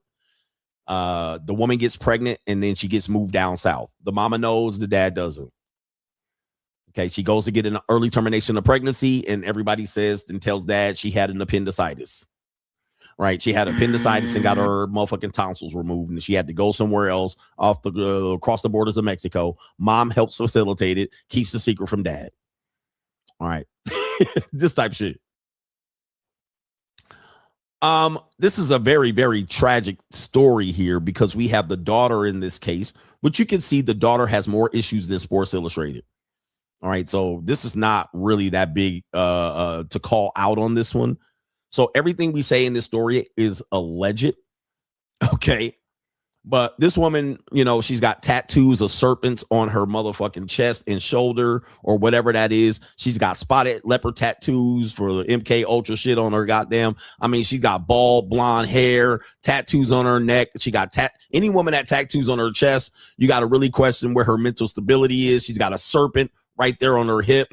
I mean, you got some issues here. This woman's got some issues, and it could be because she was in an abusive situation with her father, right? She also is a tragic mulatto. All right, a lot of psychological shit going on here. Tragic mulatto, so her mom's white, dad's black, and shit like this. All right, so you can see there's some issues there, possibly some drug use and some mental instability, alcoholism as a result. All right, but we're going to hear some claims of what she said her father, the black guy in Color Me Bad, his name is Kevin Thornton. Her name is Mikayla Thornton. All right, that's definitely an interracial person's name, Mikayla. Her sister name is Destiny. Again, a common interracial person's name. That's like Jaden and Jalen and Aiden, Mikayla and Destiny. These are all, and then Neve, heaven spelled backwards. These are all tragic mulatto names. All right. But anyway, Mariah, Hallie. All right. Anyway, let me stop. All right. I'm fucking around. Let's get this show on the road. Daughter of Color Me Bad singer Kevin Thornton accuses him of religious abuse, exposes childhood sex abuse. Okay, let's get into the story here. Let me refresh this shit. All right, here we go right here. Play the video. One thing about my dad is he's a coward. There's absolutely no excuse for the things that he's done. What did your father do for work? He was in a R&B group called Color Me Bad. I Want to Sex You Up. Very prominent in R&B. He apparently met my mother when she was 13. They're 7 years apart. She had my sister, Destiny, when she was 19. Tell me about your childhood. How would you describe it? Chaotic. We grew up in a very religious household, getting beat with the Bible to the point where we would have bruises on our bodies from him turning the Bible into our chest.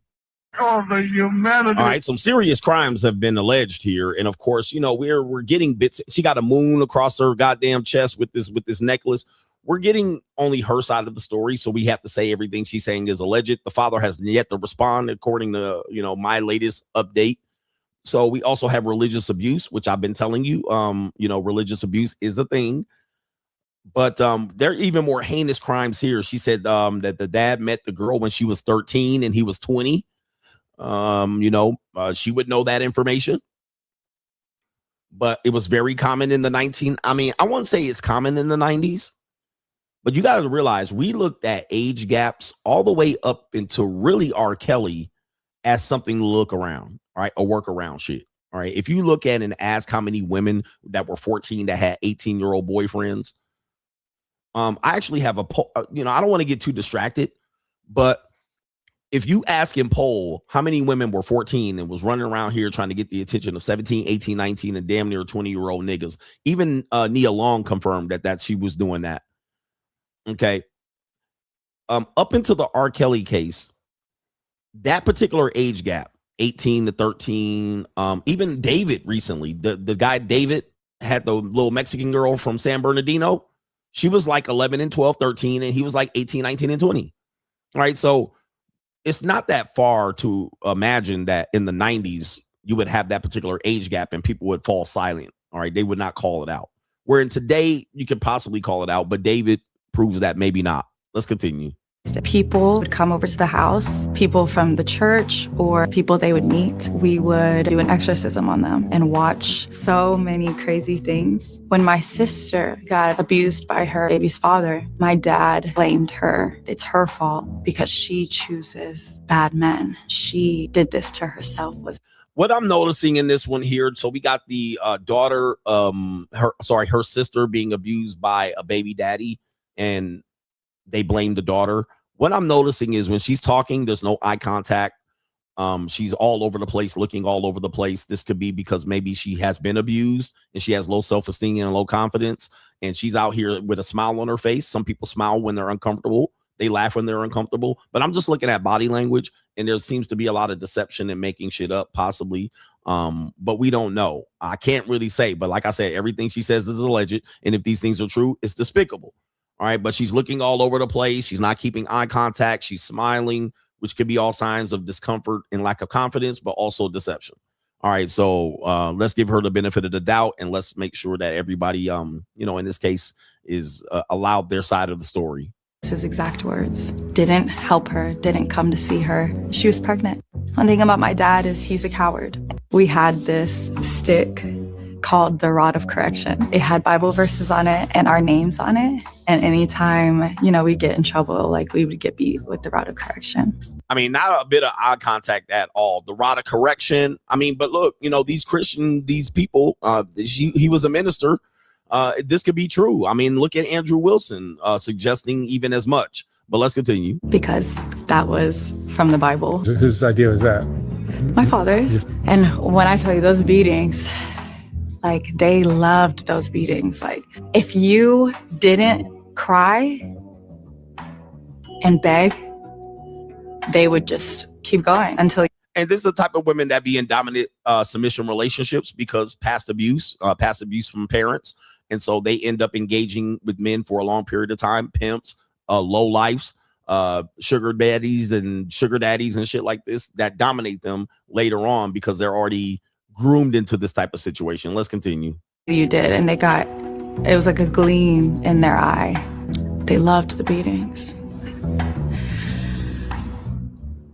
Sorry.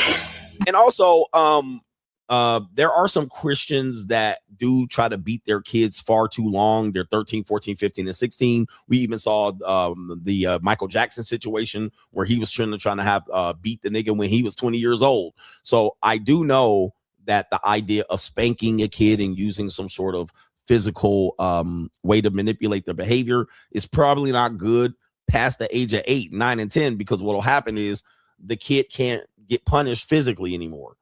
Or you have to escalate the physical punishment to some sort of punching, abuse, and leaving bruises, right? Because, like when you 8, you getting your ass whooped, you hollering and screaming. You 5, you hollering and screaming, right? You hollering and screaming when you 5. You like 13 and you get whooped, you like, that don't hurt me. And as a result, if the parent is unstable, they're going to attempt to really try to hurt you further. So spanking and whooping kids past the age of 8, 9, and 10 is ridiculous. All right. They're not going to be scared of the belt. They're not going to be scared of a ruler. They're going to learn to be able to brace the goddamn punch and hit. Okay. Right? They're going to be able to brace it. Okay, I know when the belt's coming. I know where to grab the bitch. You know, I know how to run, dip, dive. So, yeah, I think parents do get in these situations, especially going back to the 90s and 2000s, right? So, yeah, you can't correct the behavior by using punishment at that point. And so some parents don't understand it, and they get to be more torturous with this shit.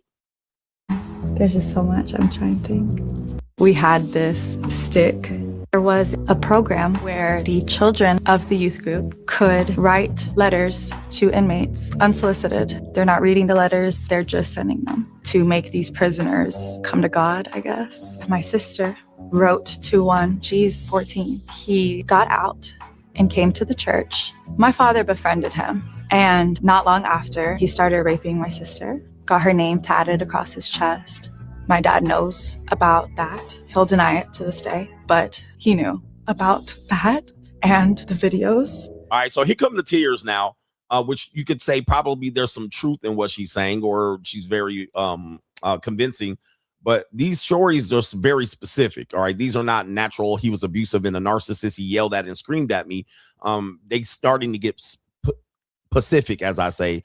Engaging in some sort of sexual abuse that she's saying. All right, this guy was in prison writing her. The daughter was 14 or 13, and then he invites her into the home to have a relationship with the daughter. Now, you can easily corroborate that by developing a timeline. All right, that could be, you can corroborate that. Okay, when did they have a relationship? When did they have a kid? When did he get out of prison? What age was she? All right, is she getting the details right?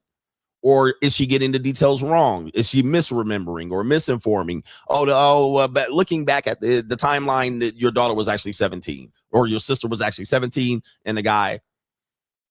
But let's just say it's true, and she's being very specific, and we can go back and look, and we can corroborate it. This is a despicable act. Okay, heinous.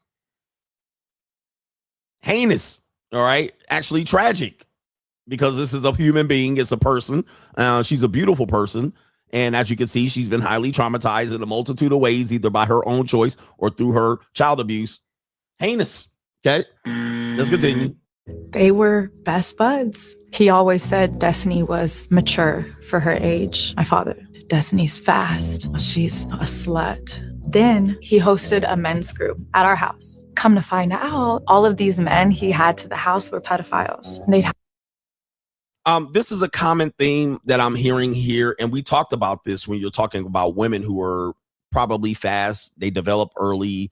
Some women, young women do develop early at 14 and 13, meaning they develop their need and urge to be boy crazy or interested in sex or exploring sex or being open or fast. Whereas when that happens, this is an example of women are the sexual aggressors. When they want to mature into that, if they mature and develop into it earlier, guess what happens? Whore, skeezer, fast, and then you allow her to get abused. You might even put her in the position to get abused. You might just say, I don't care about her, and then she gets abused. So this is an example of women being the sexual aggressor, and men are probably more passive. They're only aggressive in the presence of the sexual aggressive woman. All right. But when they are not in the presence of a sexually aggressive woman, they don't tend to be the aggressor. They need an abuser or somebody to pimp or manipulate them into that. So she's also insinuating that there's some pedophiles and part of a men group when you're dealing with religious, church, sex, and cults. This is highly prevalent. All right. So if you're dealing with cults, child sex abuse is probably going to be there. I mean, I'm talking about heinous levels of it, like organized child sex abuse. So I don't know. He is a minister. So that's confirmed. If he had power to establish a church and it seems sort of cultish and they're using the Bible to do this. I mean, we've seen this with, what's the guy's name? The white dude, Waco, Texas. They had child sex abuse in there. They had, I was going to say Jeffrey Dahmer, but that ain't it. David Koresh. So David Koresh, despite the fact that people have defended him and for him standing up for his liberties, he also was participating in taking husbands' wives, and also doing allegedly child sex abuse. All right. So this is kind of the same as Andrew Tate. He stood up for his freedoms, but he also was participating in child sex abuse. He was actually having sex with children in those places. So this is a thing, and people will use religion to hide this, and it'll just be a cult where one dude or two or several men have access to women of all ages and children. All right. But we don't know this. This is our allegation. Have Bible study, and he would try to deliver them. They can't even be in the radius of children. Like, they can't even be in proximity to children. And you have pedophiles in your home with your kids. There was. All right, let's continue. Tell me about your mom. She was like his right-hand man. My mom's way of like playing with us. She would get on top of us and pin us to the ground and spit in our mouth. All right. Okay. So she's saying the mom is the Ghislaine Maxwell, the bottom bitch, the madam, the facilitator. So the mom knew about it, possibly participated in it. You do see the mom and dad down in the lower right-hand corner where she's pictured here. So they're an interracial couple. You do know that niggas do be trying to pimp these white hoes. All right. Men do look for submissive women to facilitate for them. And what she's describing, again, is one of these situations when it comes with younger people, the way they interpret events are different than what happens. So you will find that a kid say, oh, my parent threw a computer at me. Well, the computer fell on the floor and it bounced off a goddamn, and then it hit the kid in the head and grazed them. Where they'll say the dad threw a computer or mom threw a computer at my head. She's also saying that they will hold them down, pin them down, and spit in their face or mouth. I don't know. I mean, I've known parents to hold their kids down and tickle them and give them raspberries and shit like that. Is that spitting in their mouth? We don't know. I can't really tell. So she's interpreting an event one way, and it may not be that. It may have been playful. It may not. So let's continue here. And spit in our face. We couldn't move our face. Like, she would pin us and then she would force us and she wouldn't get up. I don't understand that. My dad had other kids from different women, my brother and my other sister. They got custody. My mom definitely treated them subhuman. All right, that's common. All right, that's common. So I would tend to believe that stepmothers do not do well when men have other children, but they want you bitch niggas to simp for they goddamn pookie seeds, pookie spawns.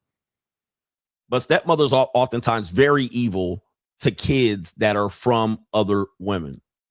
They're almost never good to them, but they want you dumbass niggas to be out here taking package deals and then motherfucking providing and raising pookie spawns. All right, so I will probably 100% co-sign on what the fuck she's talking about right there, because women are evil to kids that come from other women.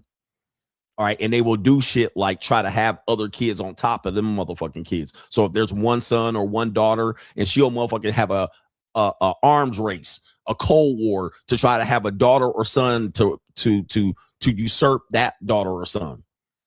All right. So I'm a cosign on that. I'm a 100% believe that. I ain't never going to deny what she's saying here. Let's continue.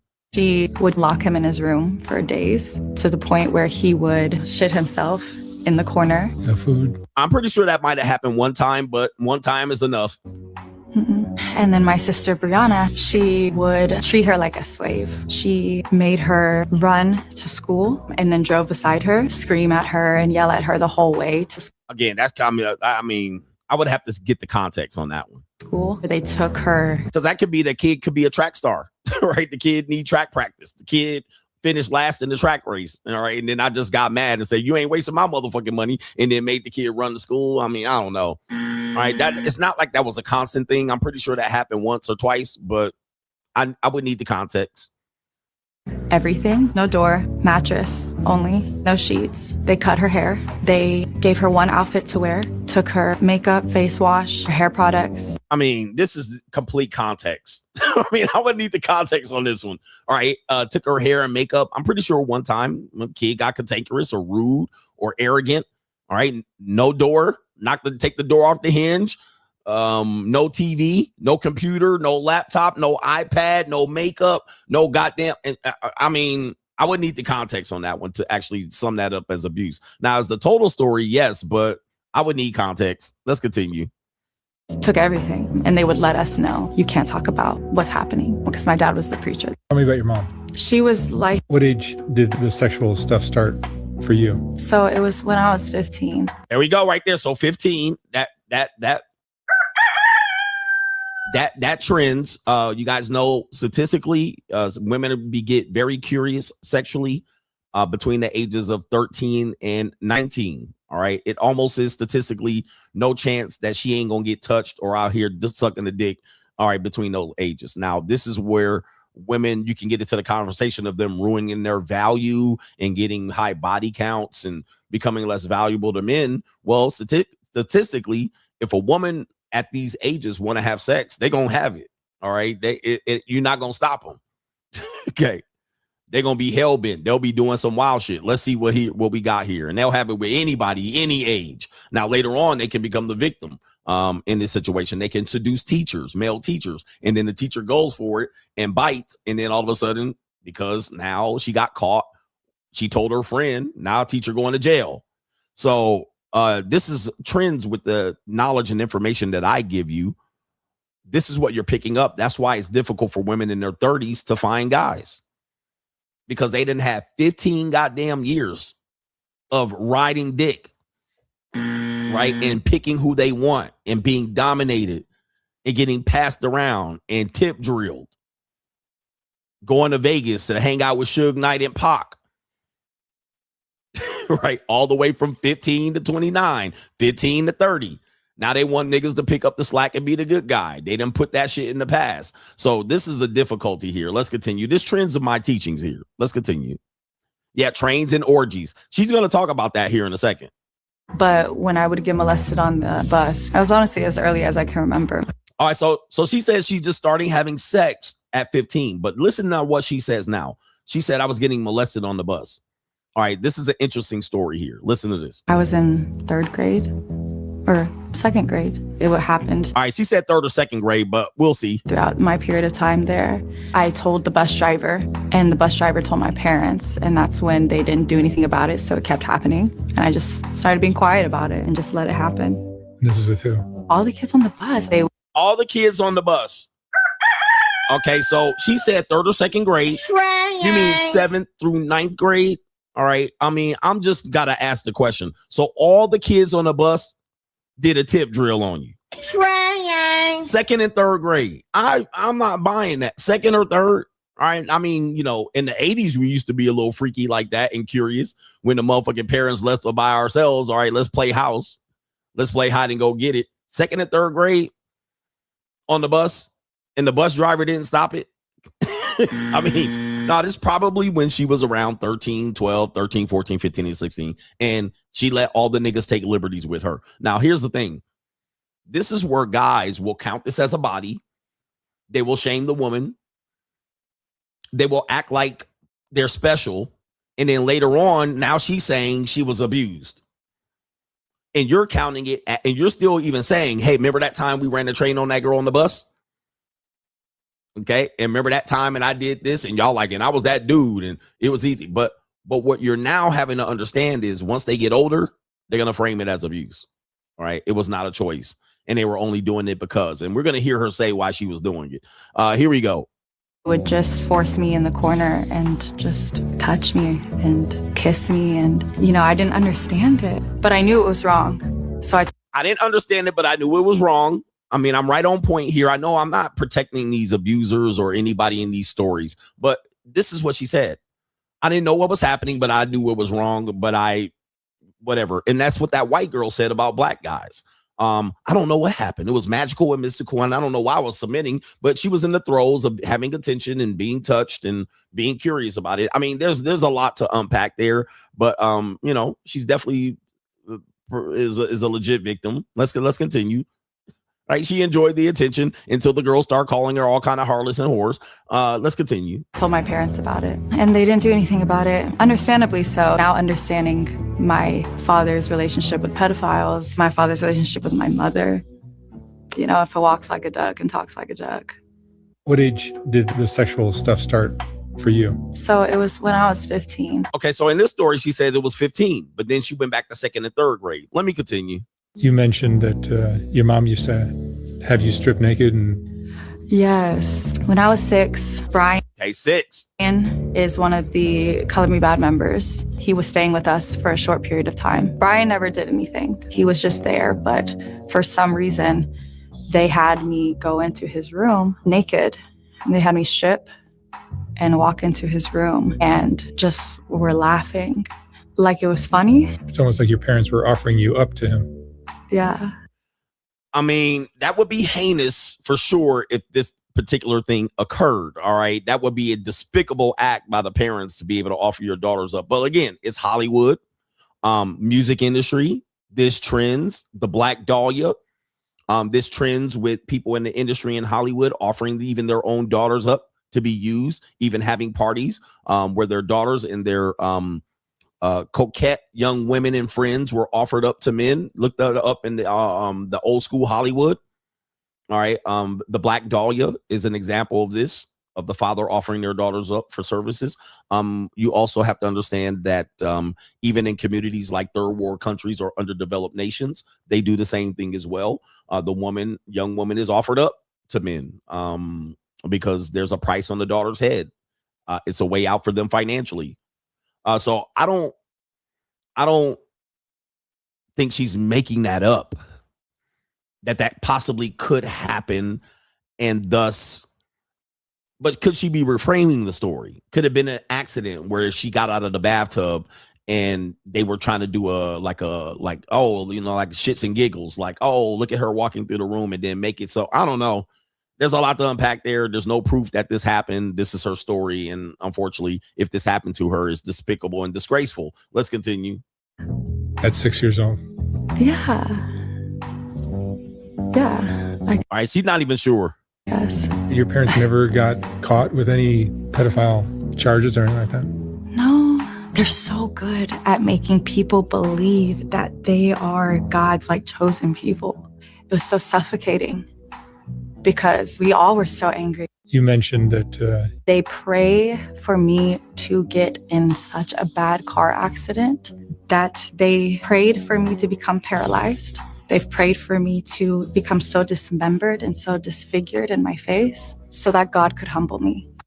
Okay. I mean, I can see what happened here. All right. I'm just going to make a lot of assumptions. It was a disgraceful if this shit happened. I'm going to make an assumption here. All right. Again, when you're dealing with young adults, teenagers, emerging adults, people that are in their adolescence, you got to realize that she even said she was troubled at 15 and engaging in sex already.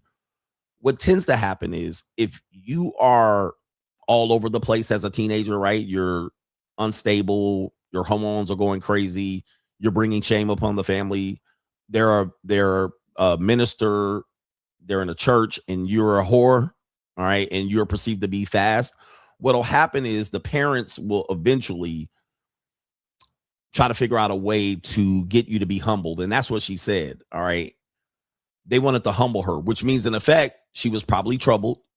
She probably was bringing shame and disgrace. She might have been kind of toxic, maybe dealing with some mental health issues based on past abuse, fast, hot in the ass, okay, and not listening, rebellious. And it sounds like what people do is they disconnect. All right, that's not my daughter. And particularly step parents do this. If you are a stepchild and you're in a house where there's other children and the step parent doesn't see you as a part of it, could they pray on your downfall because you are rebellious and you don't listen and you're causing problems in the house? Yes, I think yes. So she said she needed to be humbled, and therefore they prayed that she become harmed in a way. Yeah, I see it. I see that. All right, maybe she got a tattoo. Maybe she was probably very pretty and attractive at a young age, dare I say. A lot of attention taken away from the mom and put onto her. There's a lot to unpack in that one. And I'm not a therapist, and I'm not certainly advocating for abuse. This is a sad, tragic story. But I'm trying to figure out what she's talking about. She's telling on herself in one end, but claiming she was abused on the other. But no child or no underage person should be harmed or abused or threatened in any manner. All right. So let's continue here. I'm giving the benefit of the doubt. They still do, probably. They think that I'm in rebellion of God when I cut them off.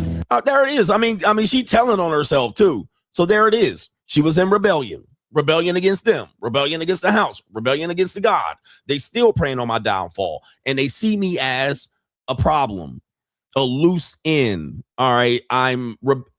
She basically saying exactly what I said. So if you feel like I'm abdicating for her to be abused, I don't know what to tell you. She telling on herself right there. She's still a problem. She out here putting this shit out in the street. All right. So, yep, she didn't respect the line. She didn't respect the house, and she was problematic. She was rebellious. When you're dealing with adolescents and teens, they are rebellious. When you're dealing with a woman that's developing and she also is led to be sexually aggressive or interested in sex at an early age, this is what you're going to get. All right. You're going to get this. And she's attractive and niggas lining up at the door, ready to toss it down. Never mind. She was 15 at the time, so I won't describe it as that. This is what you're going to get. Alcohol, drug abuse, mental health and instability tied into that. Shit. All right. She causing a problem in the house. And of course, it's rebellion of my father, but they assume that's God. I did get in an accident. Okay, so there it is. Rebellion of the father, which the father in this case was the God of the house. So she said she rebelled against God, but it was really she was rebelling against the father. Let's continue here for reasons legitimate or illegitimate. Nothing happened. I'm very protected, and I'm not afraid of my father. I could have died. I was on a major highway in Dallas, and I slid off the highway. The only thing that stopped my car from flipping was a sewer drain. My parents sat there and told me that God's trying to get my attention. Okay, go back. I think she told that story out of order, that they were praying for her to die in a car crash or get humbled, and she crashed. What probably happened was she crashed, and we were like, we probably were praying for you to get humbled. So I'm thinking she reframed that story. I'm just going to tell you that. I think she reframed that story. She started off saying they prayed for her downfall, and then she ended up saying, I got in a car crash, and then I think she turned that in reverse order. Like, they probably were like, see, we knew some shit was going to happen. I told you, this is maybe God humbling you. That's an example. I'm just trying to give people the benefit of the doubt in this situation here. But I know I've worked with young women all my life. They be lying like a motherfucker. They know how to reframe shit. Older women know how to reframe shit. All right. They will put shit out of order and out of context and leave shit out by omission and come out here and make you look like Adolf, the little mustache man. All right. So, okay, let's continue here. And then that I deserved it. They literally said I deserved it. There you go. That's exactly what I said. That's exactly what I said. She was rebellious against the father. She was out here hot in the ass. She crashed, and then they told her ass, we prayed that something will wake your ass up. This is not that hard to figure out. But anyway, I'm not advocating for any level of abuse, but I'm just going to deduce this, and everything I say here is alleged. All right, let's continue. My car was fucked. Come to find out, they had been telling people that I got in this car accident and making this GoFundMe for attention and for pity. And they stand by that. They pray for me. And all we ever have done is love our parents. We thought the world was against us because that's what they would tell us. We worshiped our father. We'd watch videos and videos and videos of him and the band. We idolized him. My dad operated on fear to keep us silent.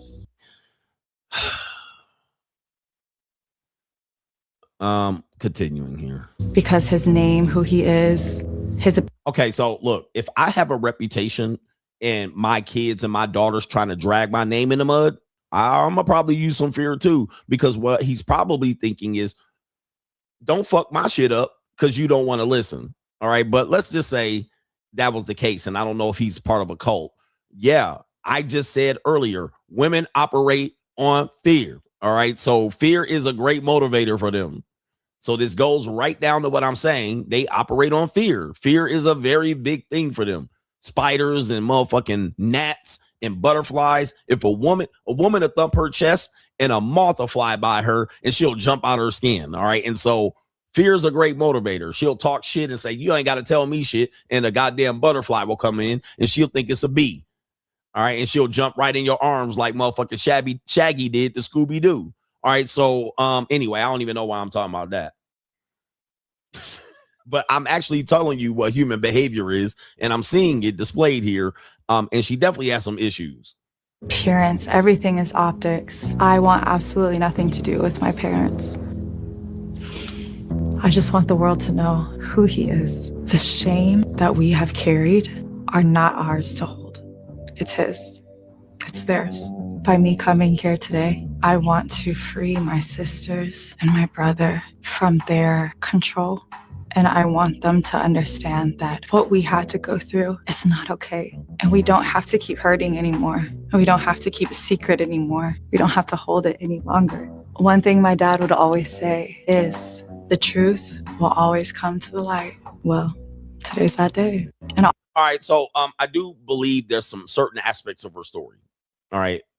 What the context is, I don't know. I do believe Christians do use fear, intimidation tactics. I talked about that with Andrew Wilson. I talked about that when we talked about the 50 Shades of Greg, men using fear tactics, shame, and some sort of Bible scriptures and verses to get women to comply and intimidate them. I also said that men will deal with children and women because they seem to be inferior, and you'll abuse them.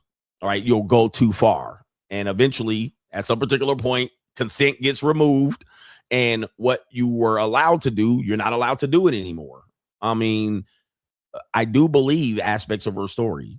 I just got to get the context. And we do have the want to say everything's alleged and have him have a chance to respond to it.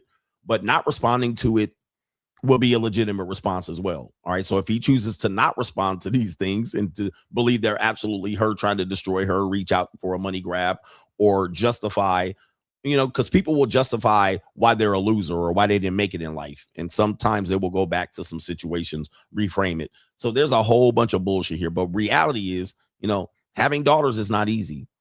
Raising children is not easy.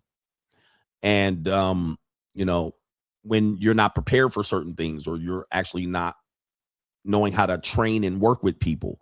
I think as parents, even though we have a helicopter puss ass parents, I think parents have gotten better to try to understand why their kids do stuff instead of saying, I have the power, you do it, and here's the Bible, and you do it, you shove yourself in the corner, and I'm going to take the door off the hinge. Just threatening kids. And parents have gotten better or have been punished and penalized for this type of actions. So, yeah, man, I would assume that, her life is all over the place. I probably would check for some sort of history with porn or some sort of OnlyFans work, possibly some sex trafficking. I don't know. She does have a video on Soft White Underbelly. So I'm pretty sure if I go over there and listen to a video, I'm pretty sure that's part of the story too. She didn't end up getting in abusive relationships with boyfriends, maybe got on some pimp and hoe shit, or maybe got trafficked, or maybe possibly have OnlyFans. Or she has some sort of drug use going on there. I mean, I'm pretty sure there's there. Anyway, that's tragic. Tragic across the board. Unfortunately, now he had children, and now he doesn't have a relationship with them.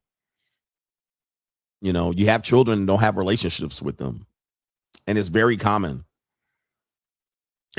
Very common. And I think for men, men have to start to take their masculinity back. They have to start taking back what they're able to do. Like, we far too much allow other people to tell us how many kids we can have, and how many wives and spouses and girlfriends we can have. And not to say we should have as many as we want. We should have as many as we are able to afford. But we're browbeaten by religion and mores and morals and norms and shit like that, where they tell you, you can't do this and you can't do that. Nigga, I can have as many kids as I can support. I can have as many girlfriends and wives as I can have. Not to say that it's good, but you should be able to do it. I can date women as young as I need to, as long as both people consent and it's legal. Whereas men start to be browbeaten to accept bullshit. You shouldn't have kids. Men shouldn't have kids after 40 and 50. Nah, nigga, we can have kids forever. Women can't have it. So just because you can't have it doesn't mean I can't have it. Just because you think men shouldn't have multiple concubines and wives doesn't mean I can't have it. So if I find a way to accomplish it, You can't make me a criminal or some sort of pedophile or some sort of shit like that, or a loser or a flunky or a password bro or a sex addict. You see what happens is they start shaming men because we have the ability to do something. And then they get you to conform. They get you to marry old skeezers and go through IVF, and then she can't have no babies. Now you can't have no babies. When you can go in there and cream pie a 22-year-old woman and she'll be pregnant overnight. But I got a 46-year-old woman and I got to be like, well, I guess we ain't going to have kids. We got to adopt. No, fuck that. We ain't adopting a goddamn thing. All right. What I'm going to do is you're going to be first wife and I'm going to have a second wife in here. And I'm going to be out here nutting in her belly button. All right. You're going to have to accept the fact that we need a second wife. Right. All right. So that's the solution. Second wife, not surrogacy, not adoption, second wife. All right, we gonna get a second wife, bitch, and you gonna go to work, and then second wife gonna be in here getting cream pie. Why is that out of order? Why is that out of order? Why is that not an option? Because they browbeat men into being submissives. A woman don't want to have sex. I don't want to have sex, so you gotta wait. No, I don't gotta wait. Second wife, third wife, side chick, mistress, girlfriend, whatever you call it. That's the second option. Not that I gotta wait till my dick get wet when you feel like it. Nope. Second wife, tag her in, bring her in. If a woman say I don't want to have sex, she should serve up a woman. That's another option. All right, honey, I don't want to have sex today, but I brought a woman right here that I met at the gym. You can fuck her. That would be the proper response.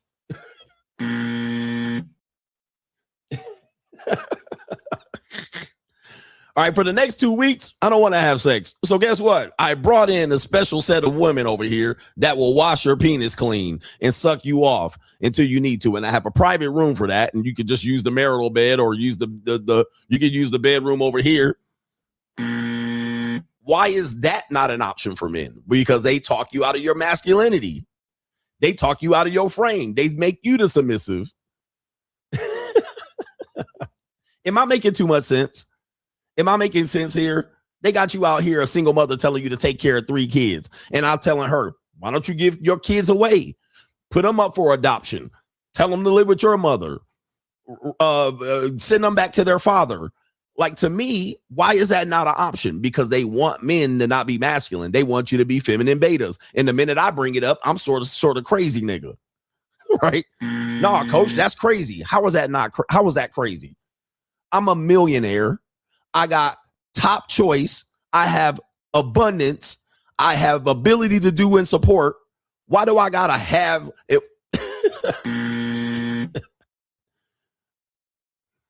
You see what I mean? I know, man, it sounds crazy, but that's what masculine men used to do because you had dominance.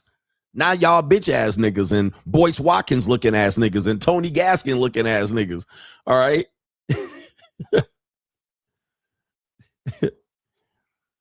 I tell a bitch to put her kids for adoption. She don't want to do it. Well, I don't got to marry you and take care of them crumb snatching ass kids, them snotty nose ass kids, them bad ass kids. I don't got to. Nah, hell no. But I'll take you. We a package deal. Okay, go kick rocks. Kayla says a man showing the same desire for his woman before and after she has kids is a great form of consistency. Women want and need consistency from a man because they're inconsistent. This is true. All right. And he says, but their lack of trust over time messes things up. Women are a lot of work. They are. They're a lot of work. Any form you're dealing with them. And most men have found that they can get peace in their life by not dealing with women. It's not that you don't have the ability to deal with women. Managing women is very difficult. I've done it for years with success and failure. But they're very difficult to deal with. And they come with a lot of emotions, and you can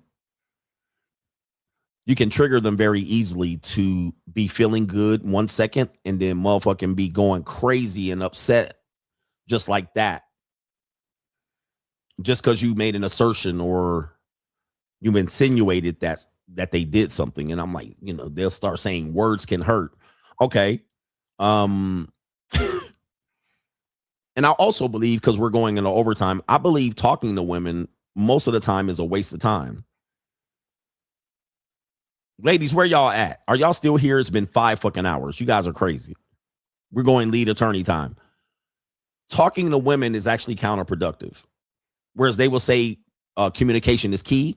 Talking to women is counterproductive. The more details you give them, you would assume it would help, but it harms. A woman will say, hey, are you still interested in me? And you're like, no, I'm not interested anymore. And you will leave it at that. And then they'll be like, well, why? How come? Now, as soon as you give a reason why, don't think she's going to be like, I respect your opinion. I might not agree with it, but I'm willing to walk away here. Nope. Well, why? Well, this and that. Well, what do you mean? Well, when you did this, it actually kind of offended me. Well, how was that offending you? It's not going to help. It's better to just be like, let's go to agree to disagree and move the fuck on. And you no longer have access to me. Now they go start shaming you and threatening you and not letting you understand, and you misinterpreted shit. All right. No is a no, ma'am. No means no. That should be enough. I don't have to explain the no. I don't have to go in and dig up the no. I don't have to understand and make you understand. What was Candace Owens saying? I can tell you, but I can't help you understand it, bitch. Shout out to Candace Owens. I can tell you, but I can't make you understand. So I'm not going to sit up here after I done told you and then help you understand it. That's an example of talking to women is actually pointless after a while. Then they blame you for ghosting. He just ghosted. A real man would tell you why. No. A real man don't got to tell you why. Don't start shaming me because I told the bitch why, and then she done been up here. So now she's still texting me. Now she's still trying to understand, and you misunderstood her. It was your fault. Now you gay, and you a maggot, and you sassy, and you just like these other niggas, and you just get rid of women, and you just toss them to the side. I'm like, well, I tried to.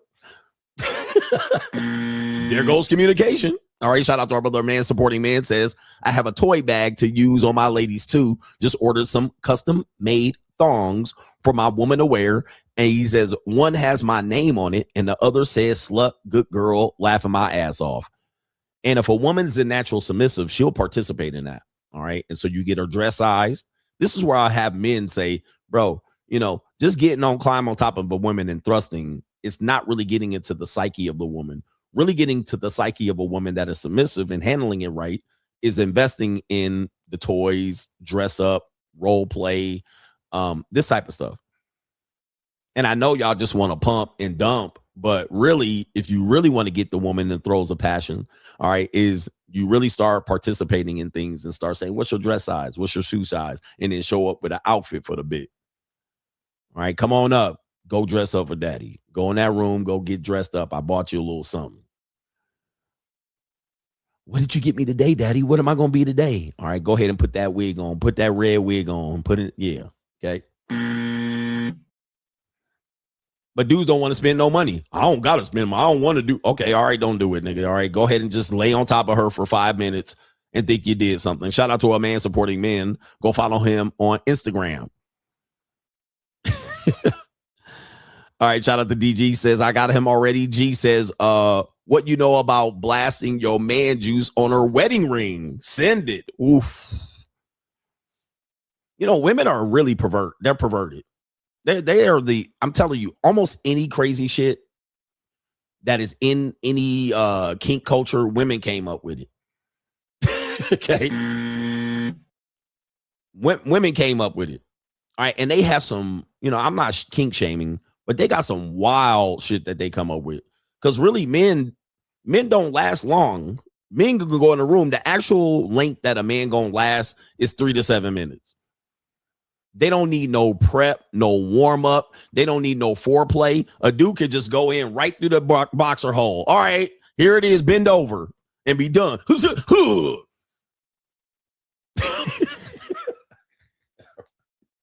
Right. Men don't need all this extra shit and dog collars and walking her around like a dog. Bitch, how you like this? Dudes don't come up with that. It'd be her that be like, put this collar around my neck and walk me like a dog. Put me in the dog cage and then give me commands. That be women doing that shit, bro. Niggas just really want you to just drape over the bed real quick. All right, drape over the bed here. All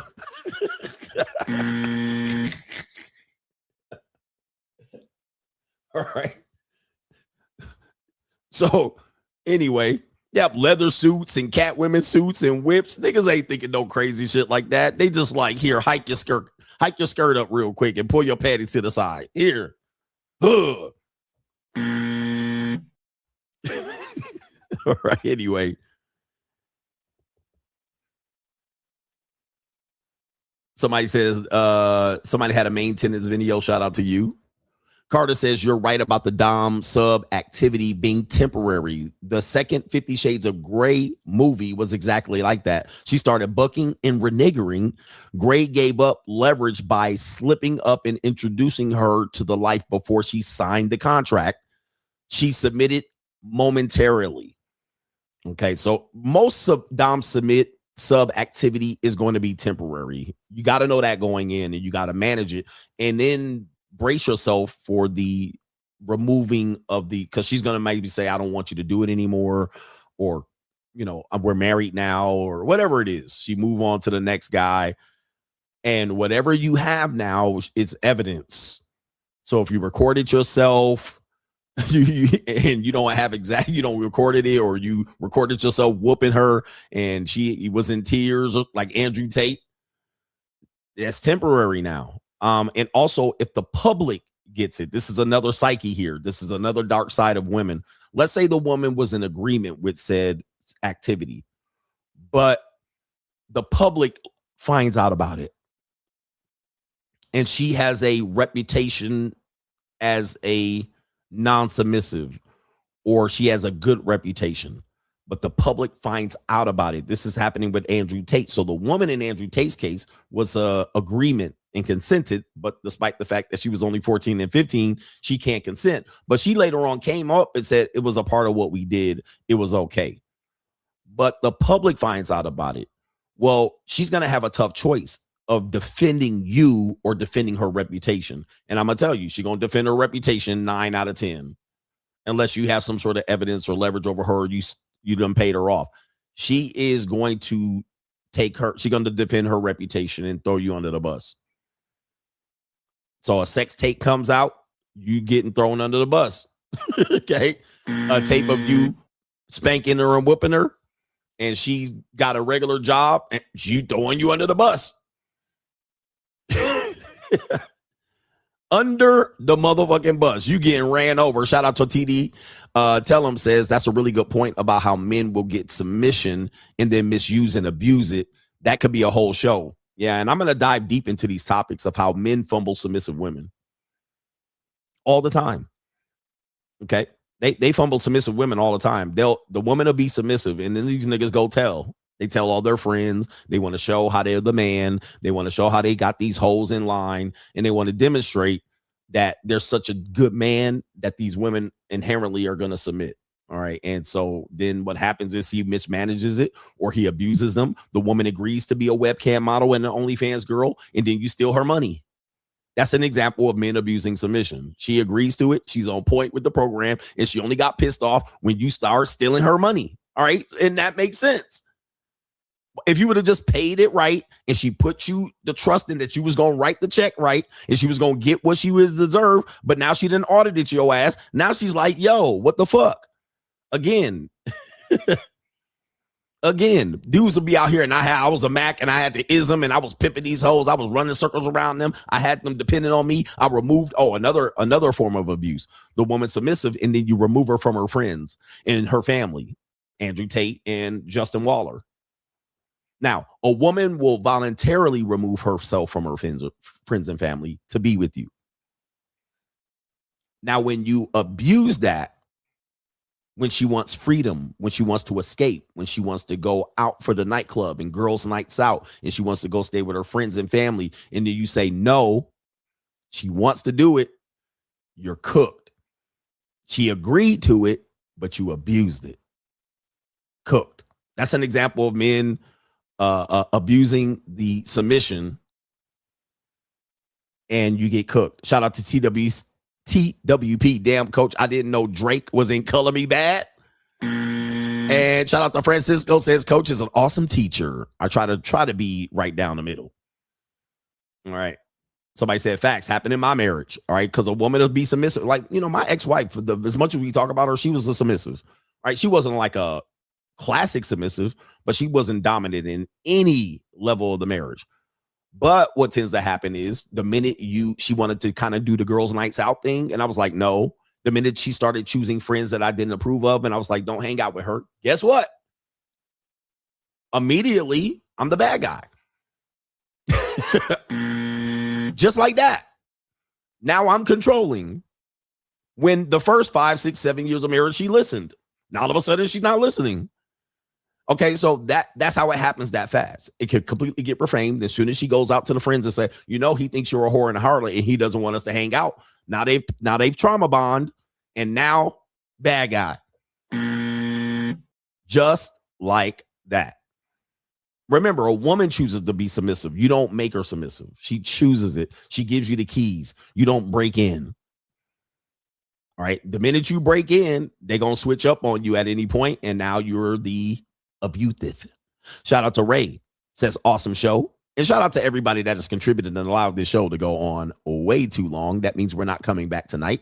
We're going to go to the gym today, and I'm going to do what I does today. But I appreciate y'all. Yeah, the bait and switch. Ooh, wee. Shout out to the coach gang. We out of here. Peace.